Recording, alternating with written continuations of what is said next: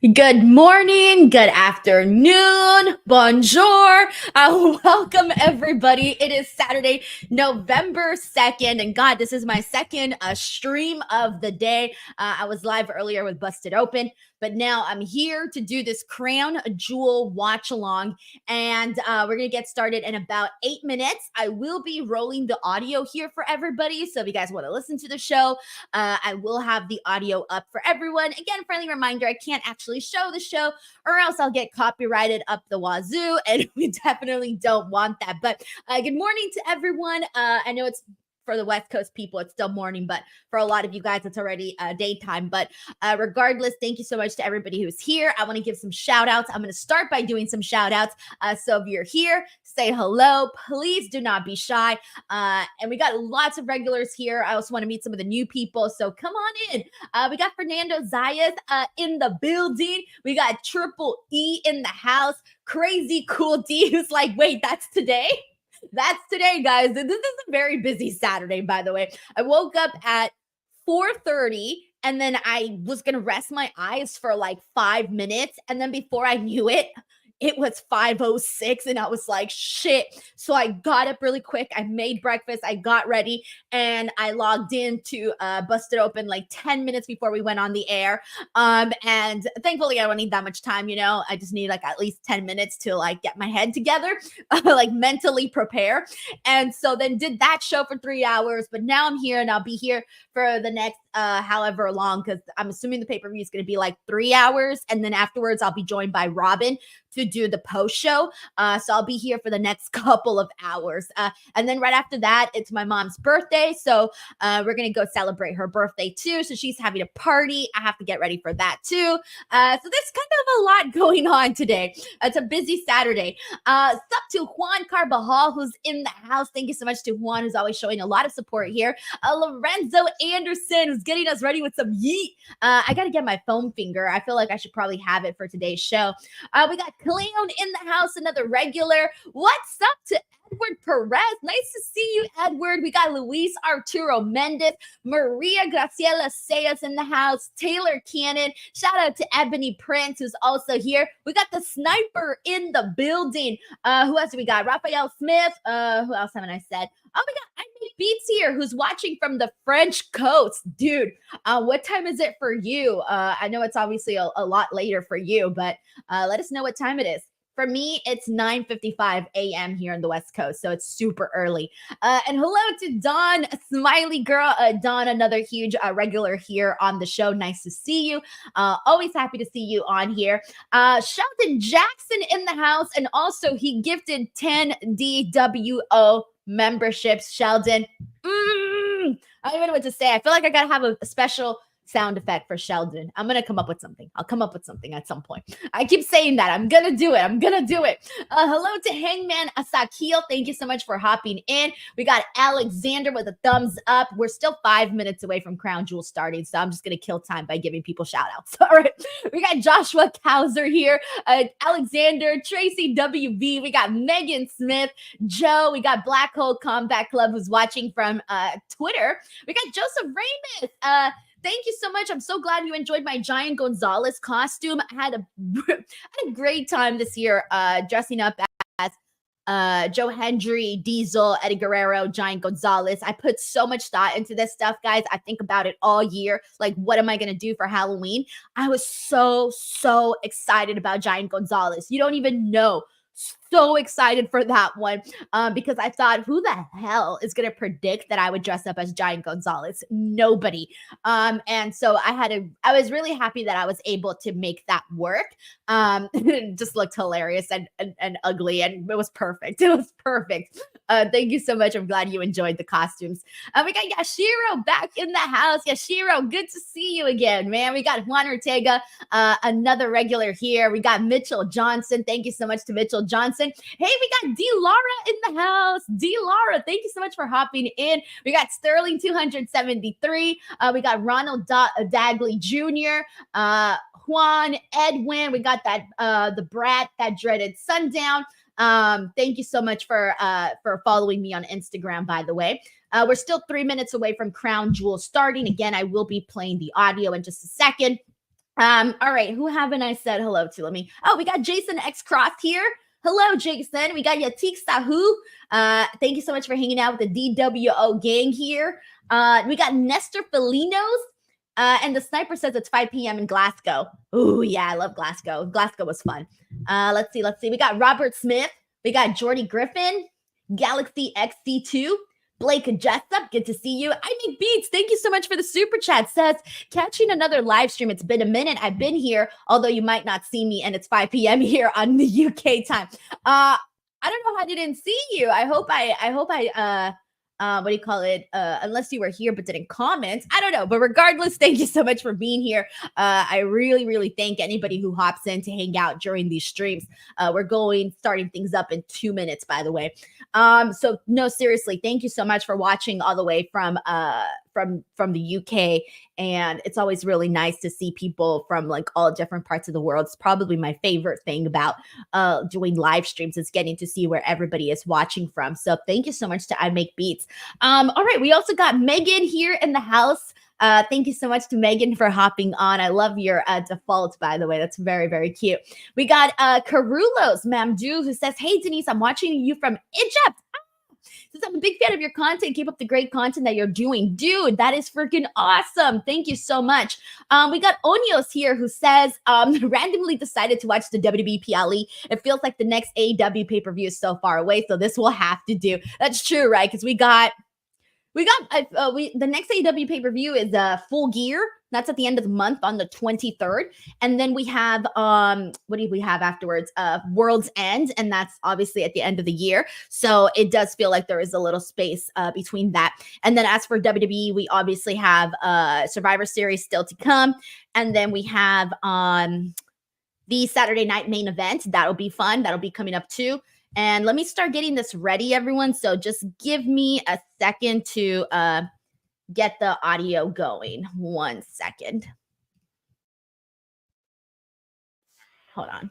The pre-show is almost wrapping up here.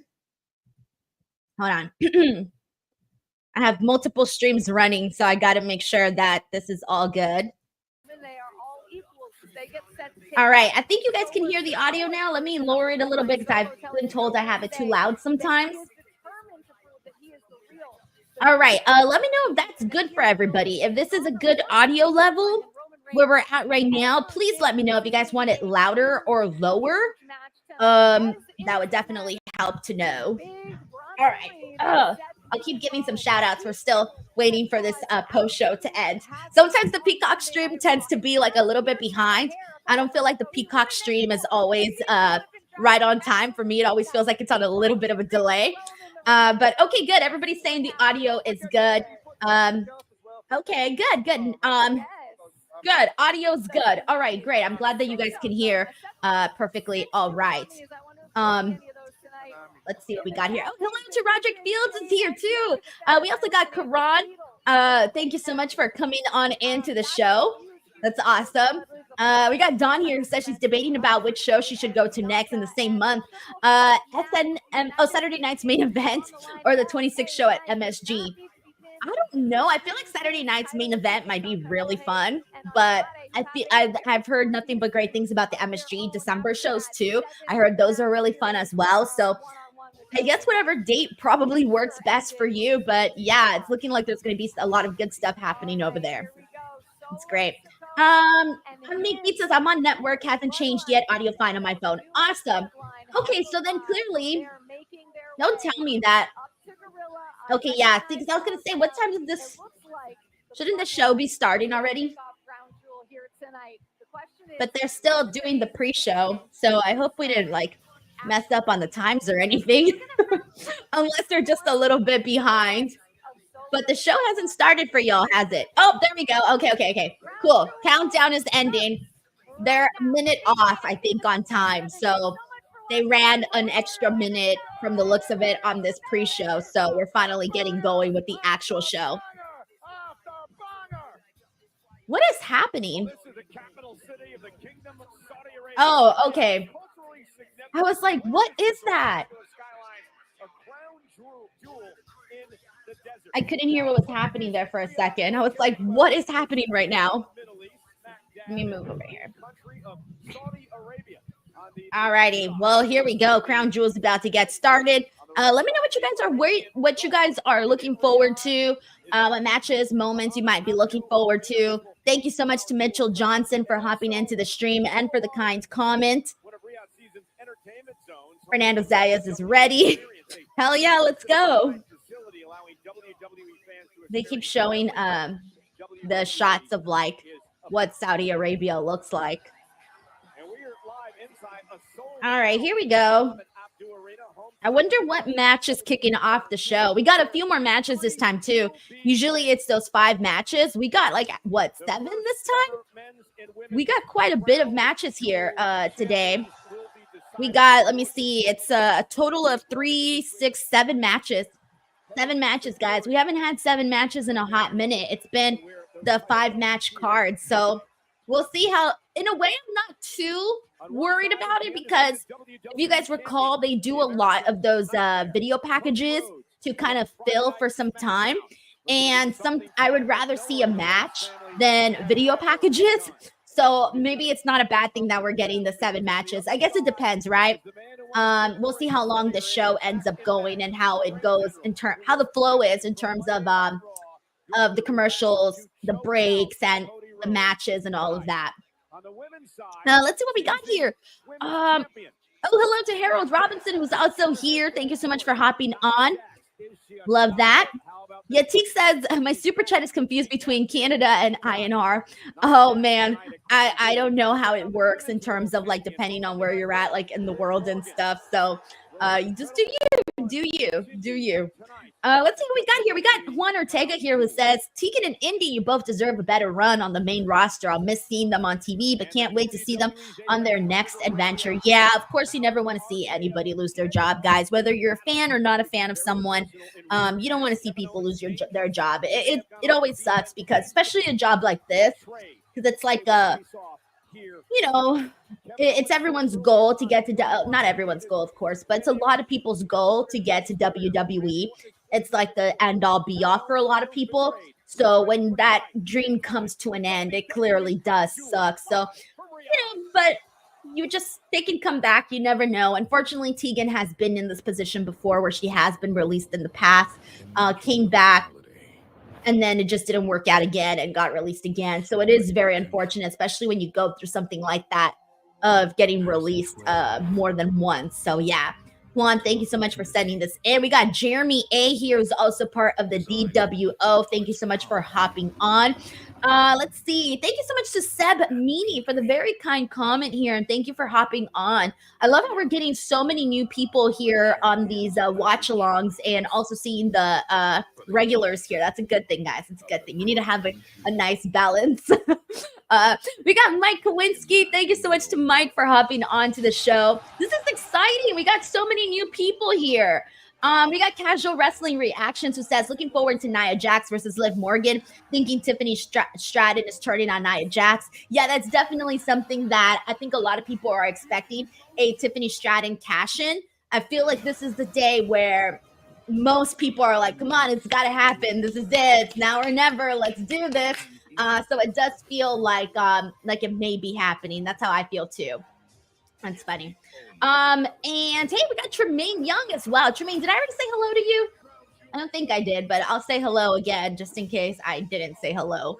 Hello to Bod, who's also new. What's up, Bod? Welcome to the to the show. Jeremy A points out morning daytime audience. Yeah, because I go live almost every day here on this channel, but primarily I'm on at night. And when I'm live, it's usually, people outside of the United States, they're asleep, and even for like East Coast people, it's super late. So sometimes we don't get to meet certain people on the live streams because of the time zones and whatnot. So that is the one nice thing about these early shows is getting to mix it up with a lot more other people, that's always very nice. Jeremy, thank you so much for hopping on. We got Mike Cavanaugh, who also is new. Stanley Morgan says, I want AJ Lee to come back. Dude, I think a lot of people, the second that CM Punk came back to the company, they have been wanting to see an AJ Lee return, but because it made it feel like more of a possibility. But who knows, man? It doesn't really seem like she might be, necessarily want. I don't know if she wants to or not. Who knows? Even if it was for, I don't know. Even if it was for, like a mentor type of thing, like she wouldn't even have to come and wrestle. Like just an appearance would be really, really great. I think a lot of people would kind of lose their minds over that, really. So Stanley Morgan, you're definitely not alone in that. Wait, are we starting with the Bloodline match? What? What? Hold on, what is happening? We're starting with the Bloodline match? Did they say this? Did they announce this on the pre-show? What? This is weird. We're starting with the 3-on-3. What? I'm tripping out, guys. I'm sorry. I wasn't expecting this to be the first match. If they said it on the pre-show, I missed if they said that. But I was not expecting this match to be first. So, all right, here we go. Thank you so much to I Make Beats for sending another super chat. He says, thank you, Denise and Robin, for the SmackDown reviews. I put you guys on and do housework on Saturday mornings after I catch up with the wrestling. Nice, man. Robin and I are a fairly new team. So I've been really happy with the way that our post show has been turning out. I actually think last night's post show that Robin and I did was the best one we've ever done. It really was. I really feel that was our best post show because, we're getting, oh my gosh, that fan was like launching their whole body over the barricade to try to touch the Bloodline. But what I was going to say about Robin. Oh, yeah. I feel like, Robin and I, now that we've gotten to know each other a little bit more, are getting more comfortable with each other. We have a little bit more of a better chemistry, and it's just a good vibe. And he's so professional, so it's so nice to have him on the Friday show. And he's very well experienced and, is involved in a bunch of other stuff. So, yeah. I feel really, really happy to have Robin on the Friday show. So I'm so glad that you're enjoying that show. Thank you so much. It's always nice to hear. Jeremy said that they did say it right at the end. Okay. Oh, good. Okay. I wasn't sure if I missed that, but clearly I did. We got Now D who says, yee, yee, yee, yee, yee. Now D, thank you so much for the super chat. Happy you're here on the stream. And here we go. We're getting started with the Bloodline. Actually, oh my gosh, I need to grab my Yeet foam finger. All right, guys. Give me 10 seconds to run to my living room to get my Yeet foam finger. Will also be here at ringside. You cannot discount that fact. Having someone as dangerous as Loa, half of the former tag team champions at ringside. Did I make it? I'm like, did I make it? Could everyone hear me running, by the way? Holy shit. I ran all the way to the living room and threw myself on the floor because this thing was on the ground. And I'm like, I can't miss the entrance. Woo! I'm gassed, everybody. I'm gassed this early in the morning. This is not a good thing. All right, everyone's like talking. What are they doing? I was trying to hear the crowd's reaction to this. Woo! All right, I got to be ready for this Yeet stuff. Oh my God, look at these people. I love how everyone's reacting to just hearing Roman Reigns' theme. Ooh, are we getting separate entrances today, or are we getting them all coming out together? Because I got my Yeet foam finger for the Jey Uso entrance, Because it's also interesting to see Roman Reigns come out first. If they're coming out separately and Roman Reigns coming out first, it is interesting because usually the dynamic is you would have Roman Reigns coming out last. But it looks like they're coming out together. It's Roman. Oh, it's Roman and Jimmy. So it looks like Jey is getting his own entrance here today. Oh, wow. Look at that. That's interesting, too, because last night on SmackDown, Jey was just telling Roman, hey, you're not my, you're not going to be, I'm not your right-hand man. I'm your equal. You're not our tribal chief. We're cousins. So we're all on the same level. So that is interesting to see Jey Uso have his own entrance and not having to rely on having to come out with Roman Reigns. It's interesting too to see Jimmy still standing behind Roman Reigns. This was something that Mark and I were talking about on Busted Open today, was how they should, now that they're all on the same page, equal footing, they should all be standing side by side of each other and not necessarily having Roman stand in front of them, because that still signifies him as the tribal chief, right? So seeing Jimmy be the only one coming out behind him, I do find intriguing for sure. There's a lot in here to kind of just like read in between the lines. We got Jeremy here with a very generous super chat, says yeet. Keeping it simple here, guys. You know, I used to be like Roman. I used to be a no yeet person, but then afterwards I got sold. I got sold on the yeet, and now I'm a yeet person. I'm a yeet fan. Jeremy, thank you so much for this super chat, by the way. We got Sheldon Jackson here who says, I'm going to say this, and it might be controversial. Bronson Reed should squash Seth Rollins tonight to continue building him up as the new monster heel on Raw. Look, Sheldon, this may be controversial, but I definitely agree with you. I don't know necessarily about a squash, but I do want to see a dominant performance and a dominant victory for Bronson Reed.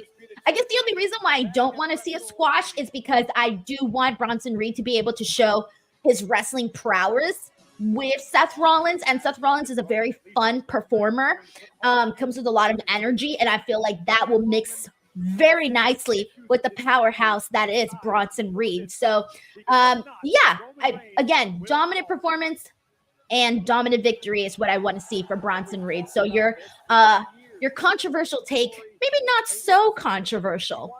Thank you so much to Sheldon for also sending in this super chat. Let's see what everybody else is saying here. Don says Roman really misses his wise man. Yeah, we still don't even know when Paul Heyman is coming back. That's still not something that we know yet. We got Jared here who says yeet. We also got let's see what we got. Oh, I did notice this too. A Santi Zap poster in the audience. That's awesome. That's great to have your face on there. That's awesome. Let's see what else we got here. I Make Beats says my favorite Uso is still Rikishi. Hey man, you gotta love Rikishi. He's fun for sure. Chara Laura here says, is a person who's announcing announcer is person who Cody Rhodes and Logan Paul? Sorry, I don't think I understand the question. I'll answer that once I figure out what it is that the question was. Sorry, I'm a little slow right now, guys. It's still early in the morning. Here we go. Here's Jay. He's doing his entrance here in Saudi. That's going to be kind of a fun experience. Let's see if I can actually hang and do the hand thing the whole time. It's honestly a workout. I'm only doing one arm. Nah, I'm already tired, guys. I'm already tired. I'm done. I'm gassed. I love how excited everyone is to see Jey Uso do this entrance through the crowd, by the way. That's great. It does feel like a little bit of a concert there. We got everybody doing the hand thing. Don says Mike Rome is announcing, if that's what you're wondering. In case that was the question from earlier. Mike Beats says you're no Michael Cole, Denise. I know. Oh, it's funny. That's so funny. Let's see what else we got here. Yes, Karan, you are right. It is a long walk down to the ring. It's still weird to me seeing them opening with this match. It's wild. We got everybody here doing the yeet thing. Look at everybody. They're not even letting him through. I love that. I like seeing when people get so crazy that they can't even walk through. Kind of just adds to the chaotic energy of it all.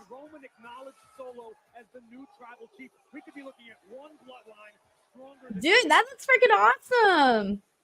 With the lights, everybody's hands. Roman Reigns is just there watching this unfold. Roman Reigns is watching somebody else get this type of ovation, type of reaction from the crowd. You don't see that every day. Usually Roman is the one with the big reaction, which of course he did get, but still. O'Neal says it showed that Roman definitely isn't a fan of Jade being so big. Yeah, look at his face. Look at his face. He's like, he's not being like super nasty about it by any means, but I think we're all really reading into his facial expressions. Look at the little kids. Can you blame him? I don't know if he looks disgusted the way that commentary is saying. Roman doesn't look, I've seen Roman look disgusted. He doesn't look disgusted. He just doesn't look fond of the idea. He's just like, yeah, whatever. Have your little moment. That's kind of how he looks. I make Beat says, I love Roman watching Jay on SmackDown. Like, oh, damn. It was good last night. It really was a good. We got Megan here who says, I'm yeeting with my yeet sign. I love it. Everybody's at home yeeting. It's so good. Nell D sends in a super chat saying Roman looks like he's not feeling Jay being over. Yeah, he's got the face like, okay, I guess. Like, do your thing, I guess. Whatever. He's not necessarily the #1 fan. But yeah, I think he doesn't look disgusted though, at least in my opinion. I think if he were to look a little too disgusted, then you would be questioning as to why Jay is making peace with them, right? Because if someone looks disgusted by you and you're teaming with them, that's not necessarily a good thing, of course. Now, D, thank you so much for the super chat too. And keep in mind that Roman Reigns did yeet. Hello to Cody Santello. Thank you so much for hopping on to the stream. Triple E says they're trying to sell another story between Roman and Jay. Oh, I feel like we can move on past that. If I get what you're saying, because it does feel like they are, but I think we need to move on past that. I feel like we've really seen that a whole lot already. Hello to Jamie Bazria, who says, enjoyed you and Mark Henry on Busted Open. Today's show flew by. It freaking flew by. This was probably one of the shows that I feel went by the fastest, and we had a good time today. It was good. It really was. Thank you so much for tuning in to the podcast, and then also coming on here for the watch along. That's freaking awesome. Thank you, Jamie. And that's a good sign there. Jey Uso telling Roman, I'd like to start this matchup, and Roman says, okay, go right ahead. We're doing this. Main event, Jey Uso will start things off against Tama Tonga of the Bloodline. Think about this. All right, here we go. This match is starting. And McBeat says, Denise, it's crazy that you know Mark Henry. He's like a superhero to me. And he's the nicest person, guys. He's been so welcoming. He could have easily been like, nah, I don't want to do this show with Denise. He could have easily done that, and he didn't. He was actually very kind and welcoming to me, and showed me a lot of respect as the lead host, which is a very nice thing, because again, like I said, he could have completely axed the idea of having me on, and the fact that he didn't do that and actually showed me respect and on the show, I think really went a long way. We got Mike Quincy here who says Zilla Fatu helped Solo beat the original Bloodline. Hey, speaking of Mark Henry, he did predict today that he expects to see someone from someone come out from like the family. I don't know who, but he predicted it, so we'll see if it happens or if it doesn't happen. Hello to Harold Robinson. Harold, thank you so much for hopping on. Harold is also a very active member here on the YouTube channel who I see very constantly. Hello to Bangani Malepe. Thank you so much for hopping on. I really appreciate seeing all of the new people here today. We got Larice Johnson in the house with a super chat who says OTC and the Usos are the greatest of all time. They're definitely driving a huge part of the stories, that's for sure. I know a lot of people might feel like the Bloodline story is the best storyline in WWE. Some people feel like it's the best storyline in wrestling. Regardless, it's a very strong storyline. I feel like it's definitely one of the best in WWE history. It's hard for me to pick it as my overall favorite, only because I've loved so many other things that have happened, and it's such a long, vast history that it's hard for me to like specifically say this is my favorite storyline. But it is a storyline that we've invested a lot of time on, so it's really hard to dismiss it. You can't dismiss it at all. Larice Johnson, thank you so much for the super chat. Bailey, let's see what we got here. Biati here says, why would he not want to be the son of, why would he not want his son to be the tribal chief? I don't know. I don't know. I don't know.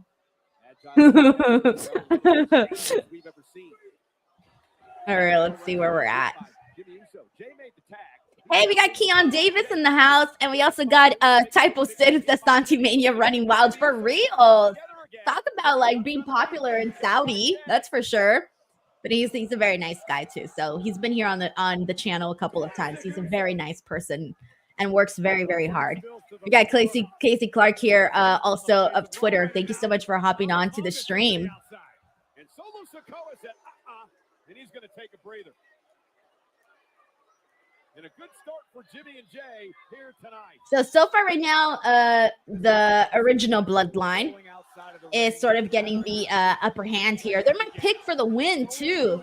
I'm hoping that Roman, Jay, and Jimmy get the win because it's like they just got together. They're just had this happy showcase on SmackDown. I don't want them to so quickly have that unravel. We got Bongani here who says Jimmy and Jay and Roman for the win. I agree. We got Don here who says Roman is having a great time right now.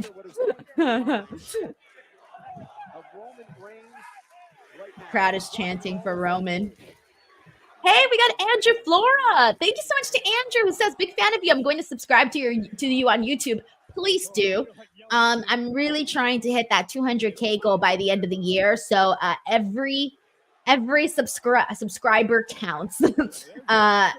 I'm about like a little under 13,000 away from hitting 200K. So I think I have to get like 200 new subscribers a day, every day for the rest of this year in order to make that goal, which is going to be ridiculously hard. I don't even know if it's possible, but hopefully it'll happen.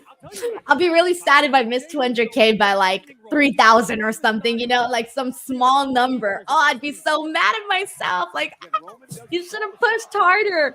So I'm going to push really hard for the remainder of the year for sure. That's so funny. We got Sick Boy in the house. He says, got done with work stuff and can join the watch along. Good to see you, D. Hey, like my grandma says, primero la obligación y después la diversión. What that means is first, it doesn't rhyme in English, it rhymes in Spanish, but first your obligations and then your how would I say that in English? First your obligations and then your fun time. I don't even know how to translate that. But the point is you first do your responsibilities and then you have fun. It just sounds better in Spanish because it rhymes. So Sick Boy, that's exactly what you did. Hey, we got Ryan Adams here. Ryan, what's up, Ryan? Thank you so much for hopping on. All right, we're finally getting Solo in this match here. He's looking all bougie. He's walking in with this face. O'Neal says, God dang, they're not on the same page. It'll be their undoing, but Jay has the absolute right to not trust or forgive Roman for all that he did last time. He's justified. Yes, he is 100% justified. And even mentioned it last night. He's like, you put me through a lot of physical and mental pain. And we saw that happen. We definitely saw that happen. We got Melissa Cabello. What's up, Melissa Cabello? Crazy Cool D. What's up, Crazy Cool D? Ryan Adams says Denise Goldberg announced that he will get his retirement match next year. When did that? Where was I? Oh, let me see. Hold on. F4W just posted it. He says Bill Goldberg will wrestle his final match in 2025.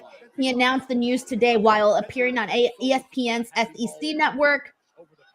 Saying the news of the day is per 3 executives, Nick Khan, Chris LeGentle, and Paul Levesque. In 2025, Goldberg is having his retirement match. Oh, shit. Ooh, I got to get that Goldberg interview before this retirement match, man. All right, so there you go, guys. This is indeed true. Goldberg did announce that he's going to wrestle his final match in 2025. Crazy. Crazy. We're going to see John Cena's retirement in 2025. Goldberg's retirement in 2025. Who else am I missing? Is that it? Am I missing anybody? It might be. I don't know. But we're definitely getting that in 2025. I think we're going to find out exactly what Jey Uso is made of inside, having tasted single success in WWE. Thank you so much to Allure for the nice comment on my thumbnail. You get just a taste and you want more, you need more, and you'll stop at nothing to get to the top of the mountain again. And now Jey backs it on him. Mr. Abdu, thank you so much for hopping onto the stream. He says, Denise, you don't have to disclose it if you don't want, but do you have a favorite wrestler currently active? Yes, my favorite wrestler that's currently active right at this moment, based off of in-ring work, is Will Ospreay. I think Will Ospreay is currently the best wrestler out there. I think his work is just chef's kiss. It's my style of wrestling that I like. And I'm a big, big fan. So I would say Will Ospreay. In WWE, my favorite active wrestler in WWE would probably be... Oh, that's really hard. There's a couple people that I really like. There's not somebody that I like more than another, but my favorites are, unfortunately, Ilya Dragunov, who's currently injured for the men. I also love Gunther a whole lot as a wrestler. I think he's great. I also really like, I like a bunch of people. I'd probably name those as my top 2 like in-ring performers right now. And then in terms of the women for WWE, it's Bianca Belair. I love Bianca Belair. I think she's the best active women's wrestler that they have.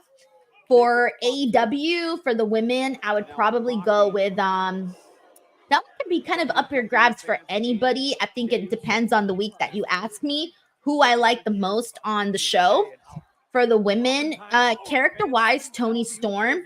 I really like Mariah May a whole lot. I don't know if I necessarily have a favorite, though. I also really like Hikaru Shida and respect Hikaru Shida a whole lot, too, for the work that she's done on the show.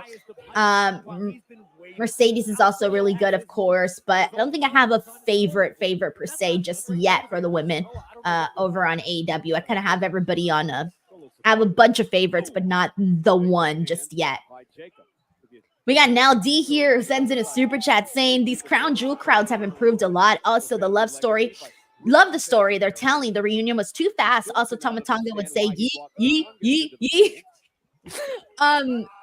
Yeah, I really thought given that they have, given how much they have stretched out every single detail of the bloodline, I did think that the reunion did happen very, very fast. But clearly, they wanted to get to these matches, and they clearly want to get to the War Games match too. So I feel like that's probably why they sort of rushed this. But then they're also really playing up the fact that Roman Reigns looked disgusted by Jey Uso's entrance. So it may not be the reunion that we think. Maybe there's still going to be that little, there still might be layers of untrust there in that relationship. So we'll see how that plays out afterwards. And then the Crown Jewels, yes, they have the crowds have improved. I think the crowds have become bigger fans. I remember the first Crown Jewel was very distracting because they had all of these like people that looked very important in the front row, like sitting there with these big, giant cushion couches that they basically had couches from what I remember. And I remember that they kept walking around. So the whole time you would see people get up from their chairs, walk around, and have conversations amongst themselves. And it was weird because it's like, we can see you not paying attention to the show. And so that happened like the first couple of Saudi shows. And it was weird, right? Because it's like, you're clearly not paying attention and we can see you not paying attention. And it was weird. So, it looks like they probably moved that around, and you know, it's looked more like a regular crowd as the years have gone by. And it's fun to see the children. I love to see the children get really excited about wrestling, and I love to see the children get hyped. For example, seeing them right now get hyped for Jey Uso, get hyped for Roman Reigns, and Jay just tagged Roman Reigns. So here we go. And so yeah, so they have definitely improved a whole lot. Thank you so much, Now D. And hello to Castarlo, Daniel Garcia, J Rock Dog for also hopping in, Chris Robinson, Christian Jordan, Kings Vega, thank you so much. Simple Guy, thank you to everybody hopping in. Roman and Solo are going at it, so this was kind of the anticipated moment. Roman Reigns wants what he believes is his rightful. Oh shit, that was kind of cool. I love me a headbutt, so I tend to always pop for that type of stuff.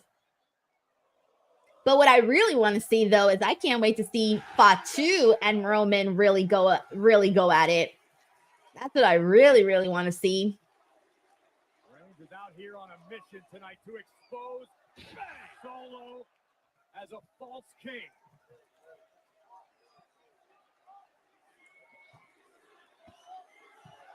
All right, throw up the ones, everyone. Throw up the ones.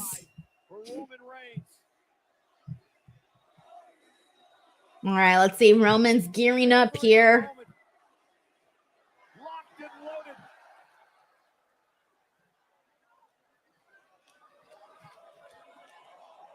All right, this is taking a bit. Solo's taking forever to get up. Oh, no. Solo caught Roman, but Roman just got out of it, though. Oh, there you go. Superman punch. Now he might be gearing up for that spear. But I don't know. Solo looks done. He doesn't look like he's getting up anytime soon. So we're getting a lot of beauty shots right now of Roman Reigns. Solo, get your ass up. You're taking forever.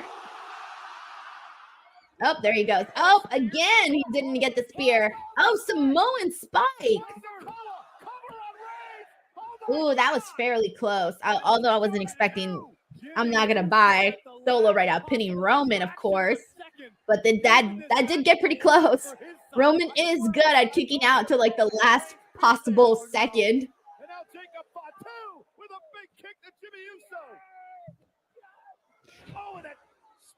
Neck breaker sends Uso outside the ring, and now there's the Samoan werewolf on the loose. Oh, here we go. All right, Fatu and Jay. But I want to see Fatu and Roman. That's what I want to see.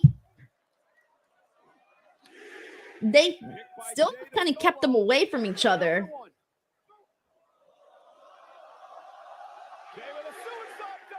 Oh, shit, he caught him. All right, we're back to Roman and Solo in the ring alone together. Roman, don't get distracted. Turn around. Superman punch. Wow, they're really not giving us a lot with Roman and Jacob Fatu. It seems like they're keeping them apart for a reason, maybe. Oh, wait, is that Fatu? No, that's one of the Tongas. Oh, okay. Oh, no, a ref bump. No. No, not a ref bump. Now we know we're about to get some nonsense right now. Or who knows, maybe we'll get a surprise debut like Mark predicted. All right, here goes Fatu to the top. Moonsault. Moonsault on Roman. Is he going to get the pin on Roman? Oh, shit, dive to the outside on the Usos. That was great. Great stuff from Fatu there. Moonsault, dive. It's killing it. But now everyone's down, including the original Bloodline, the new Bloodline, and the referee. Solo Sikoa back to his feet, targeting Roman Reigns with a Samoan spike. Down goes Reigns. Oh no. What are we doing here? Oh! What?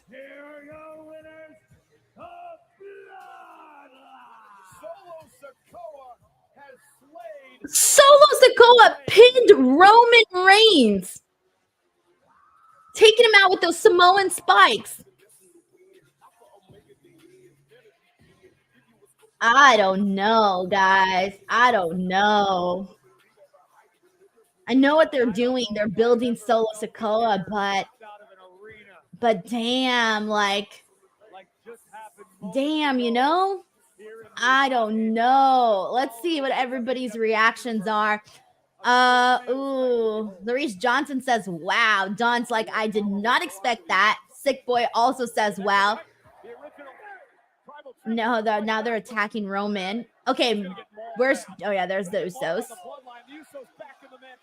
Wow. But again, the bloodline, like rabid animals. Taking out Jimmy Uso now. No, something's got to happen here, right? Like, something's got to happen, or we really are just going to see the new bloodline just wipe out the old bloodline, or excuse me, the original bloodline.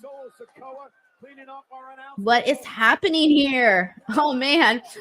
We got, reading people's reactions here. Don says, I did not expect that. Sick Boy says, wow. Drew Turner says, about time they pinned Roman. Had to happen for the story. Bongani's confused. You know, Hour says, let's effing go. J Rock Dog says, what the F? Actually, Make Beats called it. Will McLean, hey, Will. He says that match was sort of mid. Yeah. Megan says, Team of One. I was wrong about who took the pin, though. Yeah, I was going to say, I don't think anybody expected Roman to take the pin.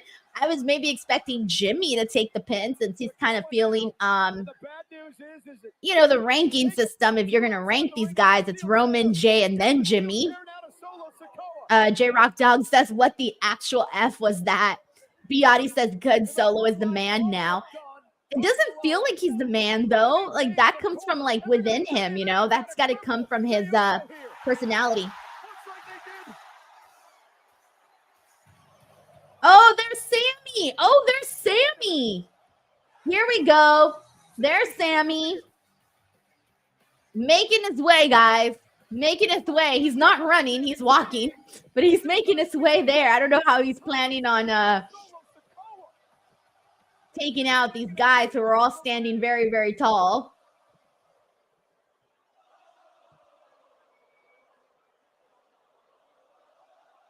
It's like 4 against 1 because everybody else is down. Roman's down. Jimmy's down. Jay's down.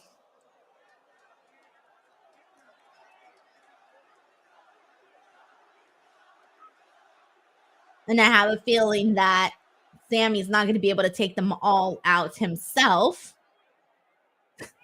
Fatu's just back there praying. That never gets old. Never gets old.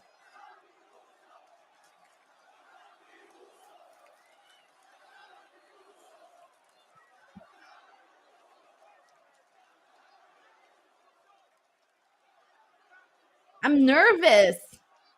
Sammy, what's your plan? No. Yeah, okay. I was about to say, what the fuck? Sami Zayn's not gonna turn and join the new bloodline. No effing way. But there you go. Thankfully, the Usos are coming out to help. So, and Roman got back up, so now it's a little bit more even here with these. I like how they tried to make it seem like Sammy was gonna align with the new bloodline, but absolutely nobody was gonna buy that. Nobody was buying that. The new tribal team with nowhere to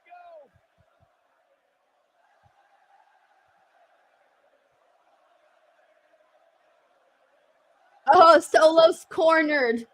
Take him out. Take him out. Take him out. Take him out. He doesn't even know what to do. Come on, hurry up. Take him out. There's a lot of pauses today. Everything's taking like an extra. Oh, no. Oh, no. Sammy and Roman went to take out Solo. Solo moved out the way, so then Sammy ended up hitting the haluva kick on Roman Reigns. So now Sami Zayn is gonna look untrustworthy, which he was already looking untrustworthy. According, for example, to Jimmy, Jimmy's never really liked Sami Zayn. That's sort of remained pretty consistent. Wow. All right, let's see what is going on here. Megan says, Sammy, thank goodness. We got Gerard. I think I got it right this time, I think. Who says, I was wrong. Thank God. We got KNXNG Vega says, setting up for War Games. Yeah, it's still weird. I still can't, like, I didn't like seeing Solo Sikoa pin Roman Reigns. I didn't like seeing that. But again, we all know why they're doing it, guys. 2 + 2 = 4, and they want to build up Solo Sikoa to be a stronger force on the show. And I think a lot of people recognize that he needs all the help that he can get. And pinning Roman is a huge help for his character. But I think, again, a lot of it comes just from within. And yeah, Roman's really frustrated. All right, guys, we are on a commercial break right now. I'm going to keep these little things running and seeing what everybody is saying here. Let's see. What was everyone's thoughts on this, man? Zeno Hour says, bloodline drama, hook it into my veins. Let's see. Fernando Zayas points out the more drama. Oh, and I think we have some super chats that I haven't read. I have not read 2 of these super chats, so let me read these ones. Thank you so much to Gerard Clark for sending this very kind super chat. Thank you so much, man. I swear to God, one of these days I'm going to get the proper pronunciation of your name right. It's kind of my gimmick now. All right. Those Crown Jewels championships look so familiar. They look like the Mid-South North American Championship, not to mention they look so all elite to me. You know, I'm going to be real with you. I didn't really notice any of that. Maybe I have to put them side by side together to look at that, but I really didn't notice it. To be honest, I was just so put off by the Crown Jewel Championship period that when they made the announcement, I was just kind of like, because if you remember, they made the announcement at Bad Blood, right? And I think Triple H had said, like, oh, this is going to be like a huge historic moment. And when the announcement was made, it was such a letdown. Like, people did not care about the Crown Jewel Championship. And so I think I was more so distracted by that than actually looking at the details. Plus, whenever they do show the belt close up, I just like to look at the sparkles. I'm like, I really, really like how shiny it looks. That sounds so basic, but anyways, that's how I feel about it. But I would probably have to put those side by side to see the comparisons of the bout. But thank you so much for sending in this super chat. We got Yatik Sahu. Thank you so much for also sending this in. Says, different currencies be damned. So you did bust it open in the morning, then this watch along, and then a post show, then a party. Denise, you're a legend. Yes, well, for those of you who missed it earlier, I woke up early, obviously, on Saturdays. I do bust it open with Mark. And then this, and then we have the post show afterwards, and then it's my mom's birthday, so we're having a birthday party for her, and so I have to be up and social pretty much the entire day. So the entire day I'm going to be talking. That's just what's going to happen the whole day, because I can't be there at the party just not speaking. All right, I'm going to not speak now because Gunther is on, but Yatik, thank you so freaking much for the super chat. Maurice Johnson says, Sami Zayn, how could you, Sammy, turn heel? No. Thank God he did not. Thank God he did not. WWE champion Cody Rhodes. In your mind, when you think about everybody. Hello to Andre the Giant, by the way. Thank you so much for hopping on. He says, to be expected. I was just waiting for this War Games. It's going to be amazing. Can't wait. I can't wait for War Games. Cody doesn't come alone. All right, let's see what Gunther says. It doesn't matter how I view his methods of gaining that support. The support is there. I think it would be more in the favor of the company too if their poster boy goes out victorious. I love Gunther. Not the one that is doing a little bit of his own thing. I think he's had a little bit of a hard time connecting with the crowd, but I think he's going the right direction. I think what made me stand out my whole career was like that I never got flabbergasted. Matter of fact is, last time in Saudi Arabia, I beat Randy Orton. This time in Saudi Arabia, I'm gonna beat Cody Rhodes. Oh, I forgot he beat Randy Orton in Saudi. Completely forgot that. He's gonna realize he truly is. Oh, well, duh. That was when he became, yeah, okay, now I remember. Now, that was when he didn't have his shoulders down. That's right. Okay, I remember. It's all coming back to me now. It's all coming back to me. Looking forward to your match. Okay, here's Cody Rhodes. Champion versus champion. Kathy's so pretty. Has I had love her. quite a meteoric rise in WWE. How do you feel like he'll fare? Now Cody has nice socks. Y'all look at his socks. Because I feel Look really like nice. nobody on paper is looking better than Gunther. Really been an incredible World Heavyweight Champion. But I've had 2 Royal Rumble skirmishes with the champ. Both have gone my way. I am looking forward to testing myself. I think Gunther's overconfident. Gunther also said a few weeks back on Raw that what you said sounds like a true secondary champion. Yeah. What is your response to that? I think Gunther has a really good skill of getting under people's skin. He does. He can't get me. That's not a line that I remotely flinch on. Like this guy right here is the North Star of our business, and I am lucky enough to have it. What happens if you leave Riyadh with a loss to Gunther? The WWE title is the title that carries the company. So if I was to lose at Crown Jewel, then we're looking at a situation where who's main eventing WrestleMania? Right, exactly. Cody's right about that. Which title they want. It's probably more obvious. That's why I'm so torn on this. And that stresses me out beyond belief. Just having gone, because it would be such a huge thing for Gunther. Who devalues the most valuable thing in the game. But I don't think that'll be the case. Yeah, so I agree with what Cody says there, because it's like whoever wins this champion versus champion match, you're saying you are the better champion, you are the best champion. And up until now, Cody Rhodes has been the champion. Like I see him ranked as a champion above Gunther, making his title more prestigious, right? More valuable, all of that. So if he loses to Gunther, it is a situation of like, oh shit, so that's not the #1 championship anymore. Of course, people are still not going to see it that way, but it does make an impact though. So I don't know, man. It would be a huge thing for Gunther, but also Cody Rhodes is like the top guy, so it would be weird to see him lose. That's why I'm so torn on this, guys. I don't even know what to think. I'm just running with it. The good thing is that, because like I don't even care about the Crown Jewel Championship, and I've said this a million times, but I don't care about the Crown Jewel Championship. I care about what champion's going to beat the other champion, because they're both champions. You know, it's a big deal to be champion.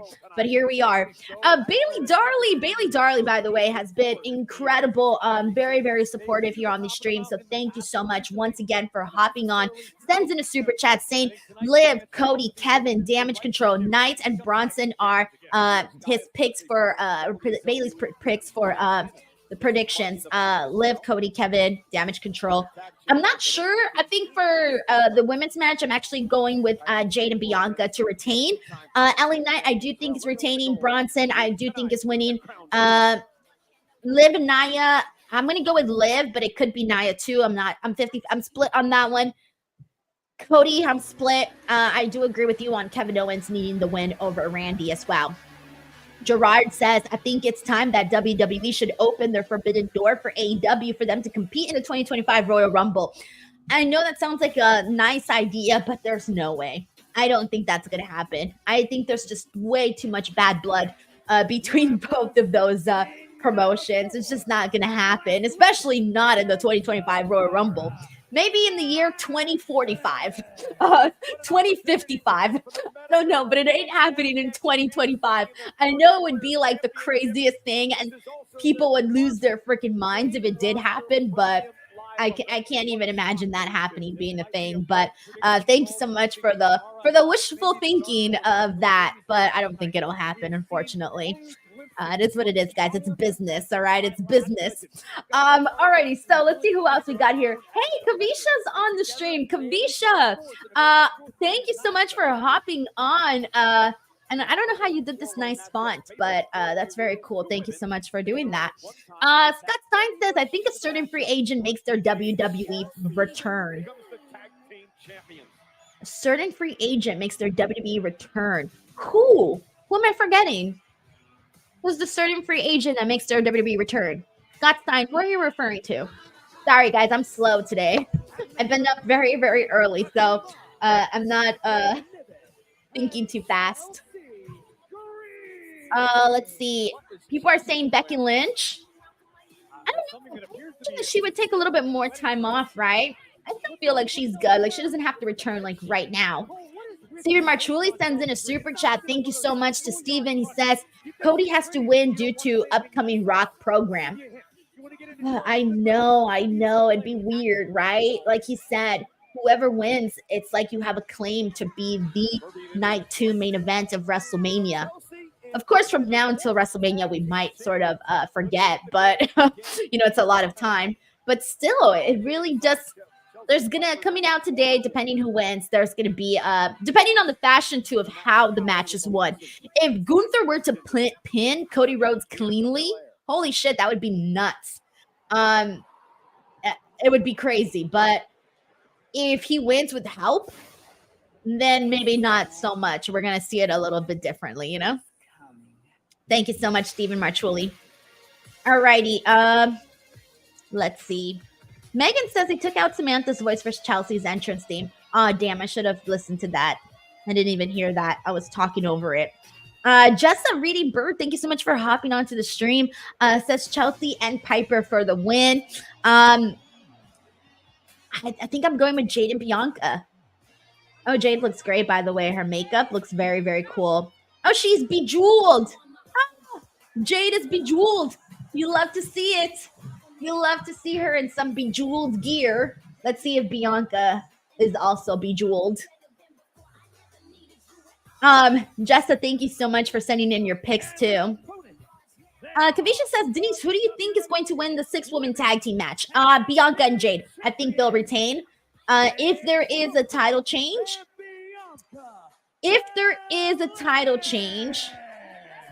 I would go with story-wise, no. You know what? I gotta stick with Bianca and Jade. I'm sticking with Bianca and Jade. I can't even think of another team that should win if it's not them, because I'm just thinking of the stories and stuff. It would be shocking if they had Jakara and Lash Legend win. Like, hella shocking. But I can see it as a possibility. If they want to surprise us, Damage Control have been there, done that. Piper and Chelsea been there, done that. That's why I'm thinking that Jade and Bianca are retaining to continue them as the dominant tag team champions. Oh, I love their bejeweled gear. As a Swiftie, guys, this is love it. Because that's what Taylor Swift did. She did a bejeweled outfit, and she also had the bejeweled song, but that's exactly what it looked like, black with all of the colorful studs, but it was a different silhouette, of course, but similar to that with the bejeweled colors. So they might get, I know that the Swiftie account picked up Bianca's gear last time, and it went viral on the Swiftie accounts because it looked like it had taken some inspiration from Taylor. So all the fans really, really like that. So I won't be surprised if they do the same thing for this gear that they have on right now. You can tag anybody into this match you want, and it's going to be Io Sky and Bianca Belair starting things off. Back to their classic, I believe it was Backlash in Puerto Rico. Jason PS3 says, I hope they don't get hit with those jewels. I'm pretty sure they're pretty put on very nicely, but yeah, you got to be careful with that type of stuff, of course, because jewels and things, those can fall off a lot easier. So yeah, so if they fall off easier, that would be not a good thing, but they know what they're doing. They know what they're doing. Here we go. Brian Carpenter in the house says, by the sounds of it, the screen just went black for just me. Oh, I didn't see that. Gutstein says the free agent they were referring to is Dustin Rhodes. That's right. I did see that. I did see that news. Man, I love Dustin Rhodes. I think that he did a lot of good stuff in AEW too. But there is a place for him to come back to WWE, of course. I don't know if that'll be the case, though. I have no idea. I truly can't even make a prediction on that. It could go either direction. Megan says Bianca's pissed about last night. Yeah, probably.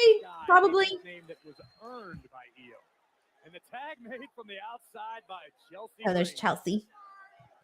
She's so good. She just gets it. She just gets the character. I love Chelsea's hair, big voluminous curls, and same for Jade Cargill. She also has a lot of volume in her hair. I love that. Megan points out there's a Joe Hendry sign. Love to see it. Love to see it. Not an opportunity for any offense yet. Chelsea, middle of the ring. Oh, and just slammed down by Belair. Ooh, God, she's so good. Bianca's my favorite current women's wrestler, current active women's wrestler. So I'm going to always mark for Bianca.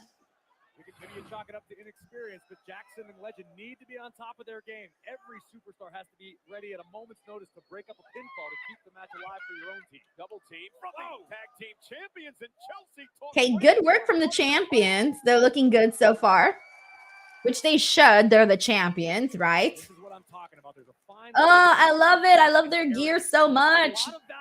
I'm obsessed with these freaking gears that they have on. Thankfully, because remember when we would get the women in that horrible PE clothes gear that they used to do for them at Crown Jewel?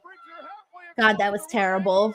When they used to come out with the t-shirts and they couldn't even have proper gear. That was unfortunate. But they've gotten it together since then. Oh, now legal.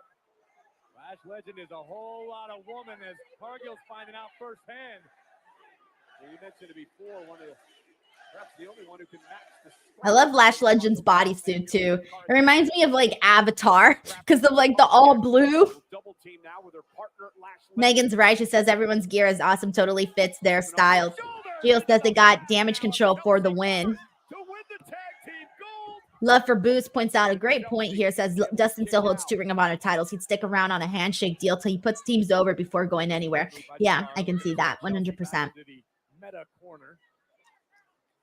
The Meta Girls part of Meta 4 from NXT. Oh, they confirmed they're still part of Meta 4. We were talking about that on the NXT post show. We weren't even sure if Lash and Jakara were still in Meta 4. They haven't been seen together as a group in weeks. Which, truthfully, I don't think they should even be a group anymore. But that's just me. Fernando Zayas agrees and says, I think Bianca is the GOAT, and so does Maria. Love it. Dan Jackson says those outfits make them look like superheroes. Yeah, I see what you mean. Down goes Green in a hip up of her own, and the Meta Girls showing out here tonight. Much to the delight of the WWE Universe. You can hear the Latique points out from the baggy t-shirts to full body gears, they have come a long way. Jesta points out that Lash versus Jade looks fun. Yeah, they teased that last night on SmackDown, and I was so excited about it when they did the tease. I think that people are expecting to see that be a feud at some point. And same thing with Jade and Bianca. We still got to get Jade and Bianca, Jade and Lash. There's a lot of cool little possibilities there. You know, ours says boo Denise boo metaphor forever. You know how I feel about them. How I feel about metaphor. I don't hate metaphor. I'm just not a big fan. Chelsea, what are you doing? Well, the good news is there is no disqualification. Well, that's true. Yep, you're exactly right. I mean, if I'm Chelsea Green and I do come to and realize the circumstance, maybe Kairi does. Double team everybody the entire match. The problem is you can't pin Chelsea, and Chelsea can't go for the pinfall. Oh! Here by Sane. Kairi Sane takes out Jackson. Okay, she tagged Io in.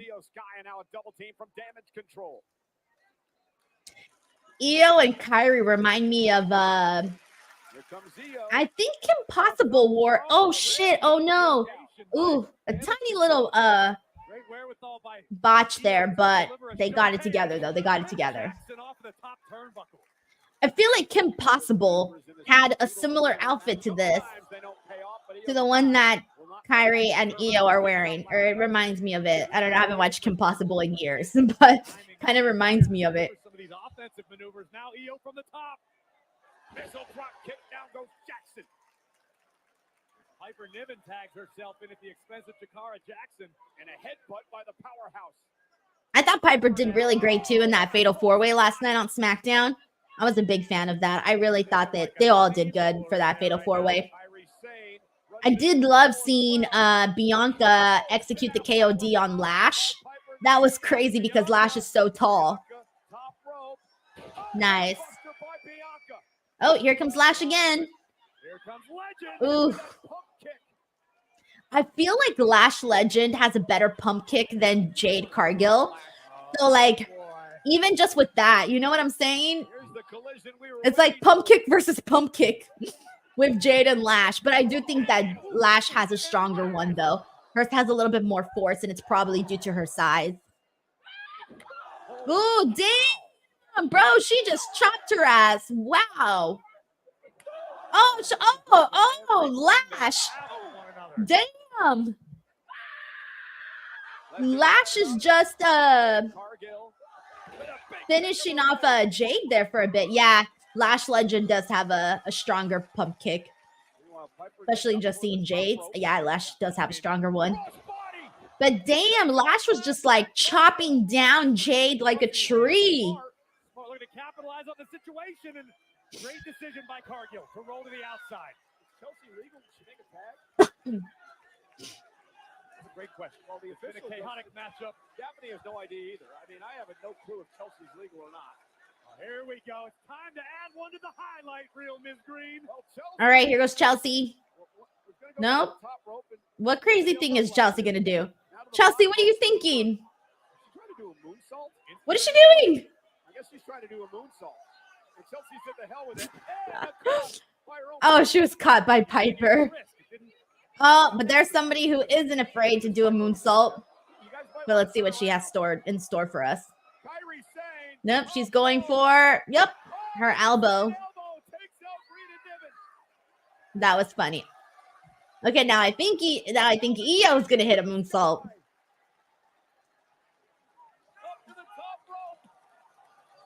Yep, there you go.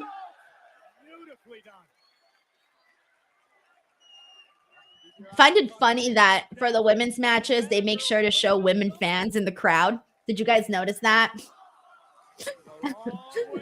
I don't feel like they do that normally. Like they're specifically doing it for this show. Oh, that was some cool tag team work from Jakara and Lash. Oh, damn, Bianca, girl. I'm telling you, Lash's size is really making her look like an imposing figure. It really is working out for her there. Sane getting insane with an elbow, taking out Niven and Green. Hey, Andrea, we got Andrea Price here. Says, hey, Denise, I love this matchup between Jade and Lash. It's awesome. Yeah, I agree. We got Gary McRae here who says loads of good spots in this match. I agree, too. I'm really enjoying this. I feel like this has been the best match so far. There's only been 2 matches, but still. I think this match is good. I've liked this match better than the Bloodlines match. Oh, shit. Oh, is she gonna pin Chelsea? No. Okay, cool.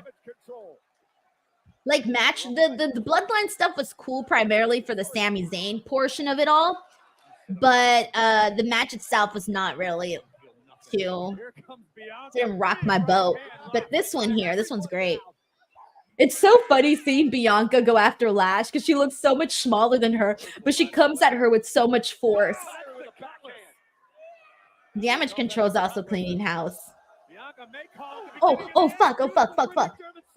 Oh, my gosh. Io looked like she got stuck under Bianca's body there during that suplex spot. It didn't look great, but they bounced back. She got out of it. Thankfully, she didn't get hurt. Jackson now making the climb to the top.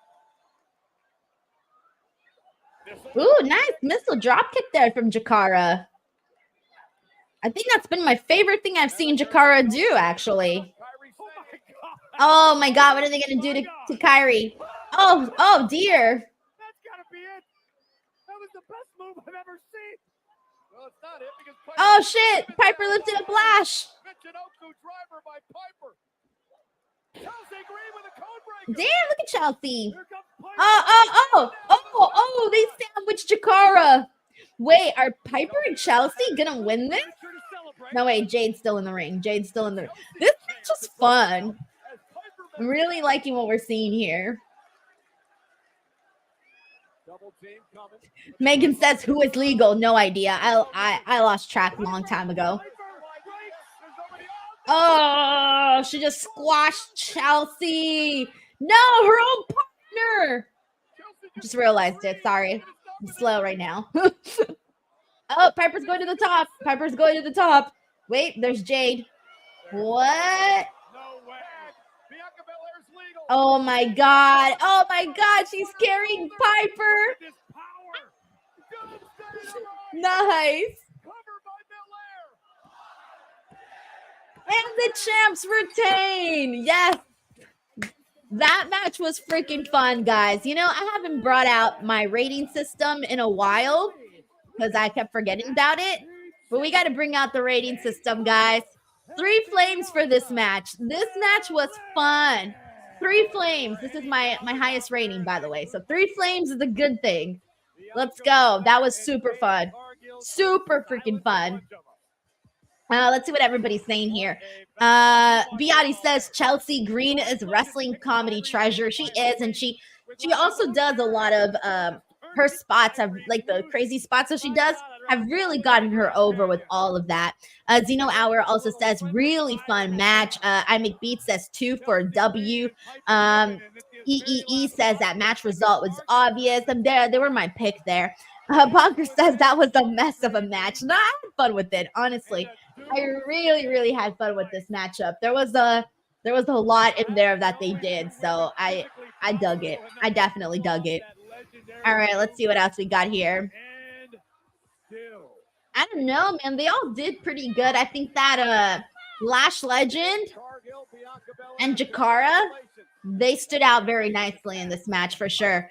Let's see what everybody else is saying. We got Jay Rock Dog who says fun match for sure. We got Jay Hunch here who says lit 3 flames for them as well. Joseph Bosa says I had fun watching it. I predict Judgment Day calling out Big 3 next.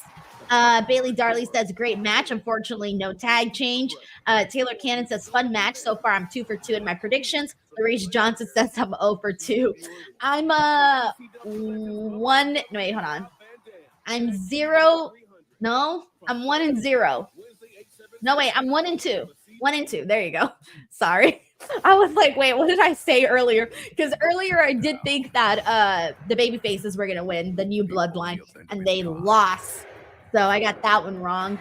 But this one I did get right. So yay, me. Woo. All right, let's see what else we got here. We got Arthur Cominos who says Lash was picking up what do you call it? Kairi was easy to be power bombed. Yeah, Kairi's small, so she's small. Io is small, so they're a little bit easier to to lift up. Kevin Latina says still hoping Sky Pirates get a run with the titles. Maybe at some point they will. I mean, we were kind of seeing that, so, right? Like we've seen that already. Yeah, because Damage Control are pretty what do you call it? They were running the show for a bit a couple months ago.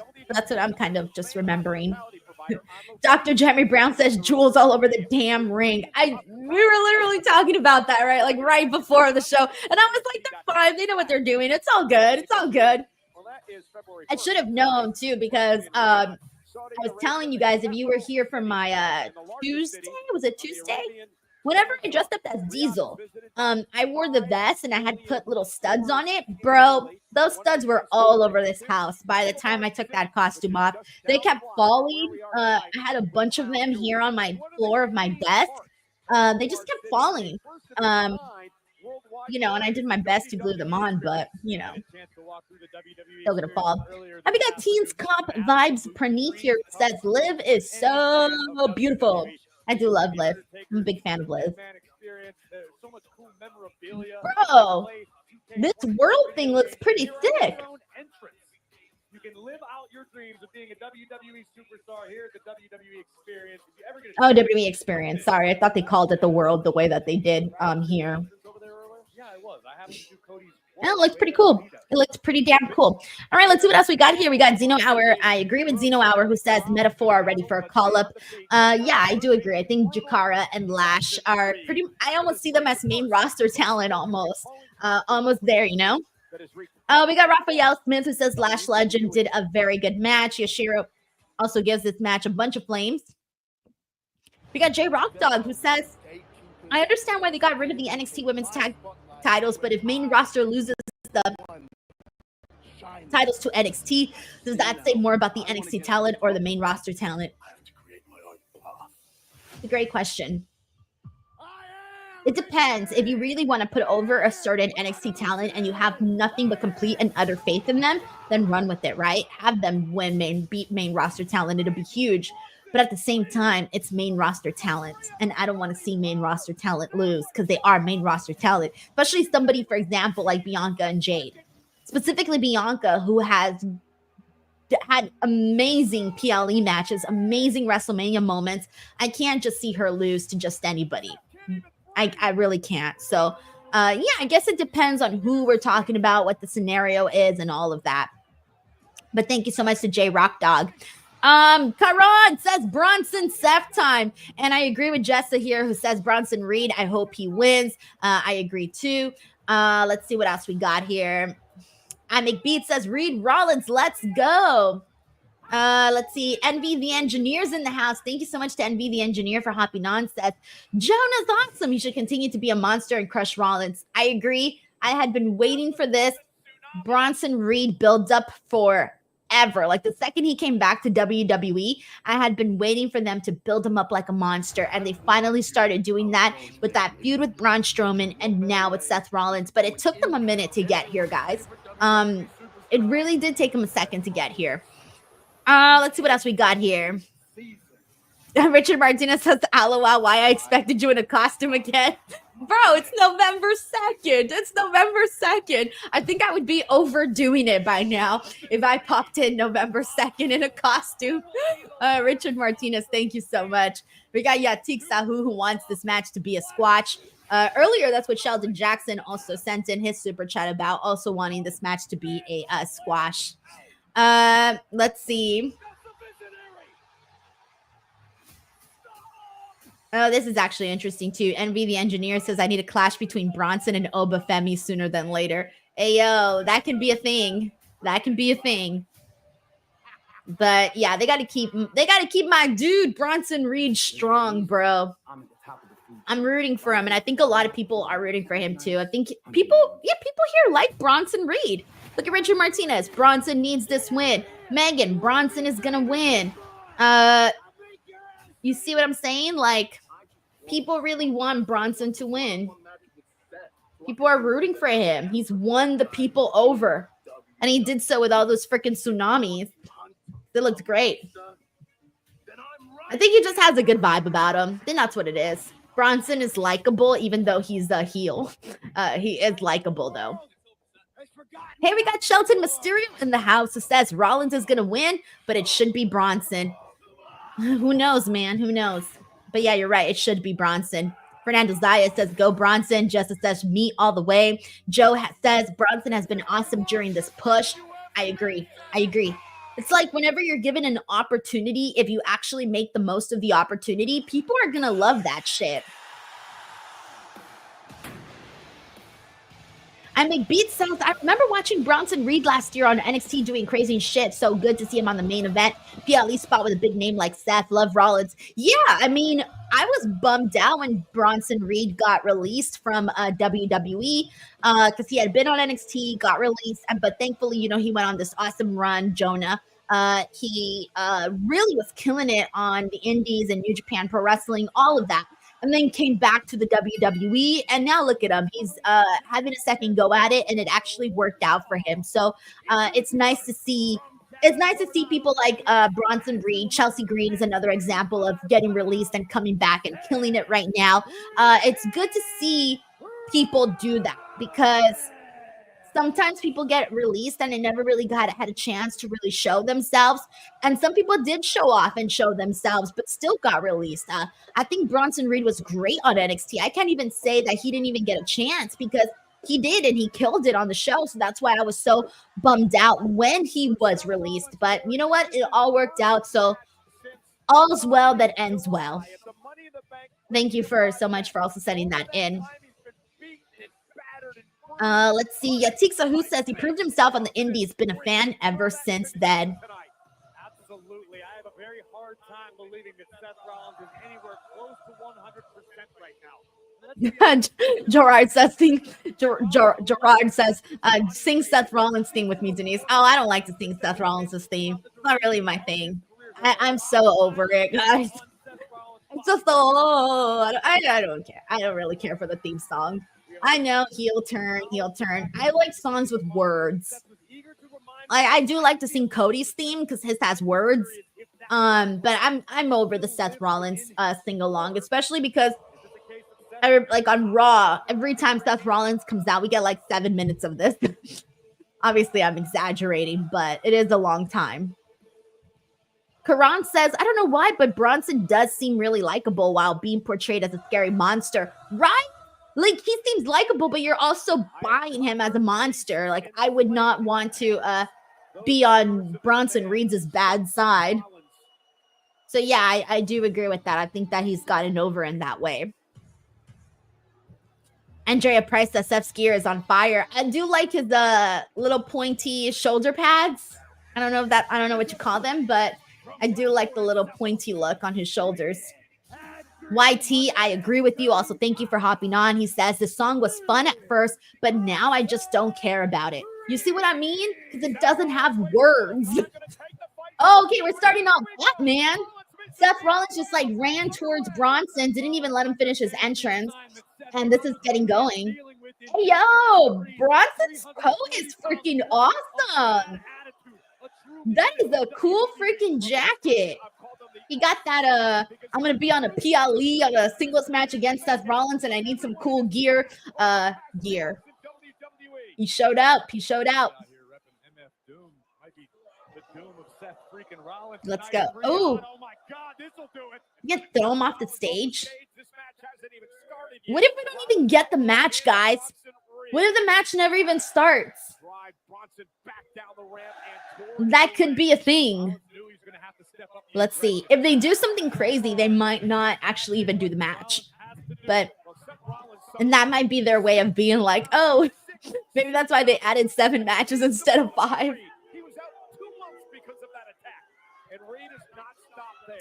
Shelton Mysterio says Bronson seems like someone you want to be friends with, but never piss off. I agree.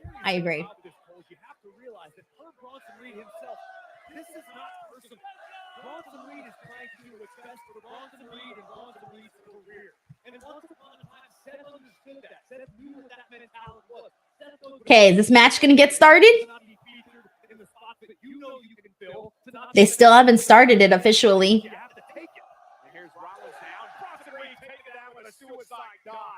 Bronson Reed told the general manager Adam Pearce, I am going to make impact, and he's done that. I do like Seth's gear today. Even the pants are pretty cool.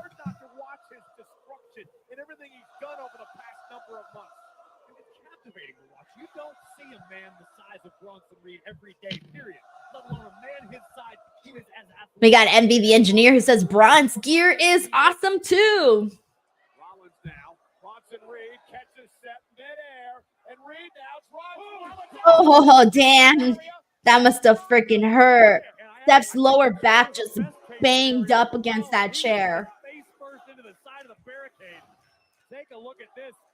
And the expression on Bronson Reed's face. And here's the problem. Seth Rollins' early attack on Bronson Reed has done nothing. And what pissed Bronson Reed off. And that's the problem. Everyone's pointing out that Bronson Reed is wearing MF Doom tribute. Everyone likes his gear too. All right, here we go. This match is getting started finally. Nice. But already so much damage has been done, specifically to Seth Rollins after that nasty crash into the chair. Tsunami so early in the match. Oh, yeah. Bronson's winning this, guys. He's winning in a dominant fashion. Two. Oh no, Seth moved out the way. Oh no, curb stomp. No. Oh, thank God. All right, he kicked out. Come on, Bronson. Oh, wait, hold on, guys. Hold on. We got to, here we go. We got the meat graphics. We're rooting for Bronson. Come on. Meat energy. I'm getting nervous here. Moments after a thunderous tsunami, Reed's head stomped into the canvas. Let's talk about the recovery of Seth Rollins. In a matter of moments, was able to fight through the pain. Adrenaline is an amazing thing. Back to his feet is Reed, and Rollins now bringing the fight to the big man. I honestly thought it was over after. I thought he was going to hit the second tsunami, maybe one more, and they were going to call it a day. But I guess not. And Reed, Rollins surviving there, kick down to the midsection. Looking for pedigree on the big man. Can he get it? Rollins thinking about a pedigree. I don't know, it's physically possible to get Reed. Ooh. And Reed with the power. Seth trying for a Oh, he just sat on him, bro. Ouch. We got a super chat here from I Make Beats. It says Reed is wearing MF Doom gear. Rip MF Doom. Thank you so much to I Make Beats for also sending in the super chat. And I know a couple of people had mentioned that as well. So thank you so much for sending this in. Joseph Bozes says, I was wondering if Denise had that graphic. You know it. No ifs, ands, or buts. He goes, I am about making LA 3G462 says, okay, I see. I'm Team Reed now. Let's go. We're recruiting people on the stream. We got Keon Davis who says, I hope Seth Rollins is winning the match. Oh, Keon Davis, come on. We got to recruit you to the other side. Once upon a time, there was a sign in the WWE All right, let's see. that said, you're not here to fill a spot. You're here to take a spot. And this is Bronson Reed has been around for a long time. He was here, he left, he came back. This puts it all in perspective for Reed. Everything he's done over the past number of months got him this opportunity tonight. Corey, this is Bronson Reed's first singles match in a premium live event in his career. That in and of itself, in my opinion, a travesty. But that's why Bronson Reed is so pissed off. That's why Reed is so vicious, so aggressive.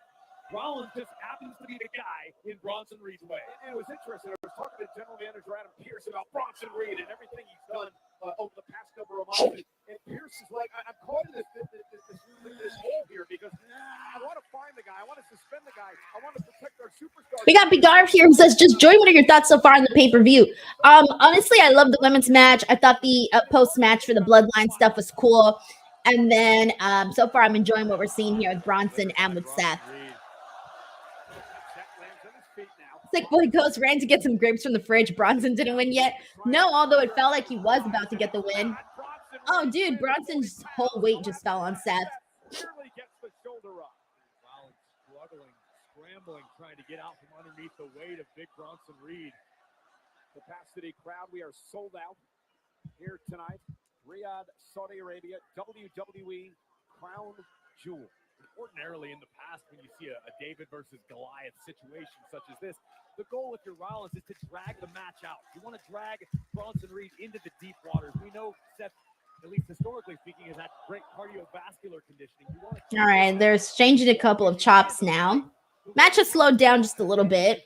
They started off really hot, so. Get out of Dodge ASAP. Well, the one thing for a big man we've learned about Bronson Reed is his stamina, of course. Correct. Tremendous in-ring shape for Bronson. He goes toe-to-toe with everyone. Right. That was kind of my point I was trying to make, is this may be a David and Goliath match on paper, but this is no standard, ordinary, traditional Goliath in big Bronson Reed. The guy is a freak athlete. And we know what Seth's capable of. All right. Again, this is his first match this July. He's had the hell beaten out of him by Bronson Reed. The Saudis are rooting for Seth. And a big knee. That stuns Reed. Well, of course, because he's the babyface in this. And Rollins trying to fight back now with a big chop. But the real ones know it's Bronson Reed for the win. Mentally, where is he at? Where is he at? He stopped Bronson Reed in the parking lot Monday night. Reed got right back up, beat the hell out of him again. I think that's a bigger question than in the moment, because right now, wait, great. DDT. By Seth freaking Rollins. That's why Seth. Now they're both down, giving them a moment, especially Seth, to kind of breathe a little bit here. Bronson Reed wanted a power bomb. Rollins able to. We got Bigarv here, who's also rooting for Bronson Reed. If nothing else, Yuri here says Seth wrestling in the Jordans is different. I didn't even notice that. Wow.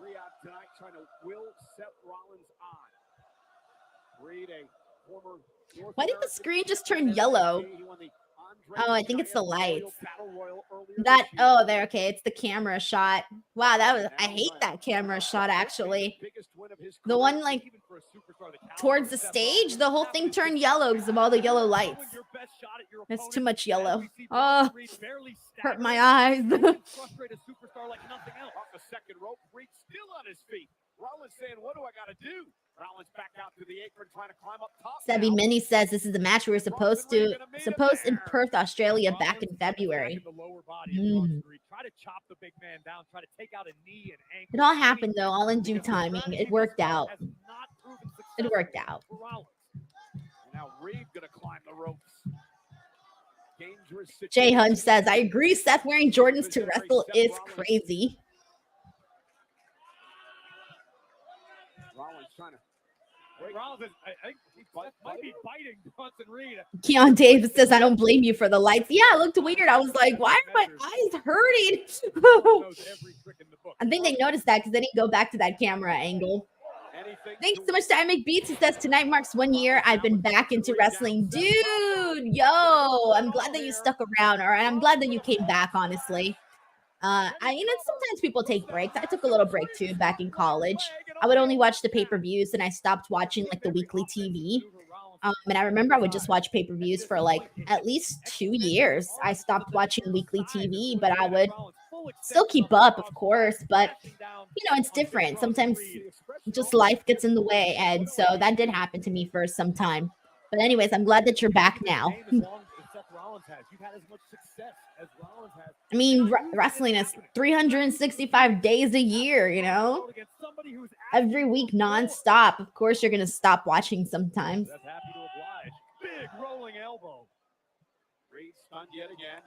I Make Beat says he was not watching were you not watching for 17 years? What? Oh, shit. Megan says, me too. What? That's wild. Megan says, first pay-per-view after getting back into wrestling again. Wow, holy shit. I Make Beats says the YouTube community got me back in, and AEW, not gonna lie. Wow, oh shit, that's awesome. I always like hearing people's stories about how they either get into wrestling or came back to wrestling, all of that. Still looks as fresh as when the match began. Death Valley driver by Reed. Is that enough to put Rollins away? Hook of the leg now. Seth kicks out at 2 again. And now Reed's got to be real careful here. All right. I think Bronson might be getting a little frustrated now. Bronson Reed just needs to continue the onslaught. Continue to pour on the punishment. Get a little insurance and then add some more. Rollins is hurt bad. And Reed is in great control. Don says, I won't even say how long I've been watching, but it's probably be a bit longer than most here. I've been watching since I was around like 8, 9 years old. I'm going to say maybe like 8 and a half, probably around there. It's been a long time. It's been a damn long time. He's having it right now. It just flew by like this. Hey, we got Chris Holstinger in the house. He says, hey, Denise, I'm late, but I'm here. Well, hey, man, we still got a couple of matches. We're watching Bronson and Seth Rollins right now. They're going to the top. Sus. Damn. Nope, not yet. They started off really hot. It kind of slowed down a little bit, and now they're working at a little bit of a slower pace. But this has been still a good match, though. I just thought they were going to keep the same pacing throughout the entire time because they really did start off with a good pacing. But the match is still good. Hey, we got David Ebanks. Thank you so much for hopping in. We got Andrew the Giant who says short. I'm back from lunch. What did I miss? Bianca and Jade retained the titles. Sammy came out to help out Roman, Jay, and Jimmy. Accidentally kicked Roman Reigns. And now we're watching Bronson Reed and Seth Rollins. Courtney. Hey, Courtney's in the house. Courtney is really good at what was the game we were playing? I think it was Hangman. Yeah, it was Hangman. Courtney's really great at Hangman. She's been watching for 35 years. Jenica says, been watching since 10 in early 1999. Oh, me and you are similar. Yep, that's around the same time I started watching too.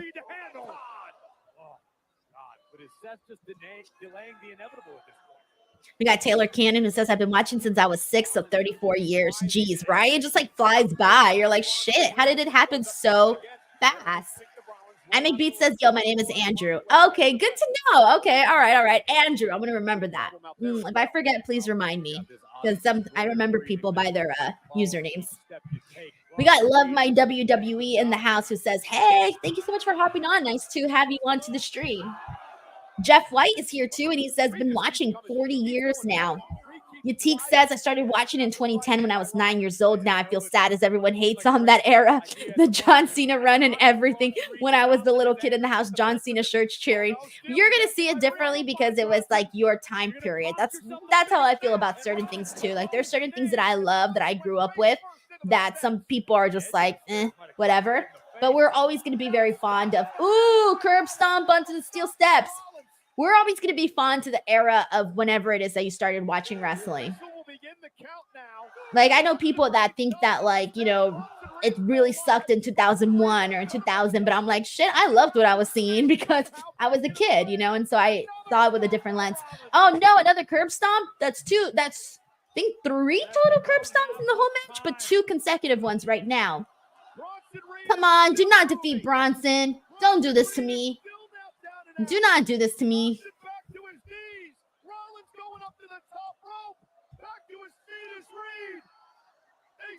No, 3 curb stomps. No.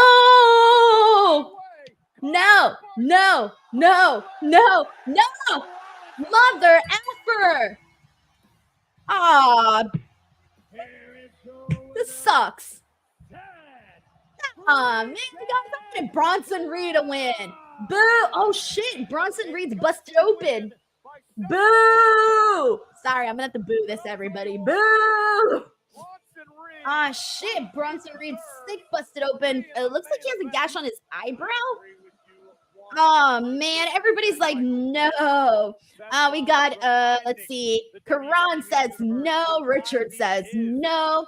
Drew says if you want to make Bronson, he can't lose. Shaking my head. Karan says, come on. WTF, man. Yatik says boo. Jenica says someone called this earlier. Dawn says love Seth, but this was the wrong move. Triple E says ha ha ha. Shelton Mysterio says boo. Sick Boy says boo. Andrea Price says yes. Seth Rollins wins. Lorraine Johnson says no. M. Durant says come on, Seth doesn't need this. Richard Martinez says boo. Andrew says boo. YT says nah, they picked the wrong winner. Yati boo. Shelton Mysterio wrong winner. M. Durant boo. Chris Holsinger boo. Biotti boo. Megan says no. Harold Robinson's like wow. Megan says boo. Shelton says that was bull. Drew Turner says stupid choice. Andrew says I love Seth, but no. I know. That's how I feel too, guys. This should have been Bronson Reed for the win. Why? You know what? I don't even know what to say. I don't think Seth needed to win this. I know why they did it. I know why they did it. Seth was taken out by Bronson Reed by all the tsunamis. He was gone for months, so he needed to get his revenge on Bronson Reed for taking months away from him being active. So I get why they had Seth Rollins win, but I think all of our hearts were with Bronson Reed on this because we just want to see a monster, a scary, dominant monster be built here on this show. Let's see what else we got here. Jason Smith says justice for Bronson. I agree, man. Yo, I'm bummed. I really thought he was going to win. What the effers? Everyone's still booing. Harold Robinson says an audible, I believe. I don't know. Maybe they didn't want to give him the win in Saudi Arabia. Maybe they wanted to give the people a happy ending here. I mean, not an ending because it's still a couple more matches left on the show. Actually, let me check to see how many matches we still got left because we still got the 2 championship matches, of course. What else do we got? Hold on. The 2 championship matches. Hold on. Why can't I click? Okay. So we got the 2 championship matches. Oh wait, hold on. They're showing the Dodgers celebrating their victory. Oh, that's right, because they're promoting their championship bout. All right, let's see. Oh yeah, the 2 championship matches: Randy Orton and Kevin Owens. The triple threat match. Shit, we still need 4 matches? Oh shit, 4? Sorry, it completely threw me off. I'm 4? Oh shit. 4 more matches. All right, that makes about sense. I think the show will probably be over about maybe 1 o'clock, maybe Pacific Standard Time. Yeah, Shelton Mysterio says 4 matches left. M. Durrett is in the house. What's up, M. Durrett? He says, looking good, Salcedo, with the Charlie's Angels hair going on today. Dude, I've been having to do this hairstyle because my bangs are so, they're so messed up. Look at this. Look at this. Look at this. This is awful. Look at this. I have to go get a haircut. This is so bad. This is awful. Oh, what am I doing? That's why I have to do this, so that no one knows that my bangs are messed up.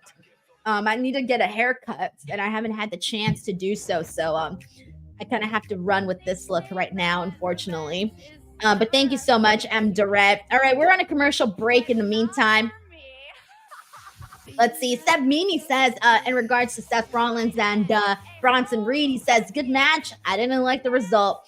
Envy the Engineer says, 7-match show compared to most. They've been going with 5 pretty consistently. I know. Can I be honest? I like the 5-match card more. Hearing 4 more matches kind of tired me out a little bit right now. But it'll be fine. It'll be fine. Triple E says, yo, post show don't start till 4:30.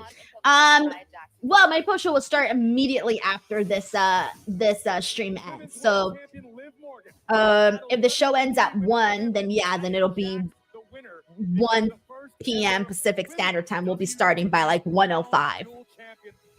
Let's see what else we got here. Yes, I am doing a review. I'll be joined by Robin. He'll be logging on to the stream as soon as Crown Jewel ends. So we'll do a review as well. Get somebody else's thoughts on the show too, so it'll be fun. Andrea Price says, congratulations to the Los Angeles Dodgers becoming the 2024 World Series champions. So it's so crazy because like we went obviously the next day was Halloween, and so we went trick-or-treating. Oh my god, everybody, I'm not even exaggerating, everybody was in Dodgers gear. And everybody was so happy. Like every time someone would see somebody in Dodgers gear, because my family are big Dodgers fans, so they were like, everybody was cheering and high-fiving and stuff. I was just there. I grew up obviously here in Los Angeles, so I would go to a lot of Dodgers games. But when I met my husband, he was a big Oakland A's fan, so I kind of became a big Oakland A's fan too. But then after everything that happened to the team, I kind of lost some interest in that, so I haven't watched anything. But yeah, so I was very happy though, because obviously everybody in my family was really happy about the Dodgers winning, so that was pretty cool. Chris says it's hair like a vintage Bon Jovi fan. It's my life. I love that song, by the way. Let's see. Andre the Giant says, when do you think Dominic will turn on Liv Morgan? I think Liv Morgan will turn on Dominic. I've been feeling that way for a very long time, that Liv would turn on Dominic, not Dominic on Liv. I feel like we already did that, with Rhea Ripley. So now we got to switch it up. We got Darth Steven here who sends in a super chat. Thank you so much to Steven. He says, just now jumping on. How's my friend Denise doing? I'm doing all right, man. It's been a busy day so far. I still got a busy day after this. After this, I got to do the post show. After the post show, I got to cut some clips. I got to upload all that stuff. And then I have to wrap my mom's gift because it's her birthday and we're having a party, and I have to wrap her gift, undo my makeup, redo my makeup, do my hair, get ready, and then go to her party. And I can't be late, obviously, to my own mother's birthday. So I got to do all of that. Party starts at 5. So, I'm going to really have maybe an hour, depending on what time the show ends. I might have about an hour to get all that stuff ready. And I wanted to curl my hair today, so I don't even know if I'm gonna have time to curl my hair. I might just have to go with this hair. But it's fine. It's not a big deal. I did want to curl my hair though, but that's gonna take forever. Not that anybody cares, but yeah, those were my plans. Ed Helm says, watching your stream from the UK. Hell yeah, man. I love going to the UK whenever the times that I've gotten to go. So it's always really cool to hear people watch from other places. Bailey Darley says Tiffy told us she's cashing in. I hope she does. I really hope she does. Joe says the same thing. I hope Tiffy cashes in as well. That's funny. M. Durrett says you people don't realize the Dodgers are the new evil empire. They sign every big money free agent. Hey, look, man, I am not going to talk shit on the Dodgers. You don't understand. Over here, it's like you don't talk shit on the Dodgers. You just don't. Especially being from LA, it does not happen that way. No. But my favorite thing about the Dodgers games is I always sit in the all you can eat section. The all you can eat section freaking rocks, man. Because you get Dodger dogs, you get popcorn, you get nachos, you get all sorts of food, and you just pay the price like of the ticket and then the all you can eat price, and you can literally just eat whatever you want, and it's freaking great. So every time I go to games at Dodger Stadium, I always go and sit in the all you can eat section, and it gets crazy. You do see some shit does go down at Dodger Stadium, but it is what it is. And the way I see it is, as long as you're not causing any problems, as long as you're not being like a drunk idiot, you're not going to get yourself in any trouble. I have had no bad experiences at Dodger Stadium. I feel like anytime people have bad experiences at Dodger Stadium, it's because they were acting like fools and they got themselves into problems. But I've gone to Dodgers games my whole life and never had any issues whatsoever. So I know people like always see that. I'm sure you guys see videos and stuff of fights and things that happen at the stadium on social media, but it's just the troublesome people, and there's always going to be those. You guys see them everywhere. But I do feel like sometimes they like going to Dodger Stadium gets a bad rep. But again, like I said, as long as you're not causing problems, you're okay. And Durrett says most folks go to the games for food more than the games. Me, that's me right there, man. Megan points out the Naya's makeup is on point. I also love her gear. The green color looks very, very nice. Very rich. Very, very rich. Kevin Lanes is here, and he says, Sane, been going to Dodgers games for decades and never had an issue. Experience is always great. 1,000%. I also got to see Gabriel Iglesias at Dodger Stadium. He did a comedy show. Oh, it was so much fun. So crowded, but a really great experience. If you ever get a chance to go to a show at Dodger Stadium besides baseball, oh, it's great too. It's a pretty fun experience. The following contest is a champion. All right, here we go. The Women's Championship. Bro, that belt is huge. That's going to cover up like their whole torso. Like, you're not even going to see their chest at all. Like, that belt is ginormous. That's funny. From San Diego, California, she is the WWE Women's Champion. All right, we got Chris here who says, Denise, are you doing a post show for NXT or AEW on Wednesday? Both. So this Wednesday, we're going to start off with the AEW post show. And then as soon as we're done talking about AEW, we'll go ahead and morph into NXT. And I'll be having Reg on for the AEW post show and then Chinadu on for the NXT post show. I think Reg might be sticking around for the NXT post show. I think he said he's going to watch. I think. So we'll be doing that. We'll be doing a double post show on Wednesday. So you can keep an eye out for that. In Saudi Arabia.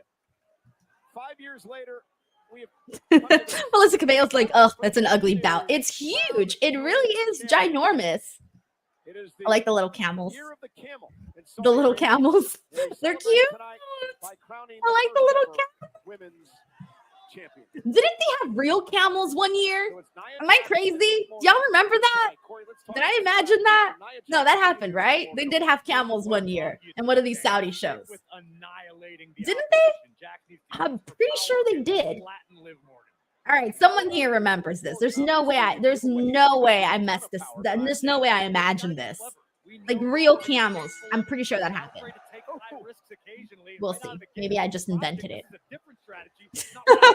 M. Durant says that belt is bigger than Zelina Vega. Oh, that's funny. Joseph Boza says they did. RKO rode camels. Oh, thank you. Bailey Darley says Randy rode a camel. Yes, thank you. RK Bro, Joe, thank you. Oh, and Zay Cruz says, yeah, with the Logan Paul entrance. Okay, Linnell says, I remember. Yeah, Matt Riddle. Jay Hunt says, I remember seeing Randy Orton. Yup. Okay, great. I knew there's no way that I could have invented that. I just couldn't remember exactly when.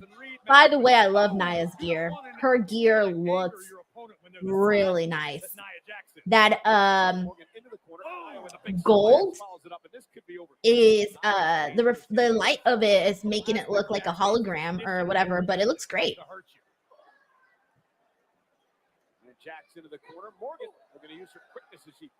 Oh shit, I'm really jealous of this gear. I'm like, I want this gear. Block to the back of the knee of Nia Jackson. Now Morgan on the attack, and this is smart strategy. We got Cocaine who says cocaine. The camel's pulling the belt was funny. That's cute. I love animals. So like, I mean, like, come on, I got a little cow here on my chest. Moo. But my favorite animals, though, in the entire world are giraffes. I love giraffes. Giraffes are the best. They're the best. Their big giant tongues out and everything.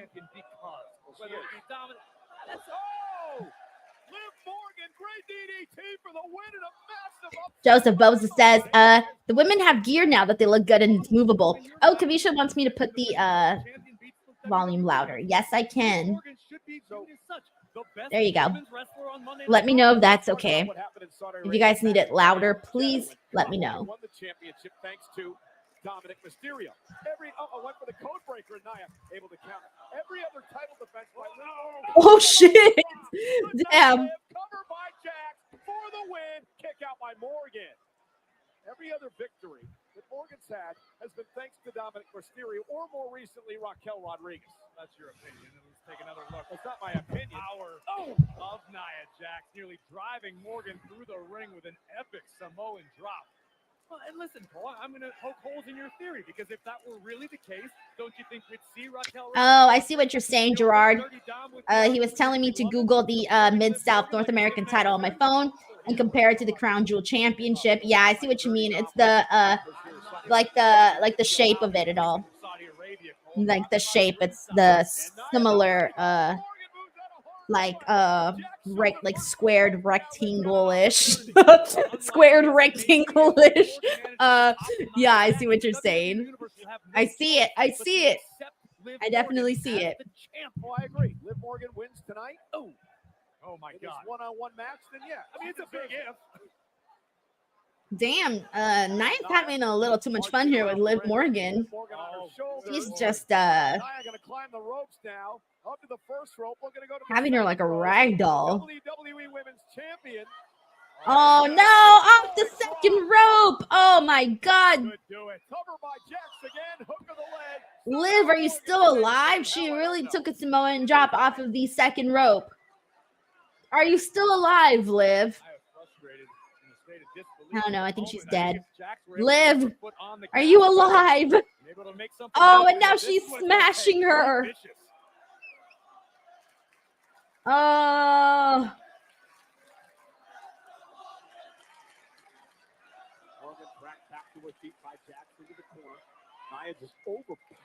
It's funny because they're both heels, but the crowd is going for Liv Morgan. I'm sure Liv Morgan knew that was going to be the case. Liv's a smart competitor. So sometimes you can't get out of harm's way when harm's name is Nia Jax. Octopus with no friends says, I literally don't know how these women survive that. It's wild.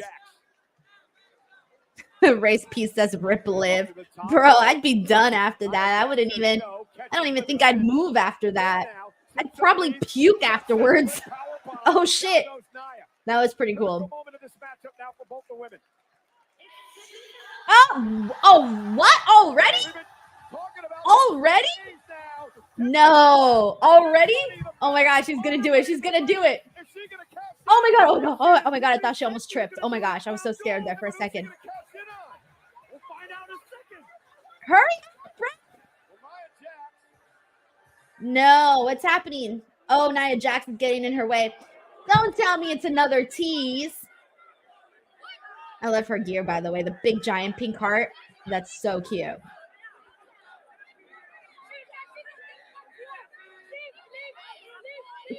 Oh, kid. Come on. What are we doing? Ah.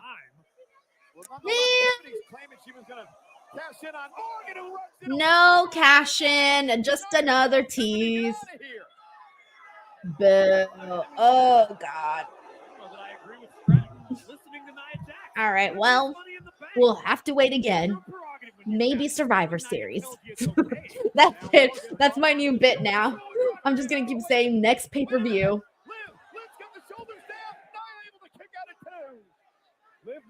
I don't know. She's still sticking around. Maybe she might still do it. She might still do it. Okay, let's see. I don't know anymore what's happening. The crowd wants it. Look, they're egging her on. They're like, do it. She's being egged on here. Do it, Tiffany. Is this going to turn into a triple threat? Or is she just going to hang out and wait for an opening? I don't know what she's going to do. Oh, is it going to turn into a triple threat? No. Raquel, why are you... No. Come on, let it be a triple threat. Oh, shit, I think Liv's about to defeat Nia here. No, not yet. Oh, my God. They really... Oh, there's Dominic. Dominic also just showed up. Boo, they just ruined the fun. Okay, so... I don't know. Liv is getting distracted here. Oh. Nia took out Liv and Raquel, but in doing so, she also brought down Tiffany. Nia back into the ring. Flashing Morgan into the ropes and down to the center of the ring again, and now Nia Jax with a leg drop. Bianca says, thank God Dominic Mysterio's here, the MVP of the women's division, apparently. Oh, Megan's like, of course they're all here now. Wait, what's happening?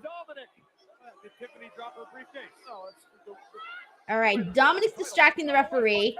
Raquel just dropped Nia. Liv is getting up.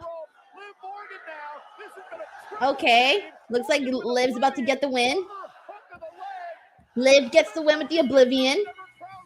Nia Jax is still down, so there's still a chance that Tiffany can come in here and cash in. Oh, I don't know, because she did get thrown earlier. Unless she's back up, I don't know.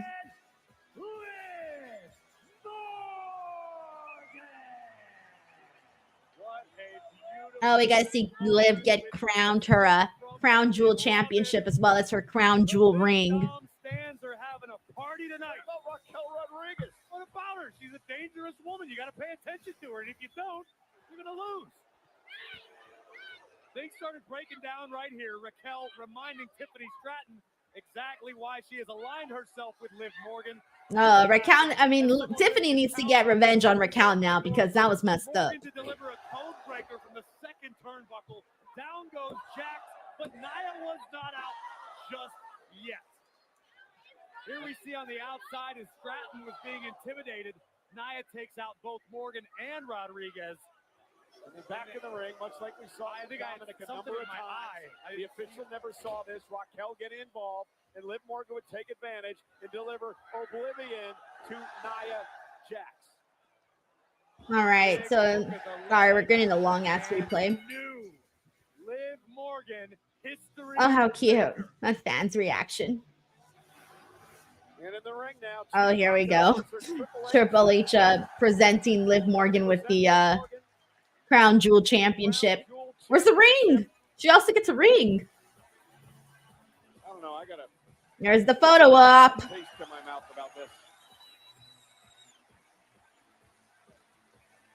Look at Liv. Liv Morgan makes history here tonight. All right. Who else noticed that? Liv was about to like pose by herself with the with both championships, and Triple H was like, "Nope, you're staying here with me. We're gonna go around and do the full thing." But it looked like Liv was about to break free and like hold up her own championships on her own, but Triple H kind of like Crown Jewel champion. kept her in the same spot to like do the full little loop thing. That was funny.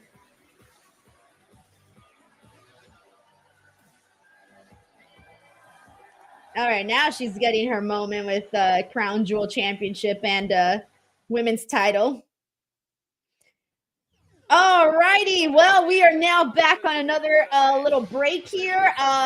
No successful cash in for Tiffany Stratton.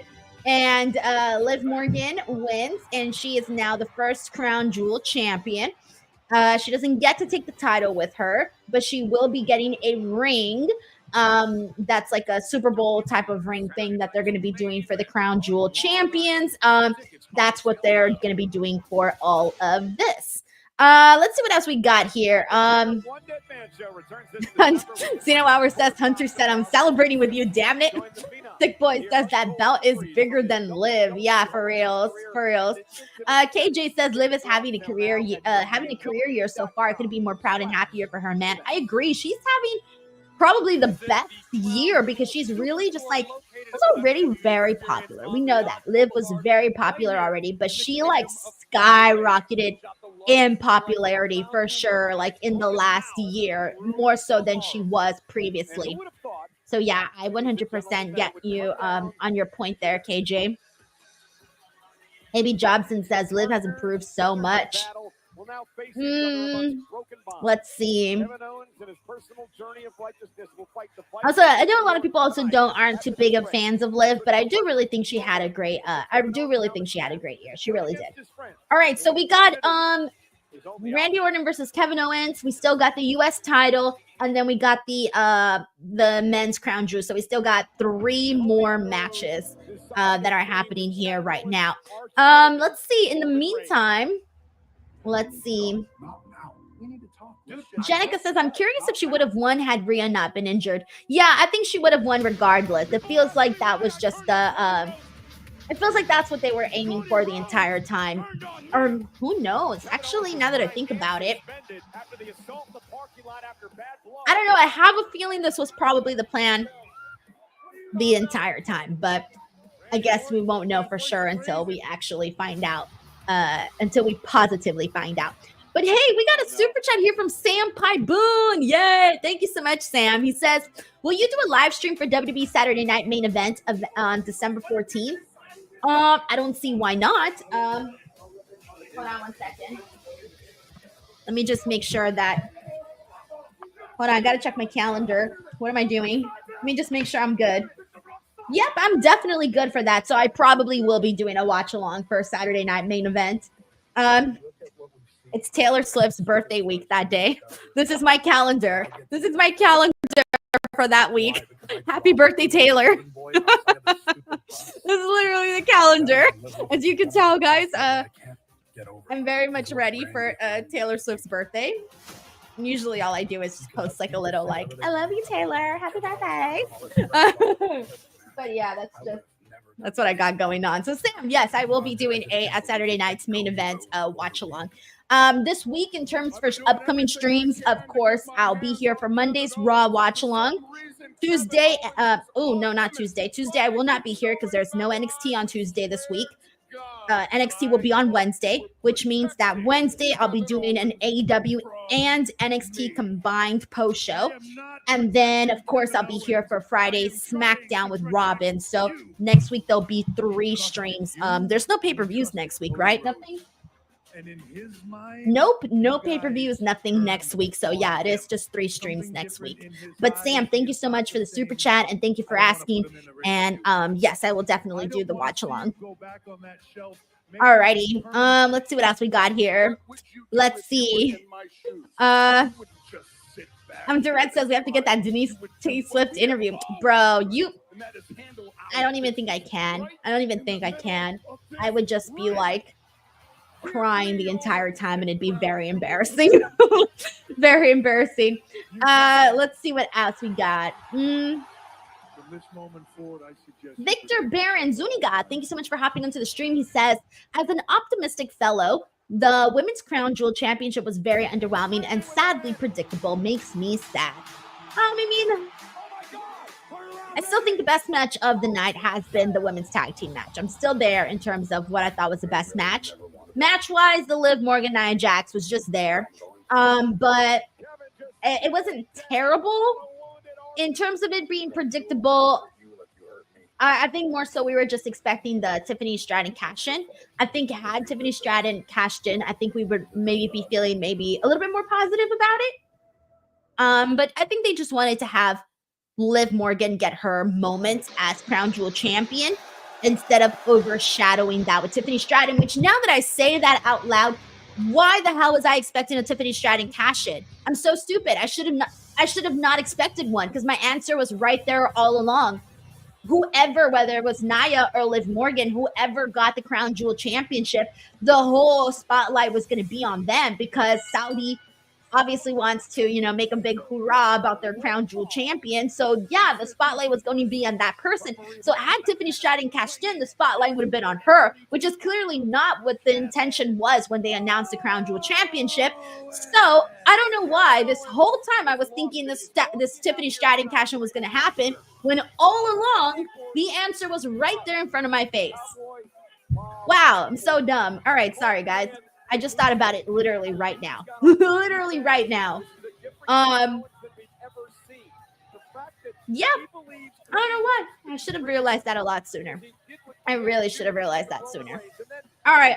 In the meantime, let's see what else everybody else is saying. We got Andrade here who says, I can't wait to see Stephanie Bakar again. Well, we'll see her on Wednesday, most likely. Yes, because they're doing the 5-on-5 match. That's right. That's happening this Wednesday. Ryan Adams says KO with the Bob Orton shirt is great. I know he's been wearing dusty shirts. Now he's out here with the cowboy Bob Orton shirt.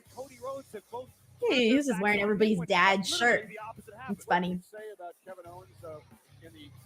Countdown show when you mention it as a psychopath. The worst part about dealing with a psychopath is you can never explain or convince them that they Megan here who predicts that KO will win, but it's going to be a hell of a fight. I also think Kevin Owens should win this match. Yep. J Rockdown says, what was the first media pass you have ever gotten? How nervous were you? Well, if you're asking for my first media pass in general, that was 2014. I was kind of nervous. And if you're asking for my first wrestling media pass, it was what year was that? 2020. What year was that? 2018? Hold on, let me think here really quickly what year that was. Yep, 2018. Yeah, 2018 was my first wrestling media pass that I remember. But for my own channel, the first time I got media credentials from my channel, I believe was 2019. Let me make sure.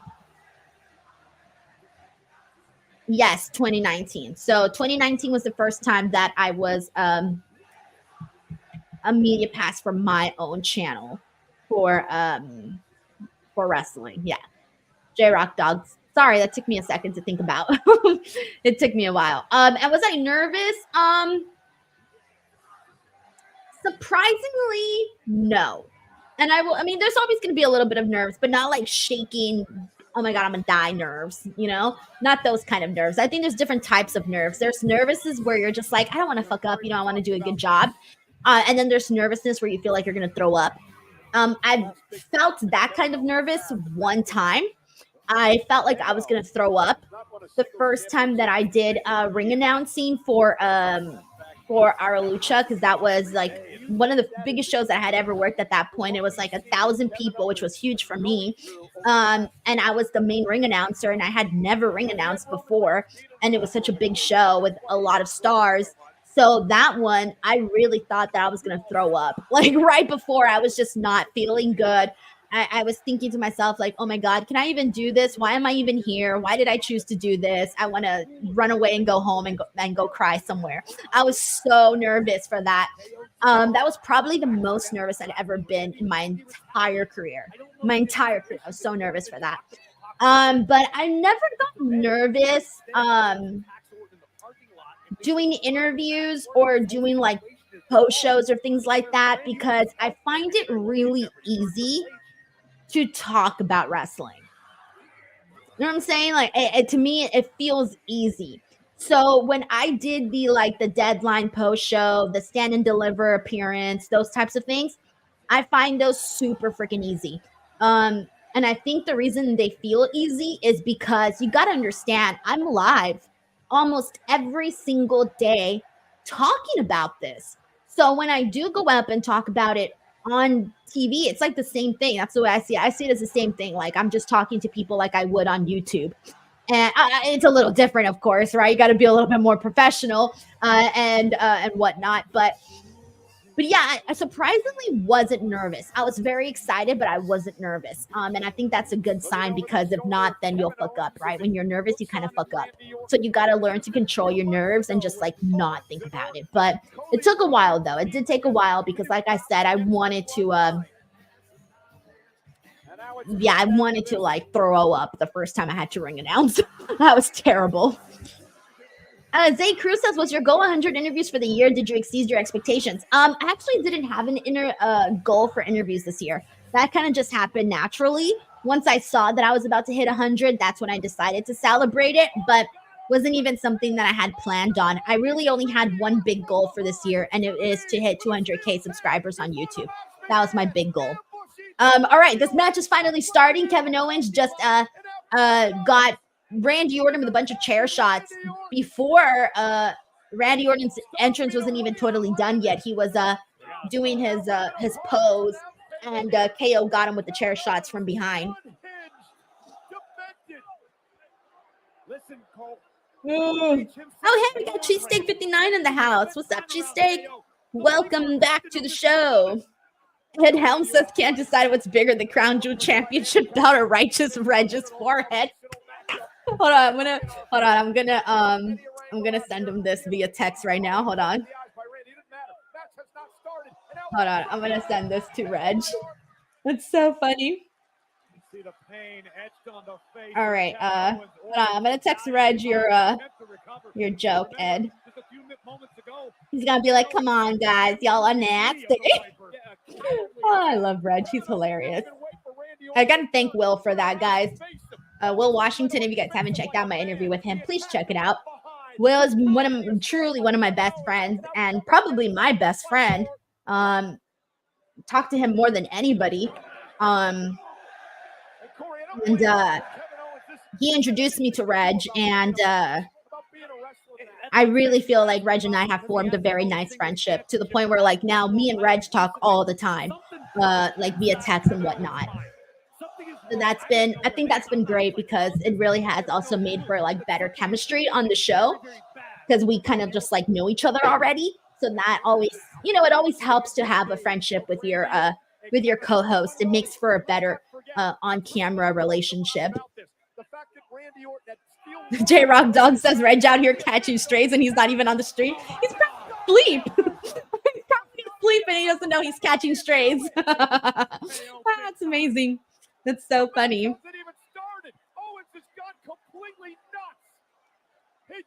Wait, is this match even started? No, right? So is this the match that's not going to happen? Because remember earlier I thought it might have been Bronson and Seth. They kind of made it seem like it was almost not going to get started. Megan says, I stand by KO is justified in his anger against Cody.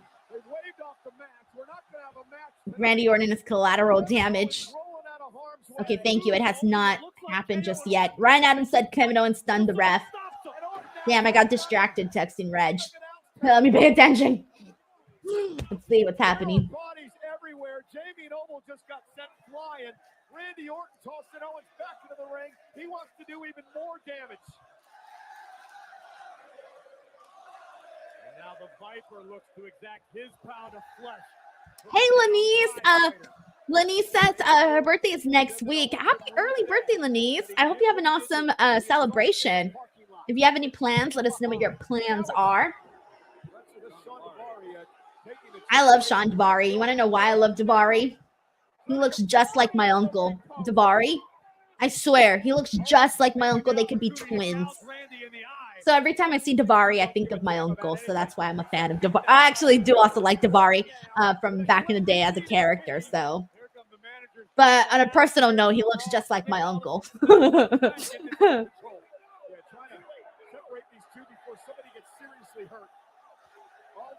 Andrea Price says this is chaos and out of control. Reese Johnson says this is a brawl.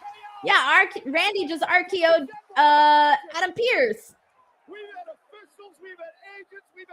That's funny because it's not even like his GM. Because his GM is Nick Aldis.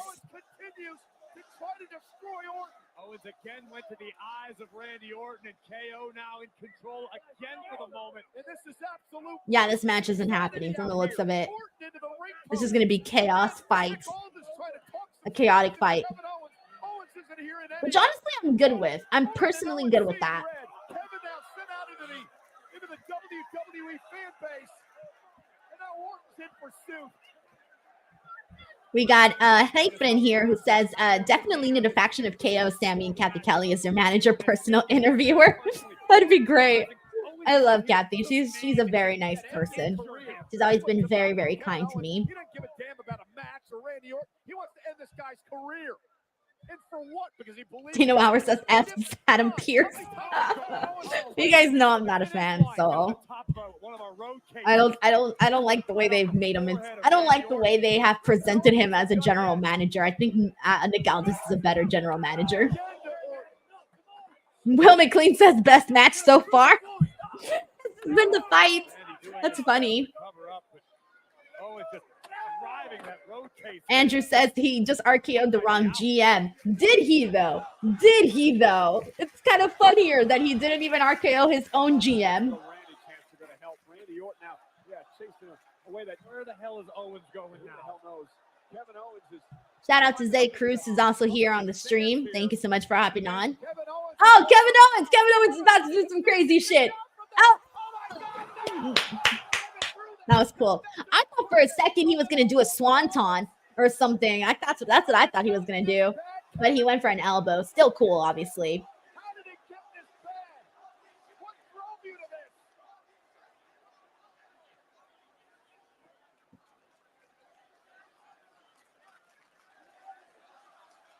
You got to get some more help out here. Randy Orton hasn't moved.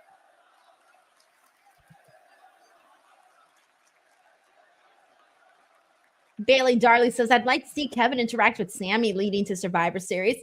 Oh, okay. It seems like that's a wrap for that. So it doesn't look like we're getting that match, guys. So in that case, we still got the United States Championship match and Gunther versus Cody Rhodes. Those are the two matches. What's good, girl? That's so cool watching Hardy and Bianca in the same commercial. I'm pretty sure that's one word. Life. I'm listening. Tonight. Hell yeah.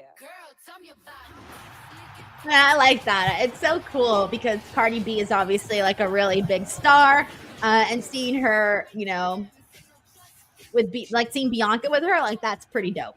That's really, really cool. Larice Johnson, thank you so much for the super chat. He says Triple H warned Randy Orton about KO. He definitely did. Yes, he did. You are right, my friend. Larice, thank you so much for sending in the super chat. Thank you so much. I know everything. Ebony Prince is in the house. She says Kevin Owens is trying to kill Randy Orton. Hey, man, he's pissed. He's angry. He's really upset with Randy. He has said it multiple times. He's really hurt by what Randy did. So, yeah, he definitely is trying to kill at this point Randy Orton. Piatti TV says KO is treating Orton the way my daughter treats me when she thinks I've betrayed her trust. Let me tell you something. Kids will get really, really angry when they're mad. When they're mad, they'll get really, really angry and start, treating you all sorts of ways. Even though you feed them, clothe them, and put a roof over their heads. Oh, man.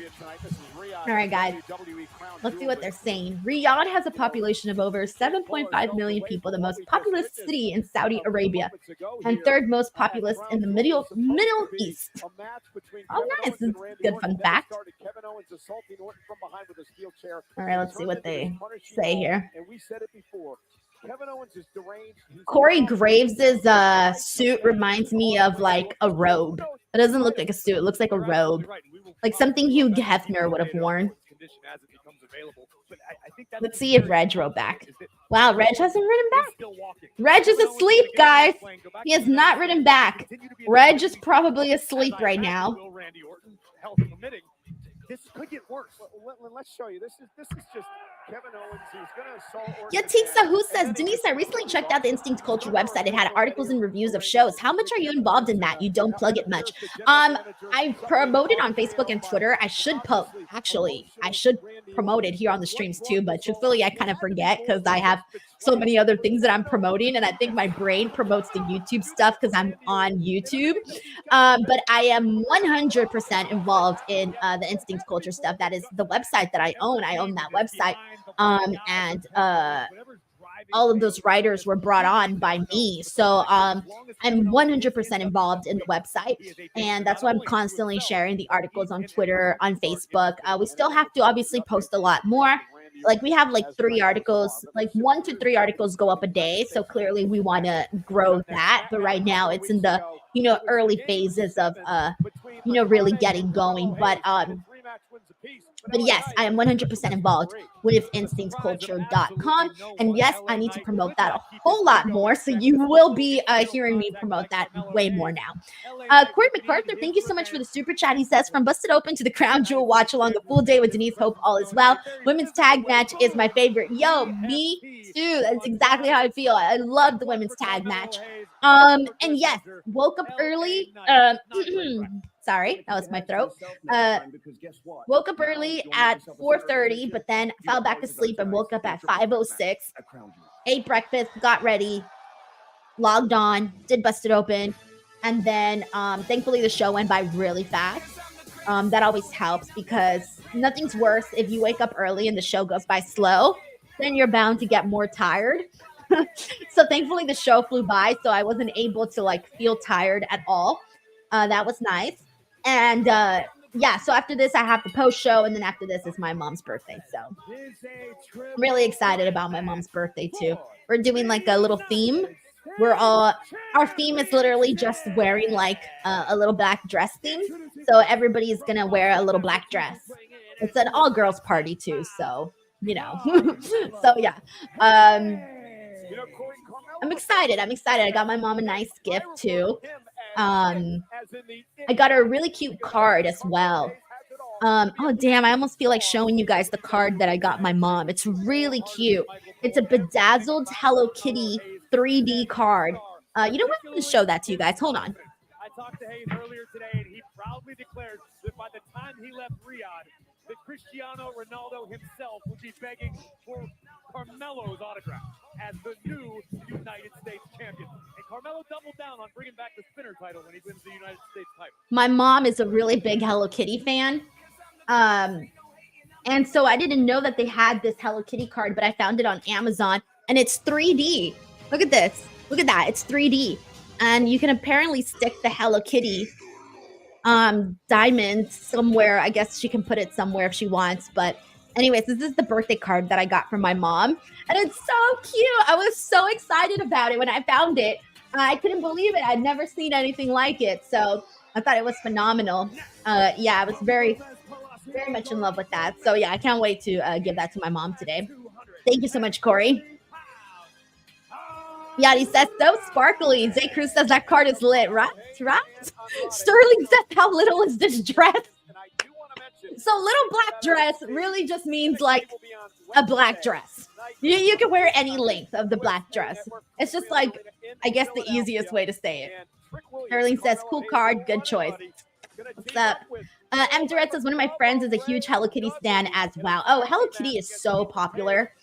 I like Hello Kitty. I'm not a big fan. like my sister and my mom are. My sister's car is fully decked out in Hello Kitty.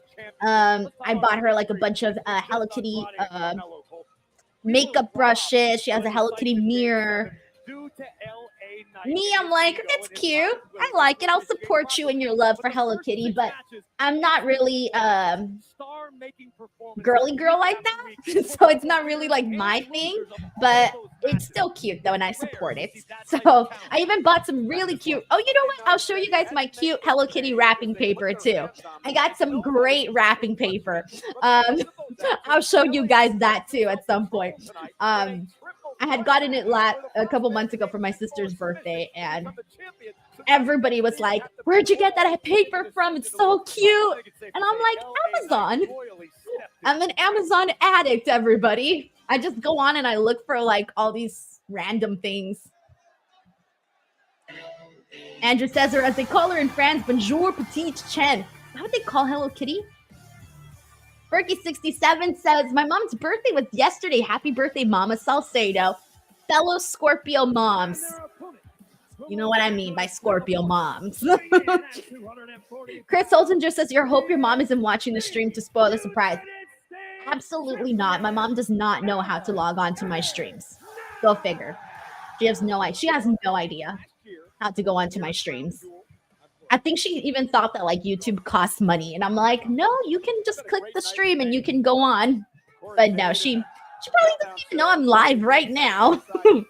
I would laugh my ass off if this is the first stream my mom ever tuned into. I would laugh so hard. Right here at Crown Jewel, we crowned a new United States champion. Logan Paul won the title here over Rey Mysterio. Desi Baby says, hey, I'm a Scorpio mom. Like I said, y'all know Scorpio moms, okay? Desi Baby, thank you so much for hopping onto the stream, by the way. We got Hefin here, says, when I worked in retail, Hello Kitty was a huge seller. Yeah, I actually, one of the random jobs that I worked was at the Hello Kitty Cafe. You guys know those little pop-ups that they do of the Hello Kitty Cafe? I worked in one for a whole month in LA, in Koreatown. Was it Koreatown? Yeah, I think it was Koreatown was where it was located. And my job was just to be a cashier. So I would literally just stand there and wait for people to come order like Hello Kitty macaroons. We had Hello Kitty macaroons, Hello Kitty like sugar cookies, and then Hello Kitty merchandise. The hardest part about that job was not buying my own self the macaroons and eating them. But here we go. The match is starting, and Andrade and Carmelo are going at it, and LA Knight's just watching. I do think LA Knight is going to retain here, but I think it would be really awesome, though, if we did see Andrade get the win. I know that he's somebody that I have been wanting to see in that sort of position, but I do have a feeling LA Knight's retaining. I don't think they're done yet with LA Knight as champion. Jessa says, my nieces love Hello Kitty. Well, now you know, Amazon. They have a bunch of stuff. Wrapping paper, gift cards, you name it. Steven Marchuli says, Andrade El Idolo is an underrated wrestler. I think a lot of people don't know how incredibly talented he is. I think that they got a better look at it once he started wrestling Carmelo Hayes for all those matches. But once you start seeing him even wrestle more other people, you will really realize what a great wrestler Andrade is. And he's been a great wrestler since even before his WWE days. Tremendous athleticism on display from Hayes, and LA Knight on the outside. Ripping Hayes up and now bounced off our announce table. All right, I was starting to get thirsty. Thank you so much, Steven. Mistake 59 says Carmelo will be a fun heel champion when they eventually let him win a bout. Yeah, and he's getting there. He's getting there. Look out. I feel like Carmelo has definitely been getting less criticism ever since he showed his wrestling skills. And I think people from NXT already knew that he was a good wrestler, but those that had not seen him on NXT probably weren't familiar with how good he was until he started feuding with Andrade and started having those matches with Andrade. I think those matches really helped both Carmelo and Andrade. Onio says, I tried explaining YouTube to my grandfather and he couldn't believe it was free either. I told him he could find pretty much anything on it, including history docs, and he was stun locked pretty much. Yes. So a lot of great stuff. Oh, nice. That was cool. They did a Spanish fly off the second rope, Andrade and Carmelo. That looked really great. Yes, my favorite account here on YouTube is a fitness channel called Grow with Joe. If any of you want to like work out and just do like cardio and stuff like that, check out Grow with Joe. She's my favorite fitness YouTube channel, completely free, and her videos are great. Here comes Andrade and Carmelo Hayes seeing shadows. And now LA Knight. Oh shit. I thought LA Knight was just gonna land on the ring apron. Nah, he went all the way down to the floor.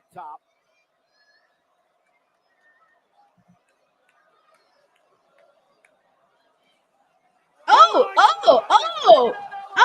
I thought Andrade was gonna do something to Carmelo, but instead he did the moonsault bit the opposite direction to LA Knight. That was nice. That was clean too. Clean as hell. Oh, that was great. That was cool.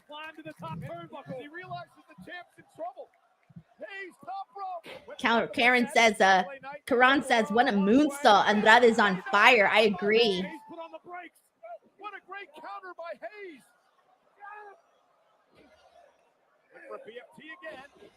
Ooh, nice back elbow. Yo, this match is pretty good. This might be my second favorite match of the night so far. Damn, Carmelo tried a double pin here. Didn't work out, of course, too early into the match, but still tried. Karan, I'm sorry. I might say Karen. Karan says, okay, they're cooking. Yeah, they are. In the arena, including LA Knight below, Carmelo Hayes would answer with a dive of his own. Here's a suplex into a cutter. And Fran here says Andrade versus Santos series for the U.S. title would be huge. Same with Zelina versus Raquel for the world title would be incredible to promote different Latino cultures and backgrounds. I agree, man. Some good stuff there. I would like the idea of Andrade and Santos a whole lot. Championship. Carmelo Hayes went for a tornado DDT. Andrade blocked, kick right to the midsection. Andrade now. Oh, goodness. Destroyer takes down Hayes. Now Hayes and Knight are both down, and it's Andrade's opportunity. Oh, Carmelo is also bleeding from his elbow. Moments away from a brand new campeon of El Estados Unidos, Cole. We're working on that. Andrade. He's trying to say Estados Unidos. That's funny. Andrade gonna fly. Oh! Damn, beautiful.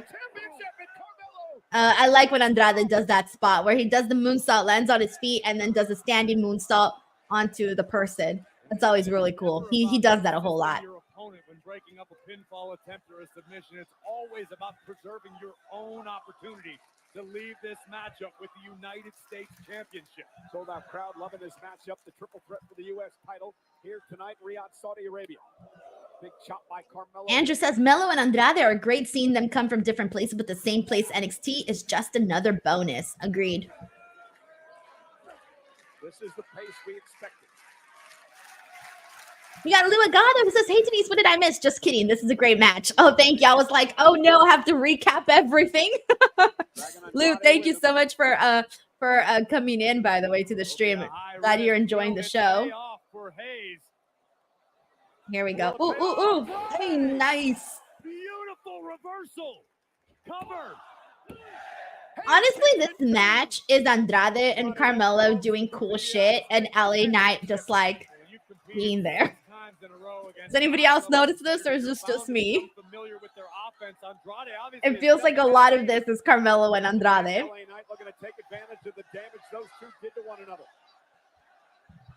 Fernando Zaya says excellent start to this match. All right. Drew Turner says basically it is. Right? Right? I'm not crazy. I have eyes. I'm watching. Karan says exactly. Andrade and Miller are putting on most of the show. Fernando says, I noticed. Right here. Make sure nobody gets a rematch. Absolutely. Lil Guado says that, yep, LA Knight is saving his energy. Probably for the finish.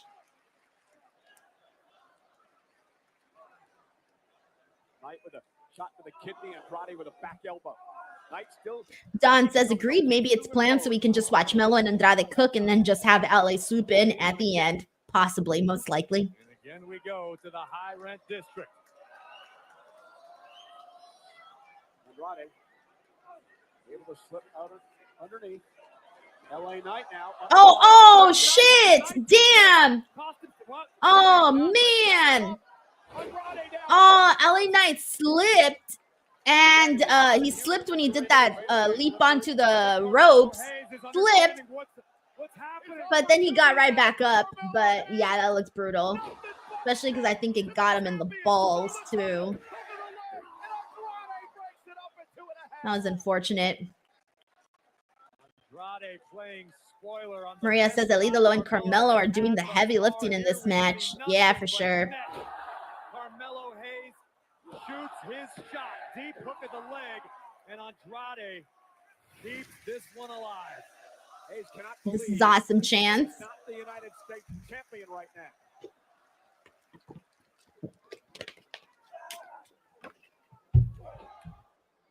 Hooks him up, looking for the message. Carmelo Hayes drives him into the corner. Super kick takes down Knight. Andrade answers with a boot of his own. Andrade now going to drag Melo up on the ropes. We've seen Andrade do this before. Yes, we have. Melo, though, able to counter again. Bounces the back of his neck off the turnbuckle. Hayes going to be looking for the face buster. Oh, Hey, BFT. Oh, man. Yeah, that's pretty much what we expected, guys. LA Knight swoops in, gets the win after Andrade and Carmelo put on a whole ass banger of a match. But yeah, that's pretty much what we expected was going to go down, and LA Knight retains. Oh, I should have brought my LA Knight glasses. Oh, yeah, I have them. Hold on. Off the charts, but LA Knight able to turn away the challenges of two world-class. I'm just full of things, guys. I just be popping up with all these random things. I should have worn these during the entire matchup, actually. I like them. These are cool. Except you can't really see anything because the writing, like I could see, but not perfectly. Vito Hour says this is match of the night. Yeah, this was really good. This was a really good match. I'm still going to go with the women's just because I like that one a little bit more, but this one was great too. This one was my second favorite match of the night. We got Sebi Mini, who also says match of the night. Triple E says knew it. Biotti TV says no, crying face. Let's see. Raphael says they're 2 and 3 with their picks. M. Durrett says Knight likes that top rope spot, but it's very risky. Karan says best or at least second best match of the night. Lou Agado likes my glasses. Thank you very much. Megan says he didn't deserve to retain. Feel you. I feel you. Let's see what else we got here. Triple E says Melo and Andrade are going to do what Cesaro and Sheamus did. Yeah, they did great stuff together. Always really did. Always really did. And yes, Don, you're right. Santi really did hit a home run with these picks. We did a mystery unboxing video that you can watch here on the channel, Santi and I. And he picked the glasses. He picked the yeet hand and some other really cool items that you guys can check out. So it really gave me a lot of fun stuff because now I'm using all these things for like whatever. All right, but either way, I'm going to keep these nearby so I can use them whenever LA Knight is on. Switch it up. Switch up the look. Thank you so much, Maria. She says the glasses look fabulous on you. All right, we got one more match, everyone. One more match. It's Cody versus Gunther. So this show is looking like it's going to finish at the top of the hour, I assume. Unless they decide to go incredibly long, which hopefully they don't. Hopefully we get a nice, like, you know, decent little match. All righty. We got Sebi Mini who says they're 3 and 3 so far. Hope Gunther wins. I am, let me see. I haven't even checked where I'm at in my picks. Ooh, what did I do? Oh, yeah, we got Survivor Series November 30th. Guys, I will be here doing a watch along for Survivor Series, by the way. I will not be in Vancouver. I will be here. I will be here. We got Cheesesteak sent in a super chat. Thank you so much, Cheesesteak. He says, Carmelo and Andrade are much better athletes, but LA Knight does a good Stone Cold impersonation, so they had him win. Well, they see LA Knight as a bigger star. That's just the way it is, because, you know, he got a catchphrase over and he has fans and all of that. Hopefully Andrade and Carmelo get there at some point, but I think Andrade and Carmelo have won people over with the fact that they are good wrestlers, you know, and at the end of the day, people love good wrestlers, like myself. I love good wrestlers. Oh, we're going to have a number one contenders fatal four-way match to determine the new number one contender for the World's Heavyweight Championship. Oh, yeah, we knew this. Seth Rollins, Damian Priest, Dominic, Sheamus to go up against Gunther. There's that Crown Jewel Championship. Crown Jewel champion, who will join her in making history tonight in Riyadh. And here, under the night skies of Saudi Arabia, an inaugural event will occur. Yeah, Teek Sahu says, I wasn't able to score tickets for Survivor Series. It's here in Vancouver. Watchalong will be my savior. Let's go. I'll be here. Cody Rhodes become the first ever men's Crown Jewel champion right after this break. For now. Kamisha says, Denise, Cody, or Gunther? Oh, I don't know. I don't know, guys. I don't have a pick. I think my official pick was Cody Rhodes, but truthfully, I'm good with whoever. To be honest, I really am good with whoever wins, because I really do like Gunther. Andrew, thank you so much for the super chat. He said, thanks for the stream, Denise. Thank you guys for tuning in, man. I know it's a lot earlier than most of my streams, so it's been nice to see a lot of new faces here. If you guys did enjoy this, my next watch along is for Monday Night Raw on Monday, so I will be here then for that. Thank you so much, Andrew. We got Lou here who says, I missed the first hour, though it started at 2. I'll have to watch the reruns of the first hour. At this point, you can pretty much pick and choose what you're interested in watching. Hyperfilms 444 says Gunther will win 100%. Ooh, I like that you're so confident about that. I don't know if I could ever be 100% confident that someone's winning a match, just because you just never know. After that Cody Roman thing at WrestleMania, I'm never going to be 100% sure again in my life about any finishes ever. Ever. 50 carats of diamonds that will signify the winner. We got Bailey predicting that Damian Priest will become the number one contender match, even though he lost to Dom. Yeah, I wasn't too crazy about that. It's champion versus champion. Who will be the best of the best? Thank you to Fernando, by the way. Yatik says they haven't announced much for the Raw, scene that it'll be in Saudi. I don't know, man. So far, it's just looking like that number one contenders match is all. Who knows what else they announced? I probably forgot already. Woo, boy. I'm tired. Let's see. What would happen if Ric Flair at his peak? Lou, oh, this is a good fun fact. It says Daily Motion reruns WWE shows for free. I didn't know that. I did not know that they did reruns of the shows for free. Kavisha says, Denise, what time is it by the time for you? It is 12:40 p.m. here in Los Angeles. Yachty TB says a Dominic versus Gunther feud would be lit. Yeah, and I could see Gunther just like cleaning the floor with him, truthfully. I really, really can. I really, really can. All right, I'm checking my Instagram. Okay. Oh, let's see what happens here. BTW, if you are new here to the channel, if this was your first time here on a watch along, please don't forget to subscribe to the channel. I'm so close to 200K. I'm trying to hit 200K by the end of this year. It's incredibly hard, but I'm aiming for it. I'm trying. So if you guys want to subscribe, if you're not subscribed already, please do. I post a lot of content, interviews, news videos, podcasts, you name it. A little bit of everything goes up on this channel. So please subscribe. There's a lot of exciting new changes coming that will also be part of this channel pretty soon. So, yeah. We got Marie Antonio who says, first time joining in on this account, just subscribe. Third account on here. Yes, thank you. Get all those accounts. Get all those accounts and subscribe. Really, really would be great. Let's see what else we got. Oh, thank you so much, Megan. She says, I participate in wrestling threads and promote you as often as I can. Oh, yes, word of mouth, guys. It goes a long freaking way.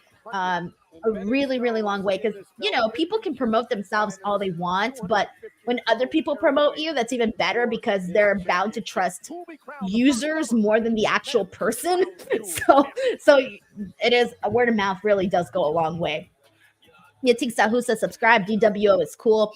Alan Martinez says, your next viral video will arrive soon and you will get to 200K. It is true. One viral video can really, really go a long way, guys. A really long way. One video that I posted with like Braun Strowman, that video got like over 12,000 subscribers from one video. Over 12,000 subscribers with one video. So it really can be one video can really go a long way, can make a big change. Kavisha says, Denise, are you going to be live on Monday? Yes, I will be here Monday to stream Raw and talk about it. Andrew says, I'm only a member of 2 YouTube channels. Hey, man, thank you so much for supporting anybody here on YouTube. I'm sure everybody that has,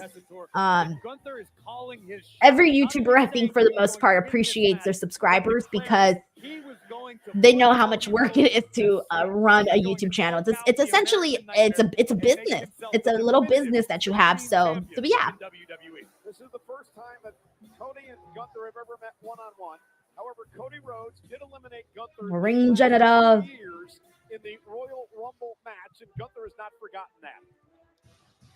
Well, Cody Rhodes fancies himself the quarterback of WWE. He's about to step into the ring with our answer to TJ Watt.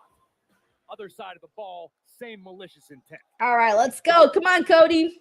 Come on, Gunther. I'm rooting for both people right now. Go team, go.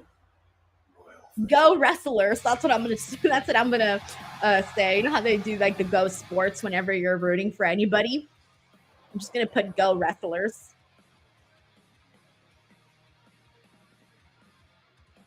We got Bailey Darley predicting Cody wins because Gunther put Cody to sleep Friday. He did. He choked him out immediately after that tag team match after they had gotten their win. About to blow.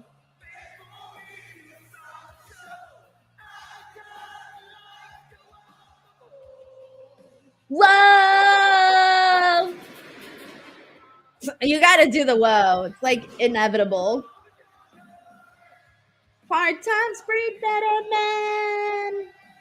I love that saying, by the way. Hard times breed better men. It also applies for women. Hard times breed better women. Hard times breed better persons in general.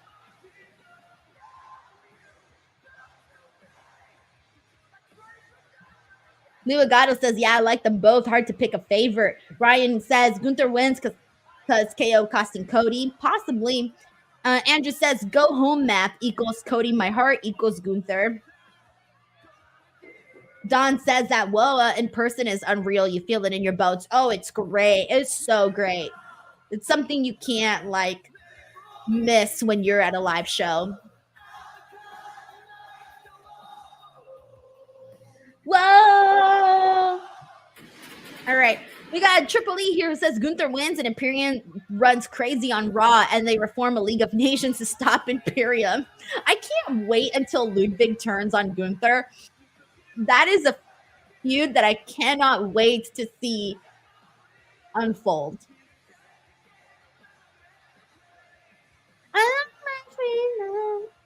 Oh my God, I'm a terrible singer.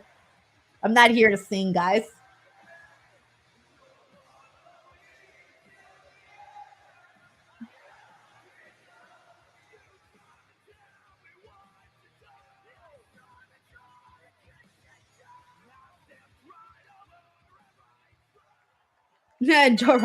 Gerard says, I love the sing-along. Oh no, sing-along's terrible. Alvin White Jr. sends in a super chat. Thank you so much, Alvin. He says, SmackDown had Nia crush Liv and she lost. Gunther choked out Cody to close SmackDown, so I think that adds more reason to bro Cody is winning. Yeah, I feel like I can't argue that point. That's a really good point. WWE tends to do stuff like that. It's almost like when you see a challenger raise up a championship bout before a big championship match, they're probably not going to win because he raised up the championship bout. Sometimes they just do stuff like that. They sometimes foreshadow the results for sure. There's times where you can pick up on those things, but we'll see. They can always trick us. Thank you so much, Alvin White Jr., for being in this watch along and for sending in the super chat. Andrew the Giant says, I have a twist. The Rock will class Cody Rhodes the match so Gunther wins because he is there in Saudi Arabia. Yo, that'd be wild. Thank you so much for the kind comment, Lou. Love for boosters. I prefer the boom. I can't help but do it even if I'm distracted during the entrance. Good stuff. A good entrance goes a long way. Cody Rhodes is trying to do something that his legendary father, the late great American Dream, Dusty Rhodes, never accomplished, and that's winning a major championship on foreign soil. Cody telling Chanika says the whoa pyro scared the crap out of me at the live SmackDown I went to. That's great. Oh, look, the little camels again. They're my favorite part of all of Crown Jewel. The camos. They're the real MVPs. Hello to Superfro. Superfro, welcome to the stream. How are you today? Cody aspires to be viewed by the entire world as the quarterback. We got Ramen Noodles is also here on the stream. Says, I think Saudis got their money's worth today. WWE has over-delivered tonight, in my opinion. There's been a lot of good stuff on the show. Two matches that I feel I really enjoyed. Love the brawl between Randy and KO. A lot of good stuff there. Andrew says that belt is bigger than Gunther. What is happening? Bro, that belt looks like a pizza box. That's how big it is. All right, let's go. This match is about to start. You're carrying the prize title of the company. So now it's Cody and Gunther. We talked about this a lot over the past couple of days. The world has talked about Cody Rhodes and his story for the past 2 years. Like the crowd's getting really hyped about this. Nice. That's good to see. Don't forget, everybody, that as soon as this match is over, I will still be here live. I'll be joined by Robin Lundberg, who is my Friday night SmackDown co-host. He'll be joining me here today to talk about Crown Jewel. So we'll be doing a nice little post-show stream afterwards. So if you guys want to actually stick around for a real podcast, you're more than welcome to. We got Danielle here who says Samantha is truly missed. I do miss her too, but hey, she wasn't happy, so guess it is what it is, but I do miss her as well. Love for Boo says I'm bringing earplugs if I ever go to another show. Only show I ever went to, I almost went deaf from Kane's pyro. Oh man, when I was little, I always wondered. I was like, how does Kane do that when he does the pyro? I mean, in the center of the ring, because I thought that shit was real because I was stupid. But I would always be like, how does he do it the whole time? Silly, silly girl. There will not be a man or woman walking this earth who can look at Gunther and deny what he says he is, the greatest champion in this. Zay Cruz says Reg is still asleep. He never wrote back, so he might still be asleep. Priest Reg has not responded to this message. And he usually responds right away, so he's probably asleep. I don't think he has slept in on a Saturday morning in a while too, because usually he does Grapsody. So he's usually up early on Saturdays. So there's no Grapsody today because it got preempted. And it was on yesterday because of Crown Jewel today. So I feel like he probably chose to sleep in. Probably. He is the undisputed WWE champion. When I talked to Gunther a bit earlier today about why it was so important for him to choke out Cody with the sleeper tonight, he said embarrassment, humiliation. And I don't know if in Gunther's heart that's truly what Chris Holtinger says Reg sleeping on the job. We saw a few weeks ago, Gunther got the skin of Cody Rhodes. Cody snapped. Cody lost his cool and took the first shot at Gunther. I guarantee you that's Gunther's strategy tonight. Try to frustrate Rhodes, try to take Cody off of his game, and then Gunther can pounce. Get another great takedown by Cody Rhodes, countering Gunther and controlling the arm of the World Heavyweight Champion. Hey, we got Wayne on. Wayne, thank you so much for joining the watch along here. Hope you're doing well. Megan says, love this actual wrestling. That's what I expected from this Cody Gunther situation. You have to. They're both champions, right? They got to go in there and work. Ramen Noodle says BJ Party hangover. Dead. The Wednesday crew gets that reference. Not looking to do anything rash. Nothing too spectacular yet. The good thing is tomorrow, I have no plans whatsoever. I've got nothing going on tomorrow, so I'm just going to do nothing the whole day. It's going to be great. It's going to be so great. I love those days where you don't got to do shit. Literally, the world is your oyster. You don't got to do nothing, or you can do everything. I love those days. That's going to be my tomorrow. There's very little wasted motion with this man. Everything he does means something. Yatik says Goldberg costs Gunther. Ooh, I don't know. My God. That'd be wild. I couldn't see it happening, though, given what happened at Bad Blood. Thank you to Jamie, who says happy birthday to your mom. I will definitely let her know that I spoke about her on the show today. Sick Boy says that's my day today and got to do nada. Love those days. Enjoy it.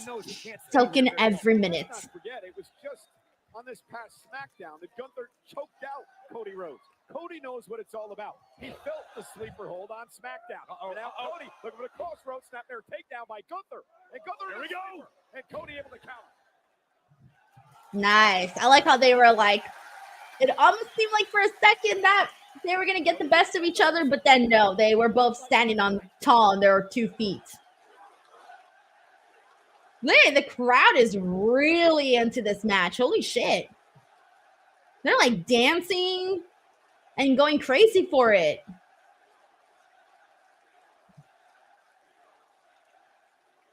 Thank you so much to Mike Kowinski. Thank you. I will let my mother know. Tonight. An incredible atmosphere for a big time. Ryan Adams says Goldberg is still in the States. He's in the Florida Georgia game. Oh, good to know. All right, awesome. So he's not here. Great. Good to know. This is for the first ever Crown Jewel Championship.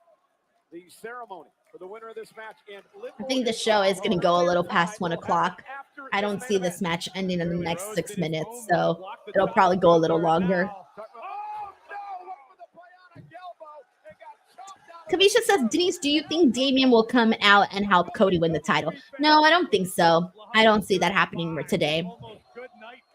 Love for Boost says, that's been my week. I'm on vacation. I take weeks off just to lay in bed, so I'm not excited for Monday.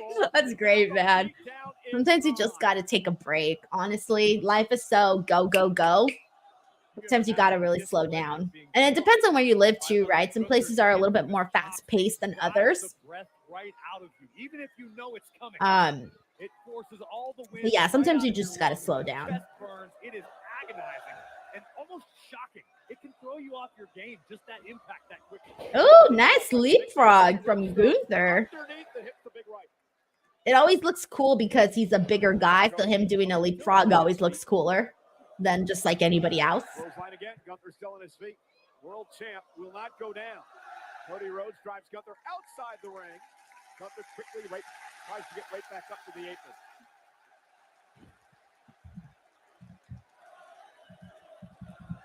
Cody out the road. Oh, he caught him with a kick. Down goes Gunther right in front of us here at the announce table. Cody has acquired the target. Gunther down on one knee at the moment. Gunther quickly in the ring. Catches Cody in the sleeper. Cody may have made a mistake. Gunther, though, again sent out of the ring by Cody. And here comes Cody Rhodes. Cody, suicide dive. Oh, Gunther caught him. Oh. Eee. What a chop. My goodness, Rhodes believed he had daylight. Cody thought he was going to capitalize on the opening, and Gunther turned the tables just that quickly. Mike Kowinski says, Denise, who all has won?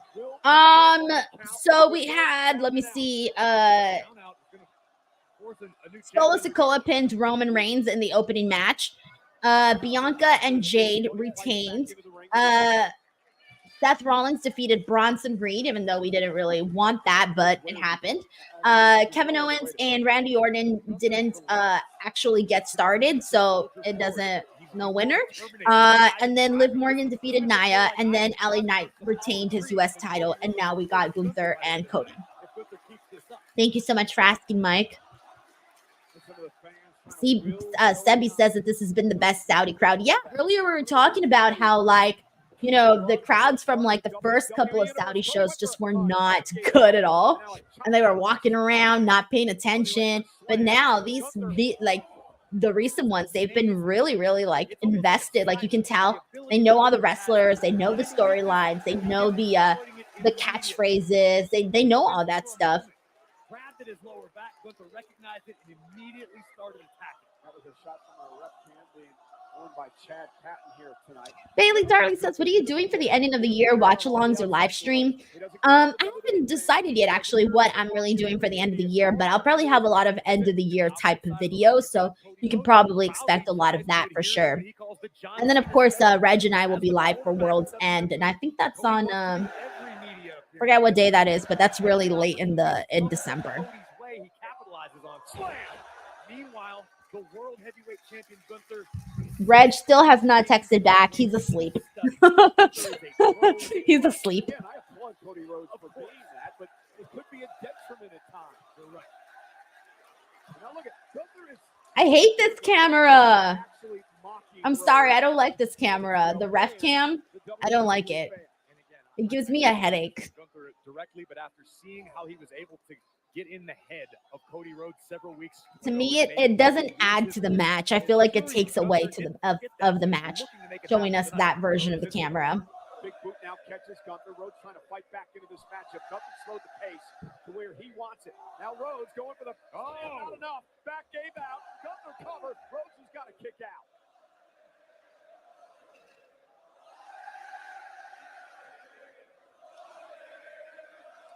Well, remember the only loss that Gunther suffered over the past couple of years. WrestleMania against who? Sami Zayn. And our WWE fans have not forgotten either. Damn, they're really happy today in Saudi. Like all the crowd, like they're really going, like really interested in this match.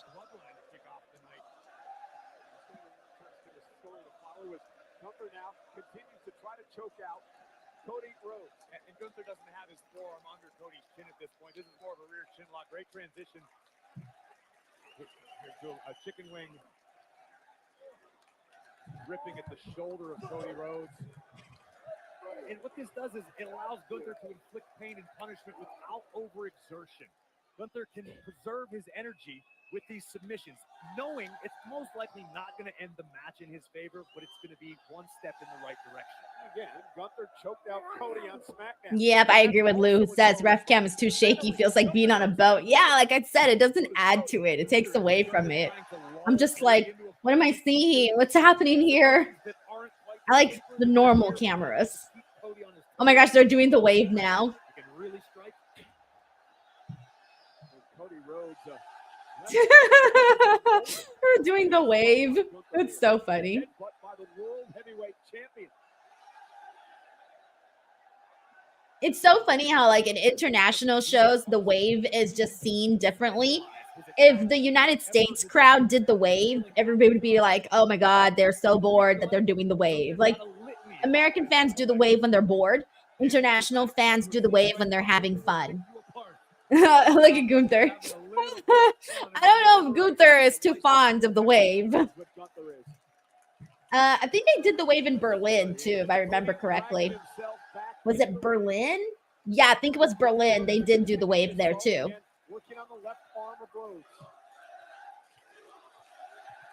Wayne says, cool, they are having fun. Yeah, like I said, it's seen differently. International crowds and American crowds, the wave is seen differently. Gunther's no stranger to hostile territory, I would say. Cody, though, can he pull it off this time? And he does. Slam to Gunther. Classic body slam by the American Nightmare, who now has a few moments. Megan, did Gunther just yeet? I mean, he did do this. That's not necessarily the wave. That's the yeet. The yeet little dance. Cody back to his feet. Now Cody Rhodes. All right, we're past the top of the hour here. Gunther on vertical suplex position. Great So let's see how much longer they go. Agreed, particularly with a damaged lower back, and face first goes Gunther. Again, Rhodes may have done more harm to himself by doing that. Gunther quick scoop slam of Rhodes. You can see the urgency in Gunther now. His movement's much more rapid than earlier. And Cody Rhodes understanding that, quickly back to his feet to cut Gunther off at the pass. Big open hand strike right on the ear of Cody Rhodes, who continues to soldier on, now joining Gunther. We got This Is Awesome chance now. Indeed it is. Champion versus champion for the Crown Jewel Championship. Cody Rhodes now looking for something big. Ayo. Rhodes has an opportunity, but was that his last gasp? The American Nightmare's body. I have no idea what the crowd is chanting right now. But Cody again with a chance to recover after muscling Gunther over, driving the ring general spine first into the canvas. And this is a pivotal point in this matchup, Cole. It's been a long, grueling match for both of these competitors. The undisputed WWE champion from Friday Night SmackDown, Cody Rhodes. The World Heavyweight Champion from Monday Night Raw. So this match has slowed down a little bit. Sold-out crowd in Riyadh, Saudi Arabia. Who will be crowned the first ever? And Drew predicts another 10 minutes left. Yeah, possibly. I think you might be right. It kind of felt like it slowed down for a second. But now they're kind of getting it back going again. Nice. All right, cool. And now Rhodes is starting to build, and you can feel the momentum shifting a little bit in the match. You know, Gunther wanted more than anything to avoid this scenario. What is Cody doing? Oh, that was funny. All right. I love it. Sometimes Cody does like random little like facial expressions that I don't always expect from him. And they're kind of funny. See, I love that everybody's like chanting Dusty's name. I feel like I said, the Saudi crowd has definitely gotten a lot more familiar with the WWE product. Gunther kicked down. Cody with a Cody cutter. Gunther kicked it too. So close to Rhodes. Look at this. Cody launching himself backwards off the middle turnbuckle, flying blind, but right on target. He didn't says the network says, does it? Actually, here it says 6:30. So then that would be a whole other like, I don't know what's going on. Here it says 6 hours and 30 minutes. And we're in 5 hours and 4 minutes. So mine shows differently on here. Oh, yeah. Oh, wait for the disaster kick. Gunther picked him out of the air into a Boston Crab. Great counter by Gunther. Look at the agony in Cody's lower back right now. Gunther knows it. Gunther looking to exploit it, trying to shift his weight as far back as possible, looking to bend Cody in half. Oh, that's right. I forgot about the press conference. That's probably why it's till 6 something. Completely forgot about the press conference. Trying to lock the sleeper in on Cody. Cody in trouble. Gunther trying to lock it in. Cody trying to make it to the ropes, and he does. German suplex. Great sequence by the world champion. And right back into the sleeper, and now the ring general like a constrictor. Like, I've liked parts of this match, and then some other parts I'm like, all right, let's speed this up a little bit, you know? Controlled by Gunther. Cody's arm is trapped by Gunther's left leg. Gunther continuing to squeeze like a big anaconda. Every time Cody exhales, Gunther's grip gets a little bit tighter, a little bit more painful. The world champion had Cody Rhodes subdued. Rhodes trying for one last chance here. Cody trying to keep that arm from slipping up underneath to his throat. We got Bryn Hockey in the house who says with the beatdown last week, Cody is winning. So a lot of people's predictions for sure. The official going to check Cody's arm. Cody keeps it up though. Gunther still got it locked in. How much does Cody have left? Doesn't seem like Cody's gonna pass out here from the sleeper. Into a chin lock right now, and that's what the B put away McGregor with. I believe was a very similar hold. It was ugly. It wasn't intentional, but it hurts like hell. Cody back to his feet, trying to create space, able to do it there momentarily. But has the damage been done? Oh, he's going for it again. Nope, got out of it. Again, able to create separation.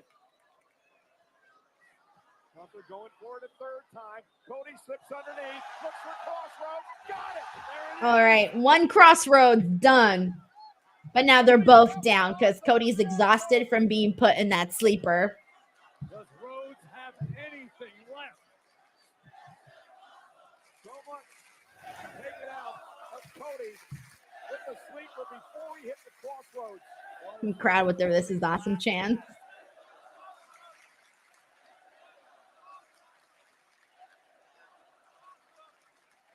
Gunther just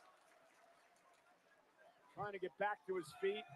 Cody trying to regroup as well. Critical moment in this Let's see who gets up for the first. Crown Jewel Championship. Gunther back to his feet. Cody back. And there's that drop kick. Driving Rhodes into the corner. Gunther now looking to put Cody away with a patented power bomb. All right, power bomb. Not gonna be over with a power bomb. I mean, they're starting to build up a little bit more. And for the first time in this matchup, We got Jen here from Twitter who says, "This is awesome." Mario Morales says, "I wish you would do these watch-alongs on the couch with pizza and ranch." I would never want to eat on these watch-alongs like real food. Maybe snacks here and there, but not on these watch-alongs because I'd be getting messy and I don't need everybody to see that, you know? Honestly, it's funny. Steven says, "Is WWE doing a media scrum afterwards?" Yeah, they promoted one. Like, what do I got to do now? What's next to take out? Have they ever done one in in Saudi Arabia before? Or is this the first one? I don't usually watch the press conferences. Unless I'm there, I don't actually watch. Literally taking the taste out of Cody's mouth there.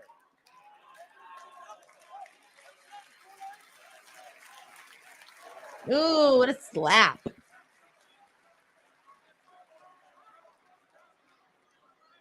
Gunther, Casey likes, punish Cody. Now he's just toying with them.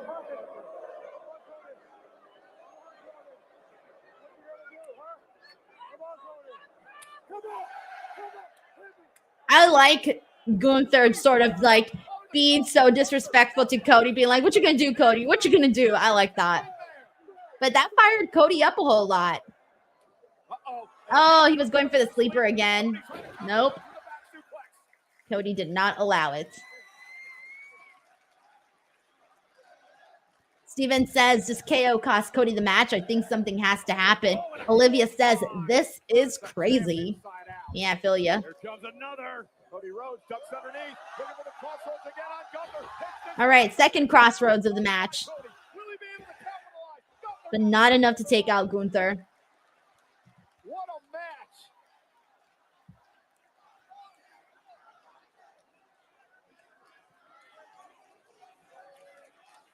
Did you expect anything less? We are watching the undisputed WWE champion Cody Rhodes battle the world heavyweight champion Gunther, and Cody was certain victory was at hand, but Gunther has other plans. The ring general refusing to relent.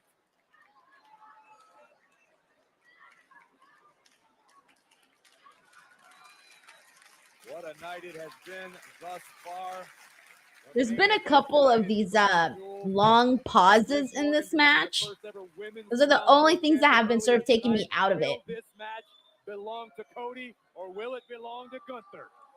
Cody Rhodes. All right, Cody's back up. Cody Rhodes says it's time to put Gunther away.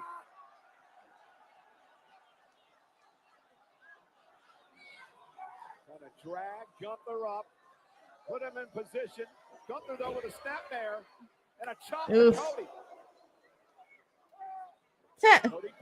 Cody got fired up with that chop. Oh no! Cody went for the cutter. Oh shit! That's it. That was very, very fast. Okay, so Cody hit the cutter. No, he was attempting to hit the cutter. Oh my gosh, look at Gunther. Attempting to hit the cutter. Gunther went for the sleeper hold, but Cody turned it the other direction and managed to get the pin on Gunther. So it happened like really fast. So like you can kind of like, Gunther wasn't, essentially beaten and wiped clean. It's sort of like the win just happened so fast that Gunther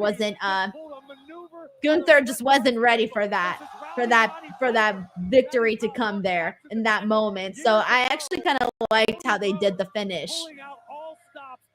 We got Crystal Deck in the house that says, sorry, just joined that during the LA Knight match. I'm glad to hear Solo pinned Roman because that keeps Bloodline story moving forward. Yeah, I know why they did it. It's still just like weird to see Solo Sikoa pin Roman Reigns. It's not something that we're used to seeing. So it is weird. But I get why they did it. I mentioned earlier that Solo Sikoa needs all the help that he can get realistically. So that's why they did that. But Crystal Deck, thank you so much for the super chat, and thank you so much for hopping into the show as well. All right, so we're gonna see Cody Rhodes get his Crown Jewel Championship. So they're giving us a long replay of things so that Triple H can make his way down. But no, I really liked the finish. This finish right here, that was great. Because Gunther was trapped there. And I know, like we had said, like, it would do a big thing for Gunther to win. It would have been huge, but Cody Rhodes, he's bound to, go off and face The Rock. He still has that Roman Reigns rematch at some point that we're expecting for it to happen. So Cody Rhodes is still, going on to bigger and better things. So I feel like that's why he had to win. He had to like show that he is like the top champion. What an incredible main event tonight. Also, do not forget, guys, immediately after Crown Jewel is over, I am going to be joined by Robin, who's my SmackDown co-host, and we're going to be doing a proper Crown Jewel post show as soon as this is all over. Richard Martinez says, Gunther is still my champion. Andrew says, I want my money back.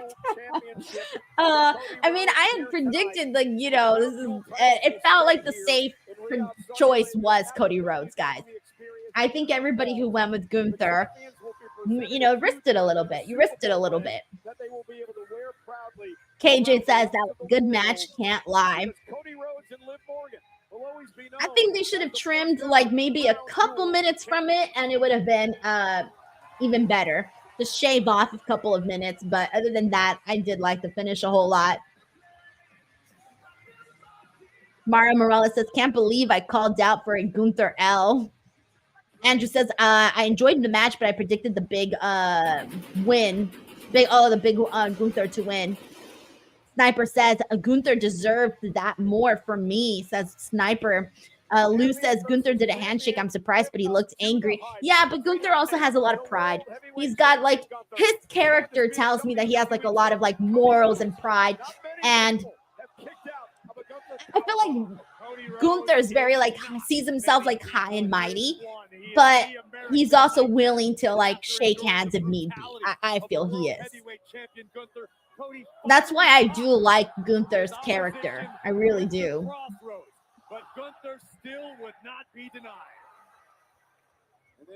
Samuel Muscle says if Cena is supposed to have a run with the title, it makes sense for him to lose. But Cody had the wherewithal to turn things upside down and become the first ever Crown Jewel champion. Here is your winner, Mario Morales, I agree, says Gunther respects the sport. Ed Helm says Crown Jewel gets a 6 out of 10 from me. They always just feel like a fancy house show. Yeah, that's what they're sort of known for, these Crown Jewel shows, just being a glorified house show. Bro, that belt is so huge next to Liv. Damn. It covers all, I told you, it covers all of their midsection. That's funny. I almost want to see the Crown Jewel Championship bout around Liv Morgan's waist just to see how much of her it actually covers. Triple H celebrating as well. The Crown Jewel Championship really. Super Fro says that was a good match either way. Andrew also says I just condone the bouts. Yeah, I know. I feel ya. I feel ya. Cheesesteak 59 says I give the wrestlers an A+, but creative gets a D for not having any surprising, unexpected results, and for giving Liv another bout. Tiffy deserves it. Yeah, for the most part, it was a pretty straightforward show. Not too many surprises or, you know, title changes or anything like that. So I get what you're saying for sure. Cheesesteak 59. Thank you so much for sending this in. And we're going to be starting the post show in just a second. And as a matter of fact, Robin is in the house. Robin, what up? What's good? What's good? We're just waiting for this to officially end, and then we'll go ahead and get started.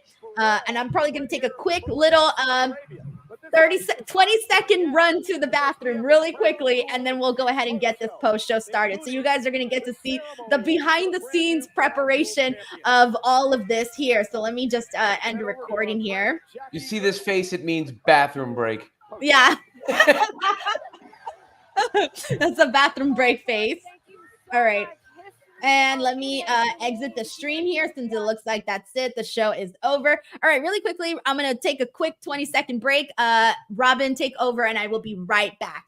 Yeah, fresh off of WWE Crown Jewel. Obviously, you know, some of the decisions as far as the way it played out, I think you could argue with. I like the fact that a lot of the finishes were clean.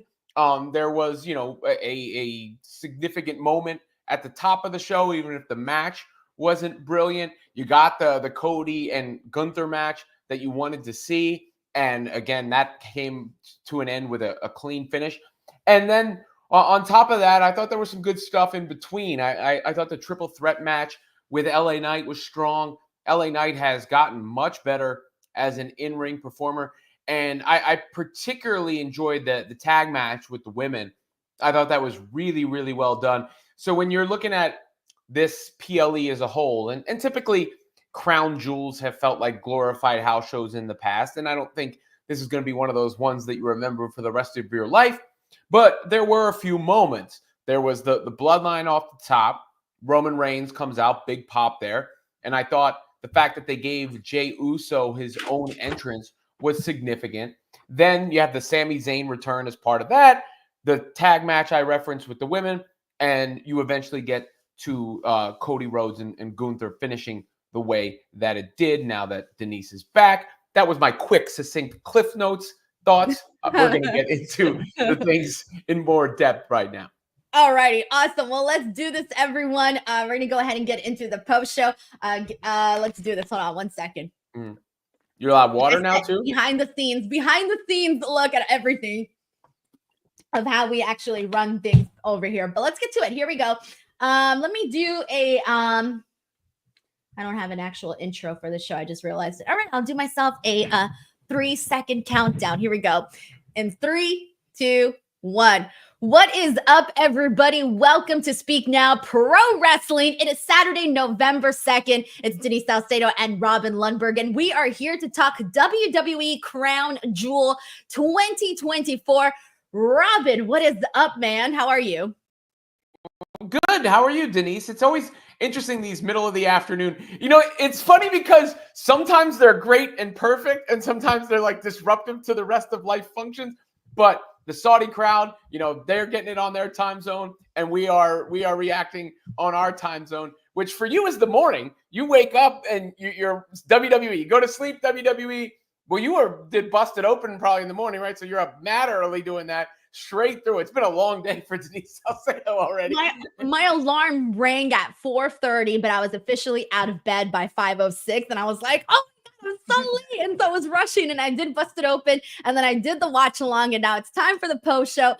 So yeah, it's been pretty much a long morning so far, but honestly, look, this is my job. I enjoy it, and I mean, I'm talking about pro wrestling. You know, I could be, I don't know, doing brain surgery or something hard, right? Like I can't do that. I can't do any of that. That's hard work right there. But talking about wrestling, that to me is fun and it's easy. But we got Crown Jewel to get into, and before we get into like all of the results and everything, overall, I think that the overall feeling from what I get from talking with everybody on the chat here is that the show is for the most part pretty predictable. There weren't really like any crazy occurrences or anything like that, but it wasn't a terrible show though. That's the thing. Like there were at least 3 matches that I thoroughly enjoyed. Robin, how did you feel about the show overall as a whole? Yeah, I'd give it like a solid B, right? Like I mean, I don't think it was. But you look at it like this is the standard we've created in modern society, right? Where everything has to be extreme. Like I say B, and some people are going to take that as a negative. Like no, I actually thought that was really high. Oh, okay. Really? Are you like a C plus? See, okay. Well, C. What's the next thing up from a C plus? A B. A B. Maybe B minus. Yeah. So let's meet in the middle. We'll say it was a B minus. There you go. B minus. It certainly wasn't a terrible show. I mean, there was nothing bad about it. Like you mentioned, there were some. I don't think there's a match like Cody and Gunther was strong. I thought the women's match, the tag match, was really strong. But I don't think there is a classic that's standing the test of time. And I don't think there were, too many wow jaw-dropping moments. But there were a few that are worthy of recognizing. I mean, I think, like I said off the top, I believe we discussed this on the SmackDown post show, but I said that I thought it was significant that Jey Uso said we're on the same level now. And then I think it's significant that he got his own entrance in the midst of the Bloodline. So that's not, it's not a huge thing, but it's not small either. You throw in the return of Sami Zayn and the mystery as far as that's left off. Roman Reigns eating a clean pin in the middle of that does not happen very often. We can't act like that's a common occurrence on any show, much less a PLE. I thought Lash Legend may have had her breakout moment as a star because of, what stood out to me about that, Denise, was, she's a physically imposing woman and, she's had her, her start in NXT, and it's not like we just saw her for the first time, but when you see her relative to Jade and Bianca, and you're like, holy shit, that's a big girl. That's when it really sets in. Yeah, I get your point because you know she's tall. We know that. I mean, she's standing next to Jakara, and Jakara is a very tiny, petite woman. But then you see her against other women that are tall, and you're like, oh shit, she really is tall. And but yeah, it's kind of like like it sets in, like you really grasp, I guess, her height and all. But no, you're right though, and I can't wait to talk about that. So I do want to go ahead go in order of the events that occurred on the show, but I do want to go ahead and get into some of these super chats and see what the people had to say overall. We have Lab Glass here who says the women's tag match was the best. All of the rest looked like everyone was in second gear. Personally, for me, my match of the night was the women's tag team match, primarily just because I thought it was the most fun match. My second favorite match was the United States Championship match, and then my third being Gunther and Cody Rhodes. I think I agree with you straight down the line. I would have thought going in Gunther and Cody would be the best match. It was good. But I think it was definitely the women's tag match. It moved at the fastest pace, the best spots, the most exciting overall in all that, the high impact moves, a new star emerging on the scene. That the spot where they all were going over the top rope there to the outside was really strong. The way it finished was really strong. Lash Legend pulled off a cool move. So I thought all of that, it's not a classic, I would say, but it was a hella entertaining match. And I would put that number one. I think I agree on the triple threat, especially the way that finished. That was an incredible finish to that match. And I continue to be more and more impressed with LA Knight in the ring. I've said this, but I used to think that was the weak link for him. And now I don't know if it's the strong suit per se, but it certainly no longer looks like, a flaw. It looks like improvement. Yeah, he's now a well-rounded performer because he brings that to the shtick. It's not just the shtick. anymore. So I would probably say that. I didn't think the opener was a particularly strong match, but it had moments. It probably had the biggest moments of the night. And everything else, I'm trying to think of like what stood out. Bronson Reed and Seth Rollins was okay. Liv and Nia Jax was okay. The rest of it was, there was nothing that was bad. I wouldn't say there was anything that was like, hold your nose. That sucked.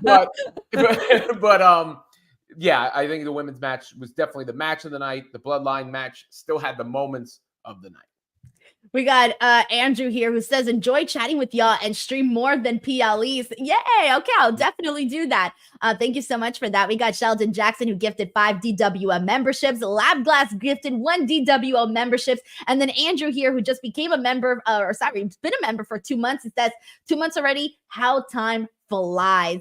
Seriously, we got Bailey Darley here who says Crown Jewel was good and can't wait for Netflix. I know we're only 2 months away from that Netflix Raw debut. Kind of crazy by the time the holidays get here. I mean, next thing you know, we're going to be like Thanksgiving, Christmas, blah, blah, blah. We're Netflix time. Like, it's going to come so quick. We got Larice Johnson here who says Crown Jewel was a solid D PLE and not a bad PLE. I love how we're all giving it a grade now. And we're all so far apart on what we think here for the most part. But Larice Johnson, thank you so much for that super chat. So let's get to it. I want to kick things off with the Bloodline stuff. So I, like you, Robin, I also felt the same way about the in-ring portion of it all. There were the in-ring match, I think, left a little bit to be desired, which I guess it's fine because we know that we are headed towards War Games. At least that's the big prediction. So I feel like that's where we're really going to get, more of an exciting match. This was really the post-match angle was really what is going to be the huge talking point in all of this. And then, of course, the way that the match ended, because we did see Solo Sikoa pin Roman Reigns. And Robin, I'm not going to sit here and lie to you or lie to the people. I was not necessarily too in love with it. And look, don't get me wrong. I know why they did it. We all know why they did it. They're really helping Solo Sikoa, trying to boost him into superstardom, trying to build the team, the new bloodline to look a lot stronger because you are going up against Roman Reigns and Jey Uso and Jimmy, who are so freaking over. And so they really gotta, stack things up over on the new bloodline side. And that's why they gave Solo Sikoa this big pin over Roman Reigns. It's just, for me personally, really weird anytime we see Roman Reigns get pinned. Like, it doesn't feel right because we went so long without seeing it. Of course, Jay did have his moment where he did, but even so, it's not something that you see often. So I kind of had a hard time accepting it in the moment, but it happened. And even afterwards, though, after that, we did get an attack on the bloodline, and they were sort of on the losing side of it from the new bloodline.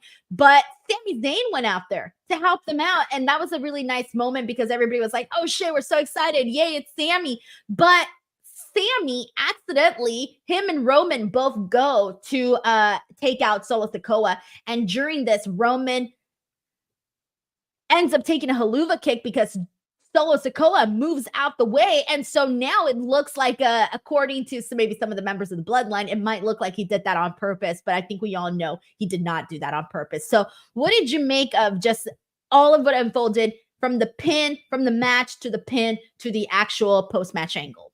I thought the match was a little sloppy and uneventful and not memorable. I like the finish. Look, we can't keep doing this thing where everybody doesn't want Solo to go over when they've spent all this time building Solo. Then what the hell was the damn point, right? Like, they've built Solo into the faux tribal chief to, that is there to take the place of Roman Reigns and is supposed to be a main character and a main arc and really has been one of the main arcs. He can't just lose all the time. And with the times that he's gone over, because they know it too, like, he hasn't had the moment where he's going to win the championship. So his wins have come in the context of the matches where that's not changing hands. That's when he got the pin over Cody, right? But then he loses at SummerSlam. So against Roman, anytime somebody pins Roman, it's a bit of a shocker. And it solidifies Solo a little bit more. And I know people think of Jacob Fatu as the heavy over there and like kind of the breakout star. But Solo's the one who's been the leader. He's the one that's supposed to have the juice. He's the one that needs the credibility. So I don't have a problem at all. What does it do? What does it do if Roman Reigns Superman punches and spears Solo and pins him into the middle of the ring? Why are we then looking forward to the remainder of how this unfolds? It's just that I can't buy Solo Sikoa as credible right now. And that's the problem. They've done a lot to try to make it feel like he is credible, but it still doesn't hit that way though. It feels like it's like when a kid, right? They're calling and calling you for attention, and you finally turn around and they're like, watch this. And then they do something lame, but you have to still applaud them because they're little kids. That's what it feels like with Solo Sikoa. Like I have to be like, oh yay, congratulations. But I don't know if the internet wrestling community and the super dialed in folks are as representative of maybe the masses, because two examples. But see, Bad Blood. You're talking about the masses, Robin. At Bad Blood, everybody was like, boo Solo, you stink, you can't wrestle. Yeah, but he had mad heat in the Barclays Center. And they were chanting, fuck you, Solo, right? That's what they were chanting. And Raj is sitting there and he's looking around like with a smirk on his face. And I was like, dude, you can say it. And he goes, fuck you, Solo. And and Rohan, my 3-year-old, maybe this influences me too, that his favorite wrestler is Solo Sikoa. What? Yes. He's 3 years old, so yeah, I mean, come on. I think he's kind of a little burly kid. I think he sees himself how cute. In Solo a little bit, but he's always asking when the Solo match is and whatever. So he was happy to see Solo Sikoa win. So when I have that experience with him, probably influences me a little bit. My own personal experience is I think they've done a good job with the Solo character and presentation. The missing thing with him is I don't buy him in the ring to the same degree as the real stars. He's never had those 5-star matches or anything really approaching it, even from a suspense standpoint. But inside that Barclays Center, that was not go away heat. That was like the building. It was a big, like, even if Roman hadn't have come out, the bloodline in and of itself felt like something. And I do think that matters a little bit. And they've spent a lot of time on it, Denise, like a lot of time on it since post-WrestleMania. Roman was gone out of the picture for a minute. They got rid of Paul Heyman out of the picture for a minute. They have to reassemble the OG bloodline. So you're bringing them back one at a time, Jimmy and then Jay. And now it looks like Sammy, though they're trying to sow a little bit of tension there. So in order for that to have a payoff, the task must seem formidable in some sense. So if Solo and them aren't looking and going over, then you're not going anywhere. I mean, eventually we're getting to The Rock, we're getting to all that stuff, but what better way to sell Solo than to have him pin Roman? Because I was caught off. I know in my logical brain it made sense. Like I knew that before. I think we talked about it last night. It made sense for the new bloodline to go over again, but I still didn't expect to see it. So I think that sort of shock in its own way is a success. See, but I didn't take it as a shock, as like, oh my God, I can't believe this happened. I saw it as oh, they really went there? Oh, that was my kind of shock. That was more of a disappointed. And again, we know why they're doing it. We know why they're doing it, but it's just, it's hard for me because I'm not sold. And you're granted, I do want to give Solo Sikoa credit because I have liked some of the last like 2 matches. I like the steel cage match that he did with Cody Rhodes. I thought that was fun. I also liked the tag team match that we saw on SmackDown a couple weeks ago. I thought that was fun too. But that's kind of been about it. But it's been more so that I haven't bought the character just yet. And that's why it's lacking for me. That's why it feels like, oh, we have to pretend that this is a thing that is deserved. It doesn't feel that way though. Well, that's fair, and that's your opinion, right? Like, that's fair, and there are others who share your opinion. But if that's the case, then they have to just tear it all up and start over. Right, and they can't do that. Like, we're already, like, super deep into this. Like, it's not going to end like that. That's a total, like, reboot. This didn't work. We're punting, and we're giving up on it, and we're starting something fresh. If you're continuing the arc that you've spent all of this time investing in, this made more sense. So with that being said, one of the things that was a huge topic too, and commentary made sure to mention it when you mentioned it earlier too, Jey Uso coming out with his own entrance. I was waiting for this. I was like, all right. When I heard Roman Reigns' theme, I'm like, huh. Are they all coming out together, or is Roman Reigns coming out alone? Because if so, Roman Reigns wouldn't be the one coming out first. He would be the one coming out last. And he comes out with Jimmy. And Jay gets his own entrance. Of course, you can't miss the whole, Yeet experience, but you're seeing Jay take his time, go through the crowd, celebrate with the crowd. And the whole time, Roman is just leaning there, watching this happen. And he doesn't have a big smile on his face. He doesn't look proud, none of that.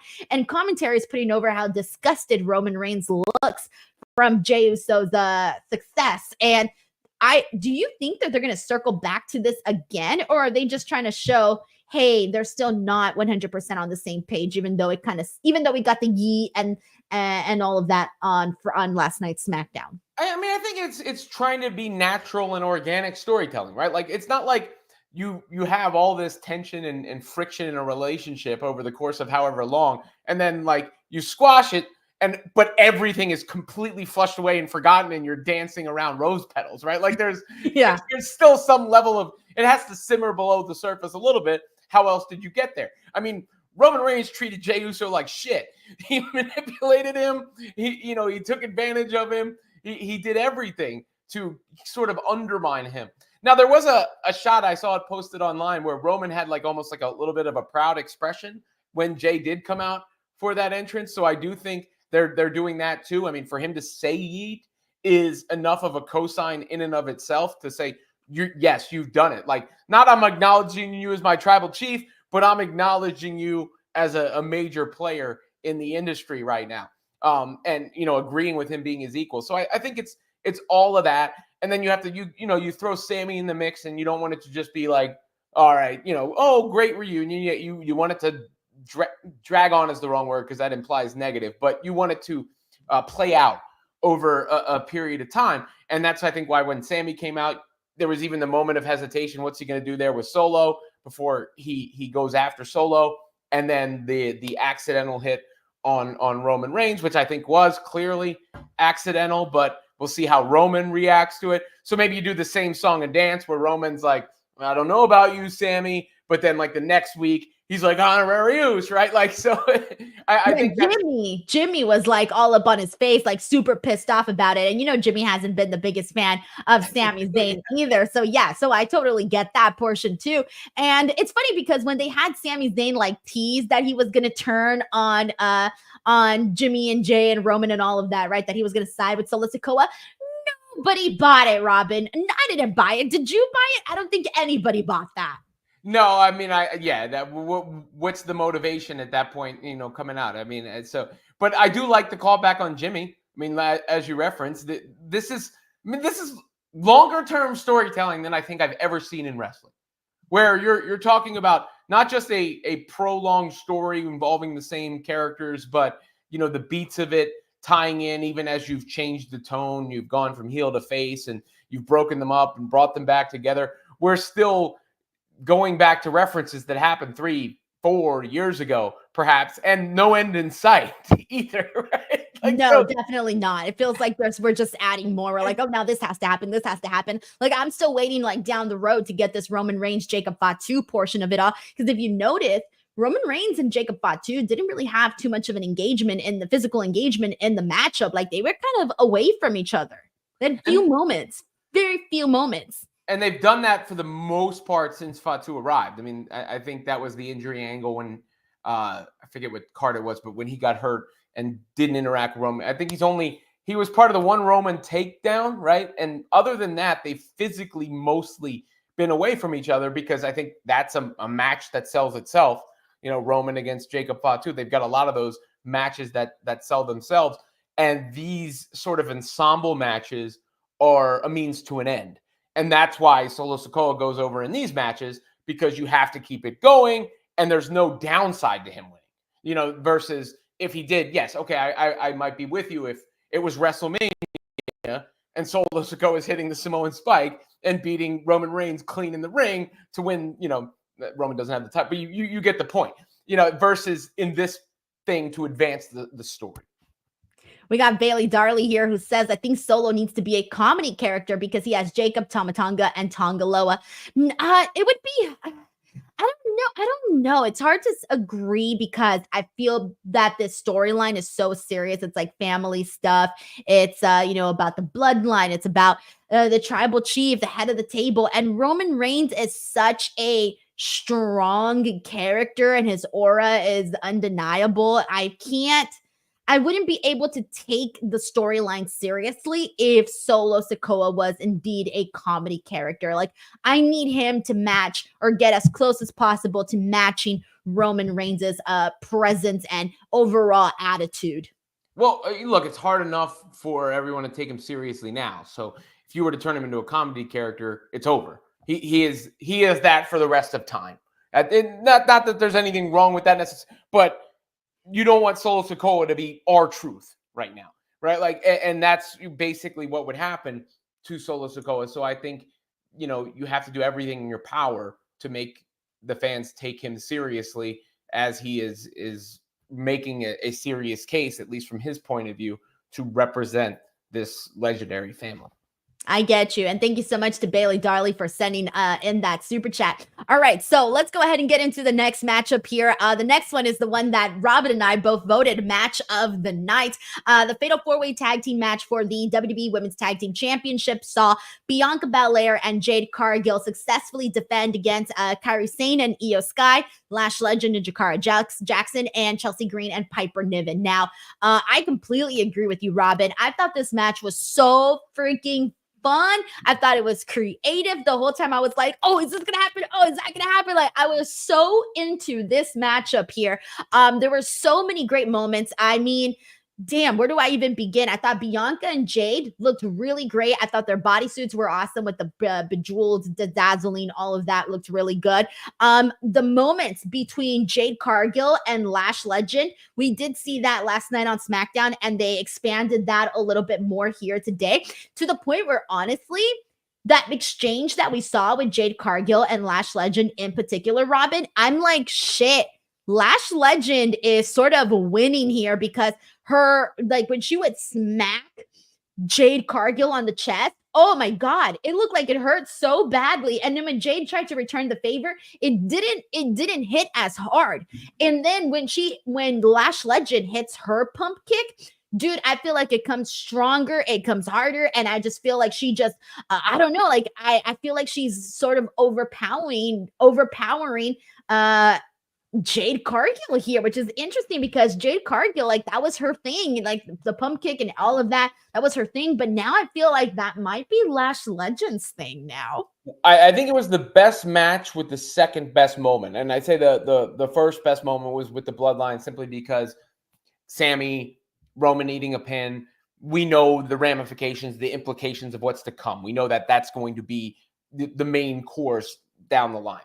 But this was a super entertaining match, and I think the second biggest takeaway from the event as a whole is, okay, Lash Legend's here, right? Like, she is here.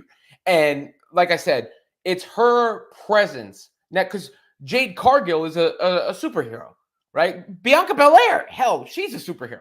And to see Lash stand there and look physically imposing is something else. And she has a different body type, too. Like, Jade is chiseled, and like she's cut out of stone, perfect physique. Lash Legend is certainly not, please don't get it twisted. She is, when I say big girl, I don't mean overweight, but she has a thickness about her, a sturdiness about her, that her build is a little bit different. She's a powerhouse. Yes, she's tall and she's a powerhouse. Yes. And it makes her look imposing. So when you see, anytime you could stand next to, I think she might be, is she bigger than Jade Cargill, right? Like, she is bigger. Yeah, she is. She's tall. She's like, at least, I feel she's at least like maybe 4 inches taller than her, 5 inches. I don't know. It feels like a whole hand at least. Yeah. So I kind of felt like this was to her what Australia was to Tiffany Stratton, where yes, she's gonna get ratcheted up from this point on.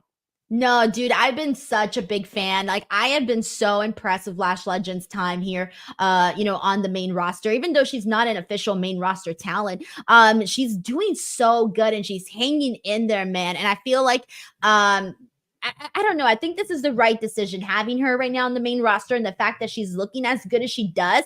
Dude, like sure, be on NXT, be on the main roster, but don't just like, I don't think they should just send her back to only be on NXT. I think if she's going to do what she's doing right now and being on both brands, great. Of course, she's getting a lot more attention on the main roster. Right now on NXT, all the spots are taken. All those women's spots, they're taken, right? They're killing it. I think that Lash Legend and Jakara Jackson definitely fill a void right now on the main roster that is needed. And also Jakara Jackson, I loved her dropkick. I thought that was great. That was something that I enjoyed from this. I loved when they did the whole bit. You mentioned it on the outside when they had Kairi hit her elbow, followed by Io Sky doing her moonsault. Oh, that was so good. Chelsea Green and Piper Niven, they had a lot of fun, doing their whole bits. This was just overall enjoyable. I do think the right team won, by the way, with Bianca and Jade, and I know that's probably not everybody felt that way. There were some people I know during the chat, during the watch along, that wanted to see the titles change hands here. Personally, I want to keep them on Bianca and Jade. I want to continue seeing them be presented as such the way that they are right now. I still think that there's a lot more that they can be done there. I feel the fact that they lost the titles and then won the title back, I feel like that affected a lot of people's interest in them as a tag team, but I feel like they can get that back. A lot of people wanted to see Damage Control win. That was your pick, actually. I remember that. There was a lot of people who felt that exact same way because they go out there, man, and they freaking hustle, and it's undeniable. Yeah, no, but I think they look strong in this match. And then Bianca and Jade, if you're not going to do the Bianca-Jade clash, then Lash Legend's emergence is a big thing, because that can be what seems like a real obstacle for these other two who physically there was just nobody else.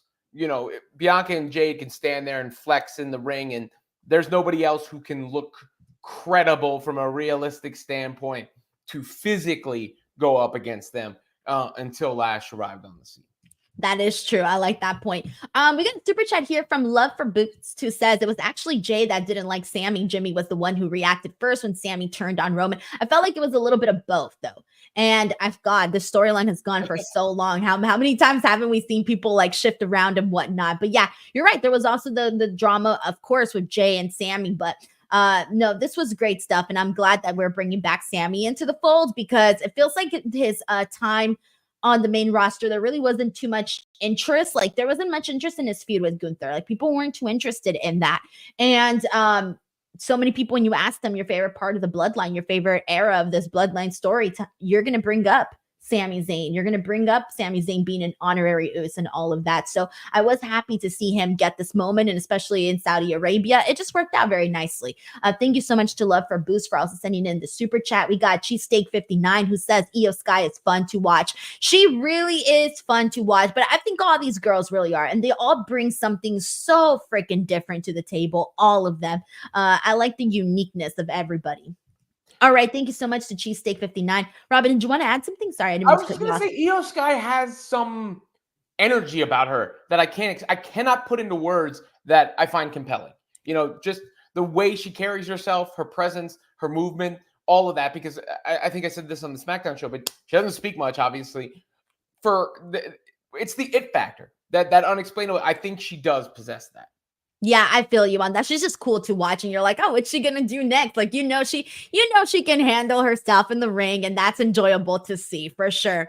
All right, let's go on to the next match here. We had Seth Rollins defeat Bronson Reed. Oh God, Robin, I loved the way that this match started, right? Because we see Seth Rollins go in and attack Bronson Reed. Shout out to Bronson Reed's gear; he looked phenomenal. But he goes and attacks Bronson Reed, right? And it takes a while for them, like they're fighting on the outside, and it takes a while for this match to officially get started. Seth Rollins takes a nasty bump onto the over the barricade into the chair, and I'm thinking, ooh, is Bronson Reed, like, by the time they get this match started, is he gonna finish him off? There was a moment right at the beginning where I thought it was over. So Bronson hit a tsunami, right? And then afterwards, I'm thinking, oh, he's going to hit another one, and that's it. Like, this match is going to be over.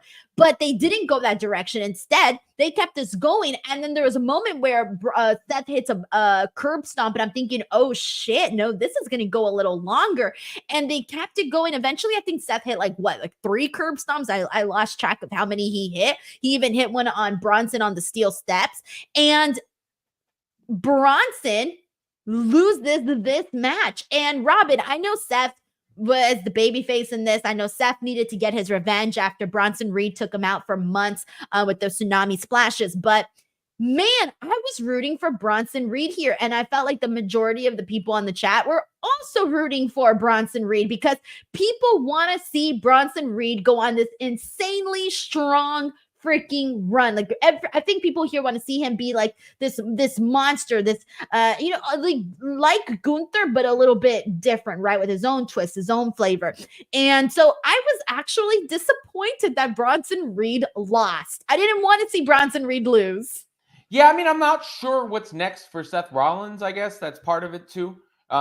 He's been there, done that, accomplished everything, legendary career. He was probably waiting for CM Punk to come back. Yeah, that's true too, because that's a money feud. He was an integral part of WrestleMania, and I think CM Punk, Seth Rollins is marquee waiting to happen.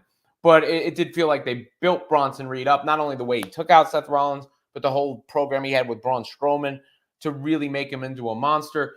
There was a certain segment of fans who were probably disappointed because they really appreciated the homage on his ring gear. He was wearing MF Doom, a hip hop cult hero who passed away a few years back. But in the match there, yeah, it felt a little anticlimactic to me. I'm with you. I don't know what it does for Seth versus how it damages Bronson Reed, because they tried to do the reverse sell on commentary after it happened, and they're like, Seth Rollins with the win, but Bronson Reed proved he's a main event. And I'm like, yeah, I don't know.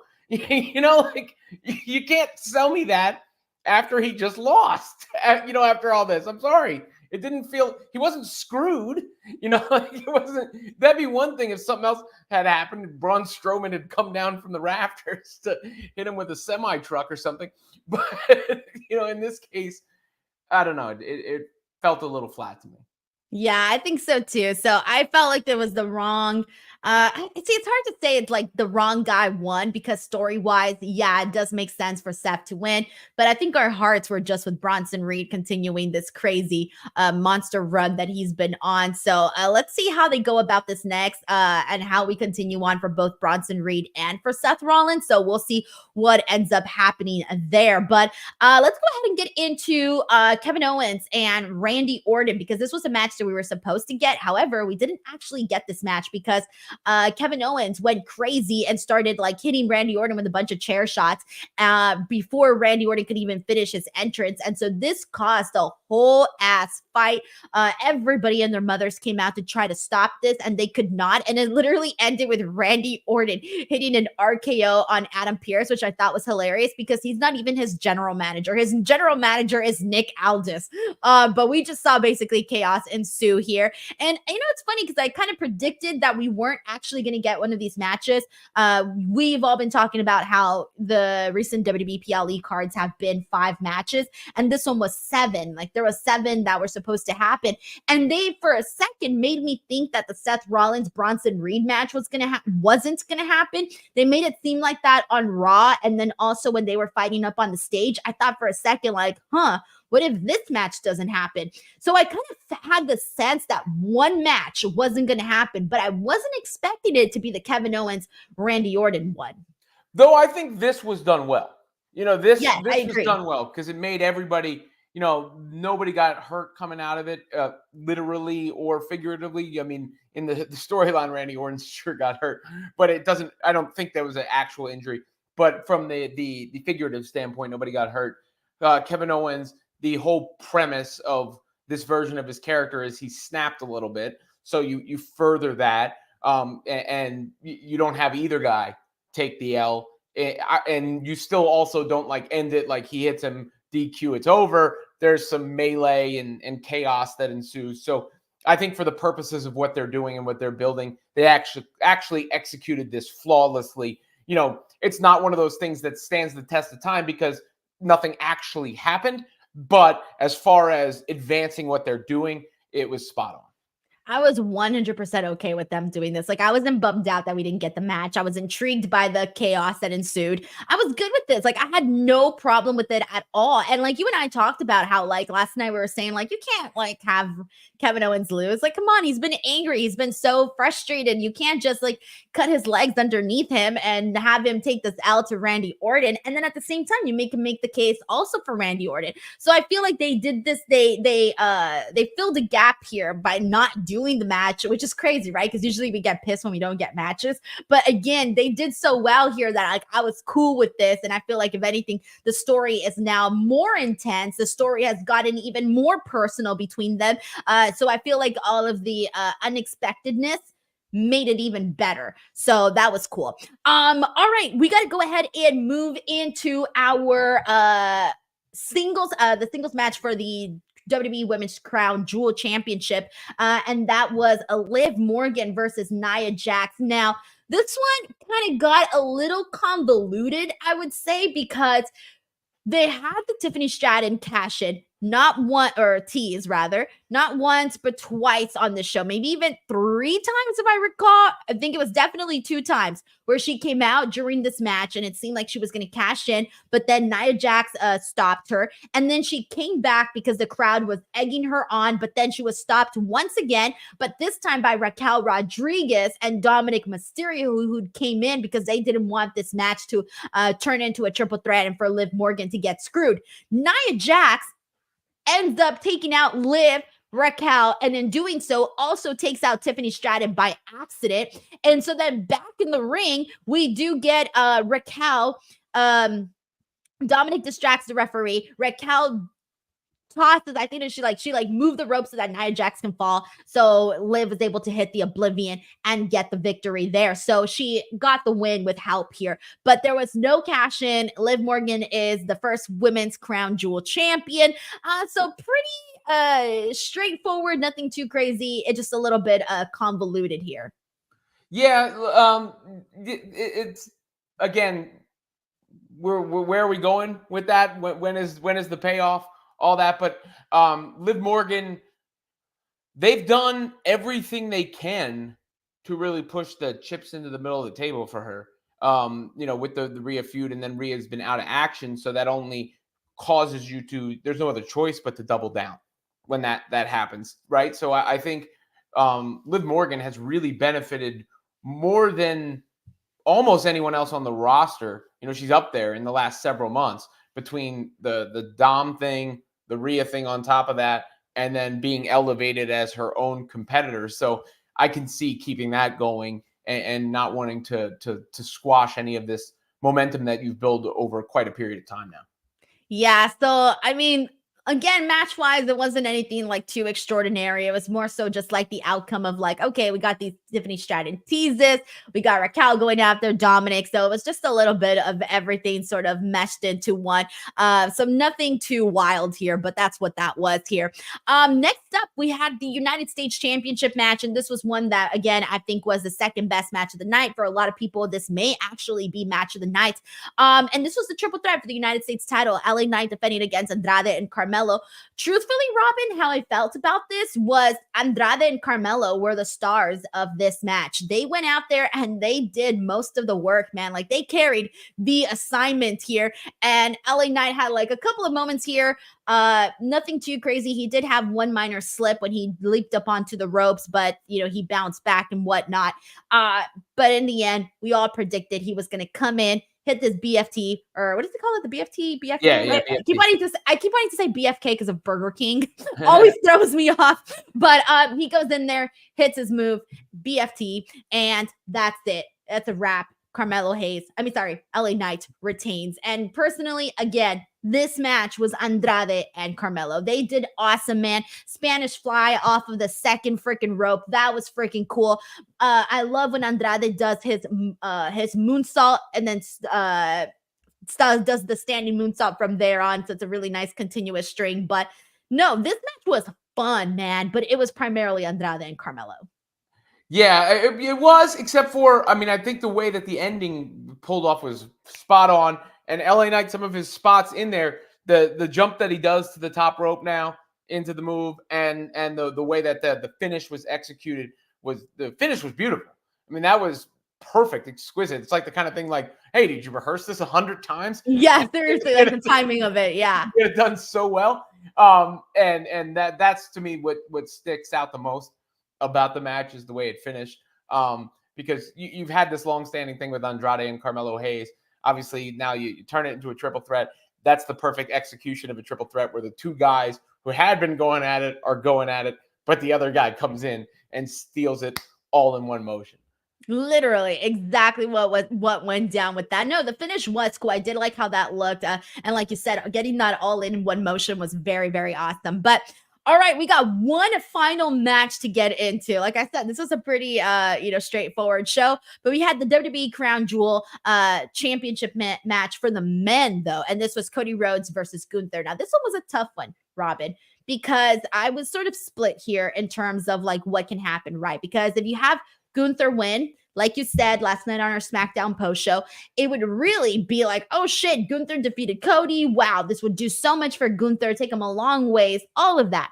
But then at the same time, Cody Rhodes is the undisputed WWE champion. Like, he is earmarked to go and do all of these big things. We're expecting him to face The Rock. We're expecting him to have a third match with Roman Reigns. We're expecting him to headline WrestleManias for the upcoming future. So if Cody Rhodes would have lost here, especially in a clean fashion to Gunther, it would sort of knock the undisputed WWE championship down a peg. And even Cody Rhodes said it himself during the actual little interview that he did with Kathy Kelly. I thought he did a great job of talking about how, like, okay, whoever wins this match, if Gunther wins, he can make a claim that he should be main eventing WrestleMania or should be headlining, these big shows that are, like I said, sort of earmarked for Cody. And so that really, really put that all into focus. It really, really did. And we get this match. There were some good moments here. I liked the way it started. I thought it kind of slowed down a little bit during the middle. I think they could have trimmed off maybe just a couple of minutes, or, I thought there were just some portions that in the middle of this match that took way too long to get to the next steps, but they got there. The crowd kept up the energy, which was great to see. And eventually we see a really great finish. We're talking about finishes. This was probably my favorite finish of the night, because we saw Cody Rhodes go to the top rope. He goes to try to hit the cutter, but Gunther instead gets him in a sleeper. And it was like the third sleeper he had gotten on Cody Rhodes at this point. But Cody Rhodes transitions it, and he ends up, I don't even know how you call it. He flips over to the opposite side, holds Gunther really quickly, keeps him down, shoulders down, 1, 2, 3, and it's a quick victory there for Cody Rhodes. So it was like Gunther, yes, he lost, but he didn't lose in a fashion where like Cody whooped his ass. No, it just happened so quick. Gunther wasn't, couldn't get out of it. It happened. Cody Rhodes wins. Afterwards, they shake hands, and Cody is now the first male Crown Jewel champion. Yeah, look, I mean, I can't be mad at it, because I did think, this is an opportunity to make Gunther look stronger. But at the same time, Cody's the guy. He's the one that won the title from Roman. He is a great performer in the ring, and it ended in a justifiable, valiant way. Like, two great performers. One got the best of the other. The other's frustrated. I can't believe this happened to me.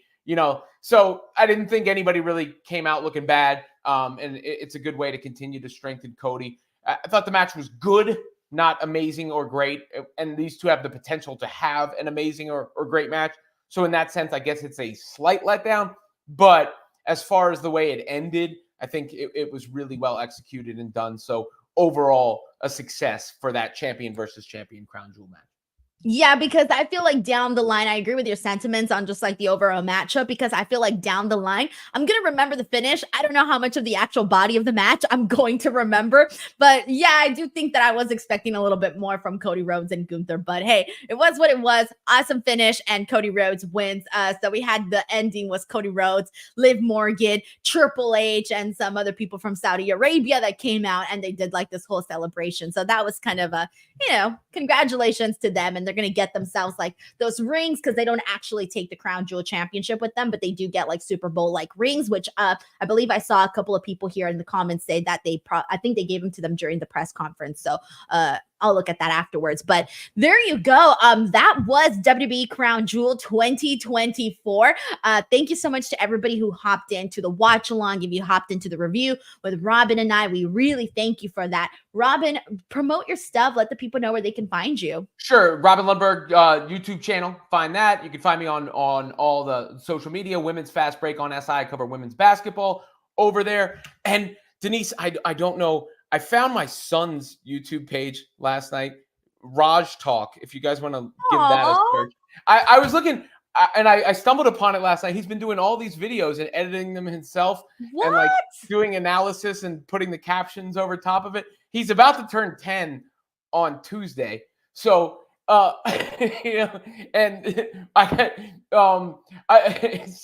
it's just it was kind of a cool moment to see that, like, and I can tell he's emulated me a little bit, like in the way that proposed like a this or that thing, or the way he almost like sort of stole. I don't want to say stole, but was inspired a little bit by maybe things he's heard me say.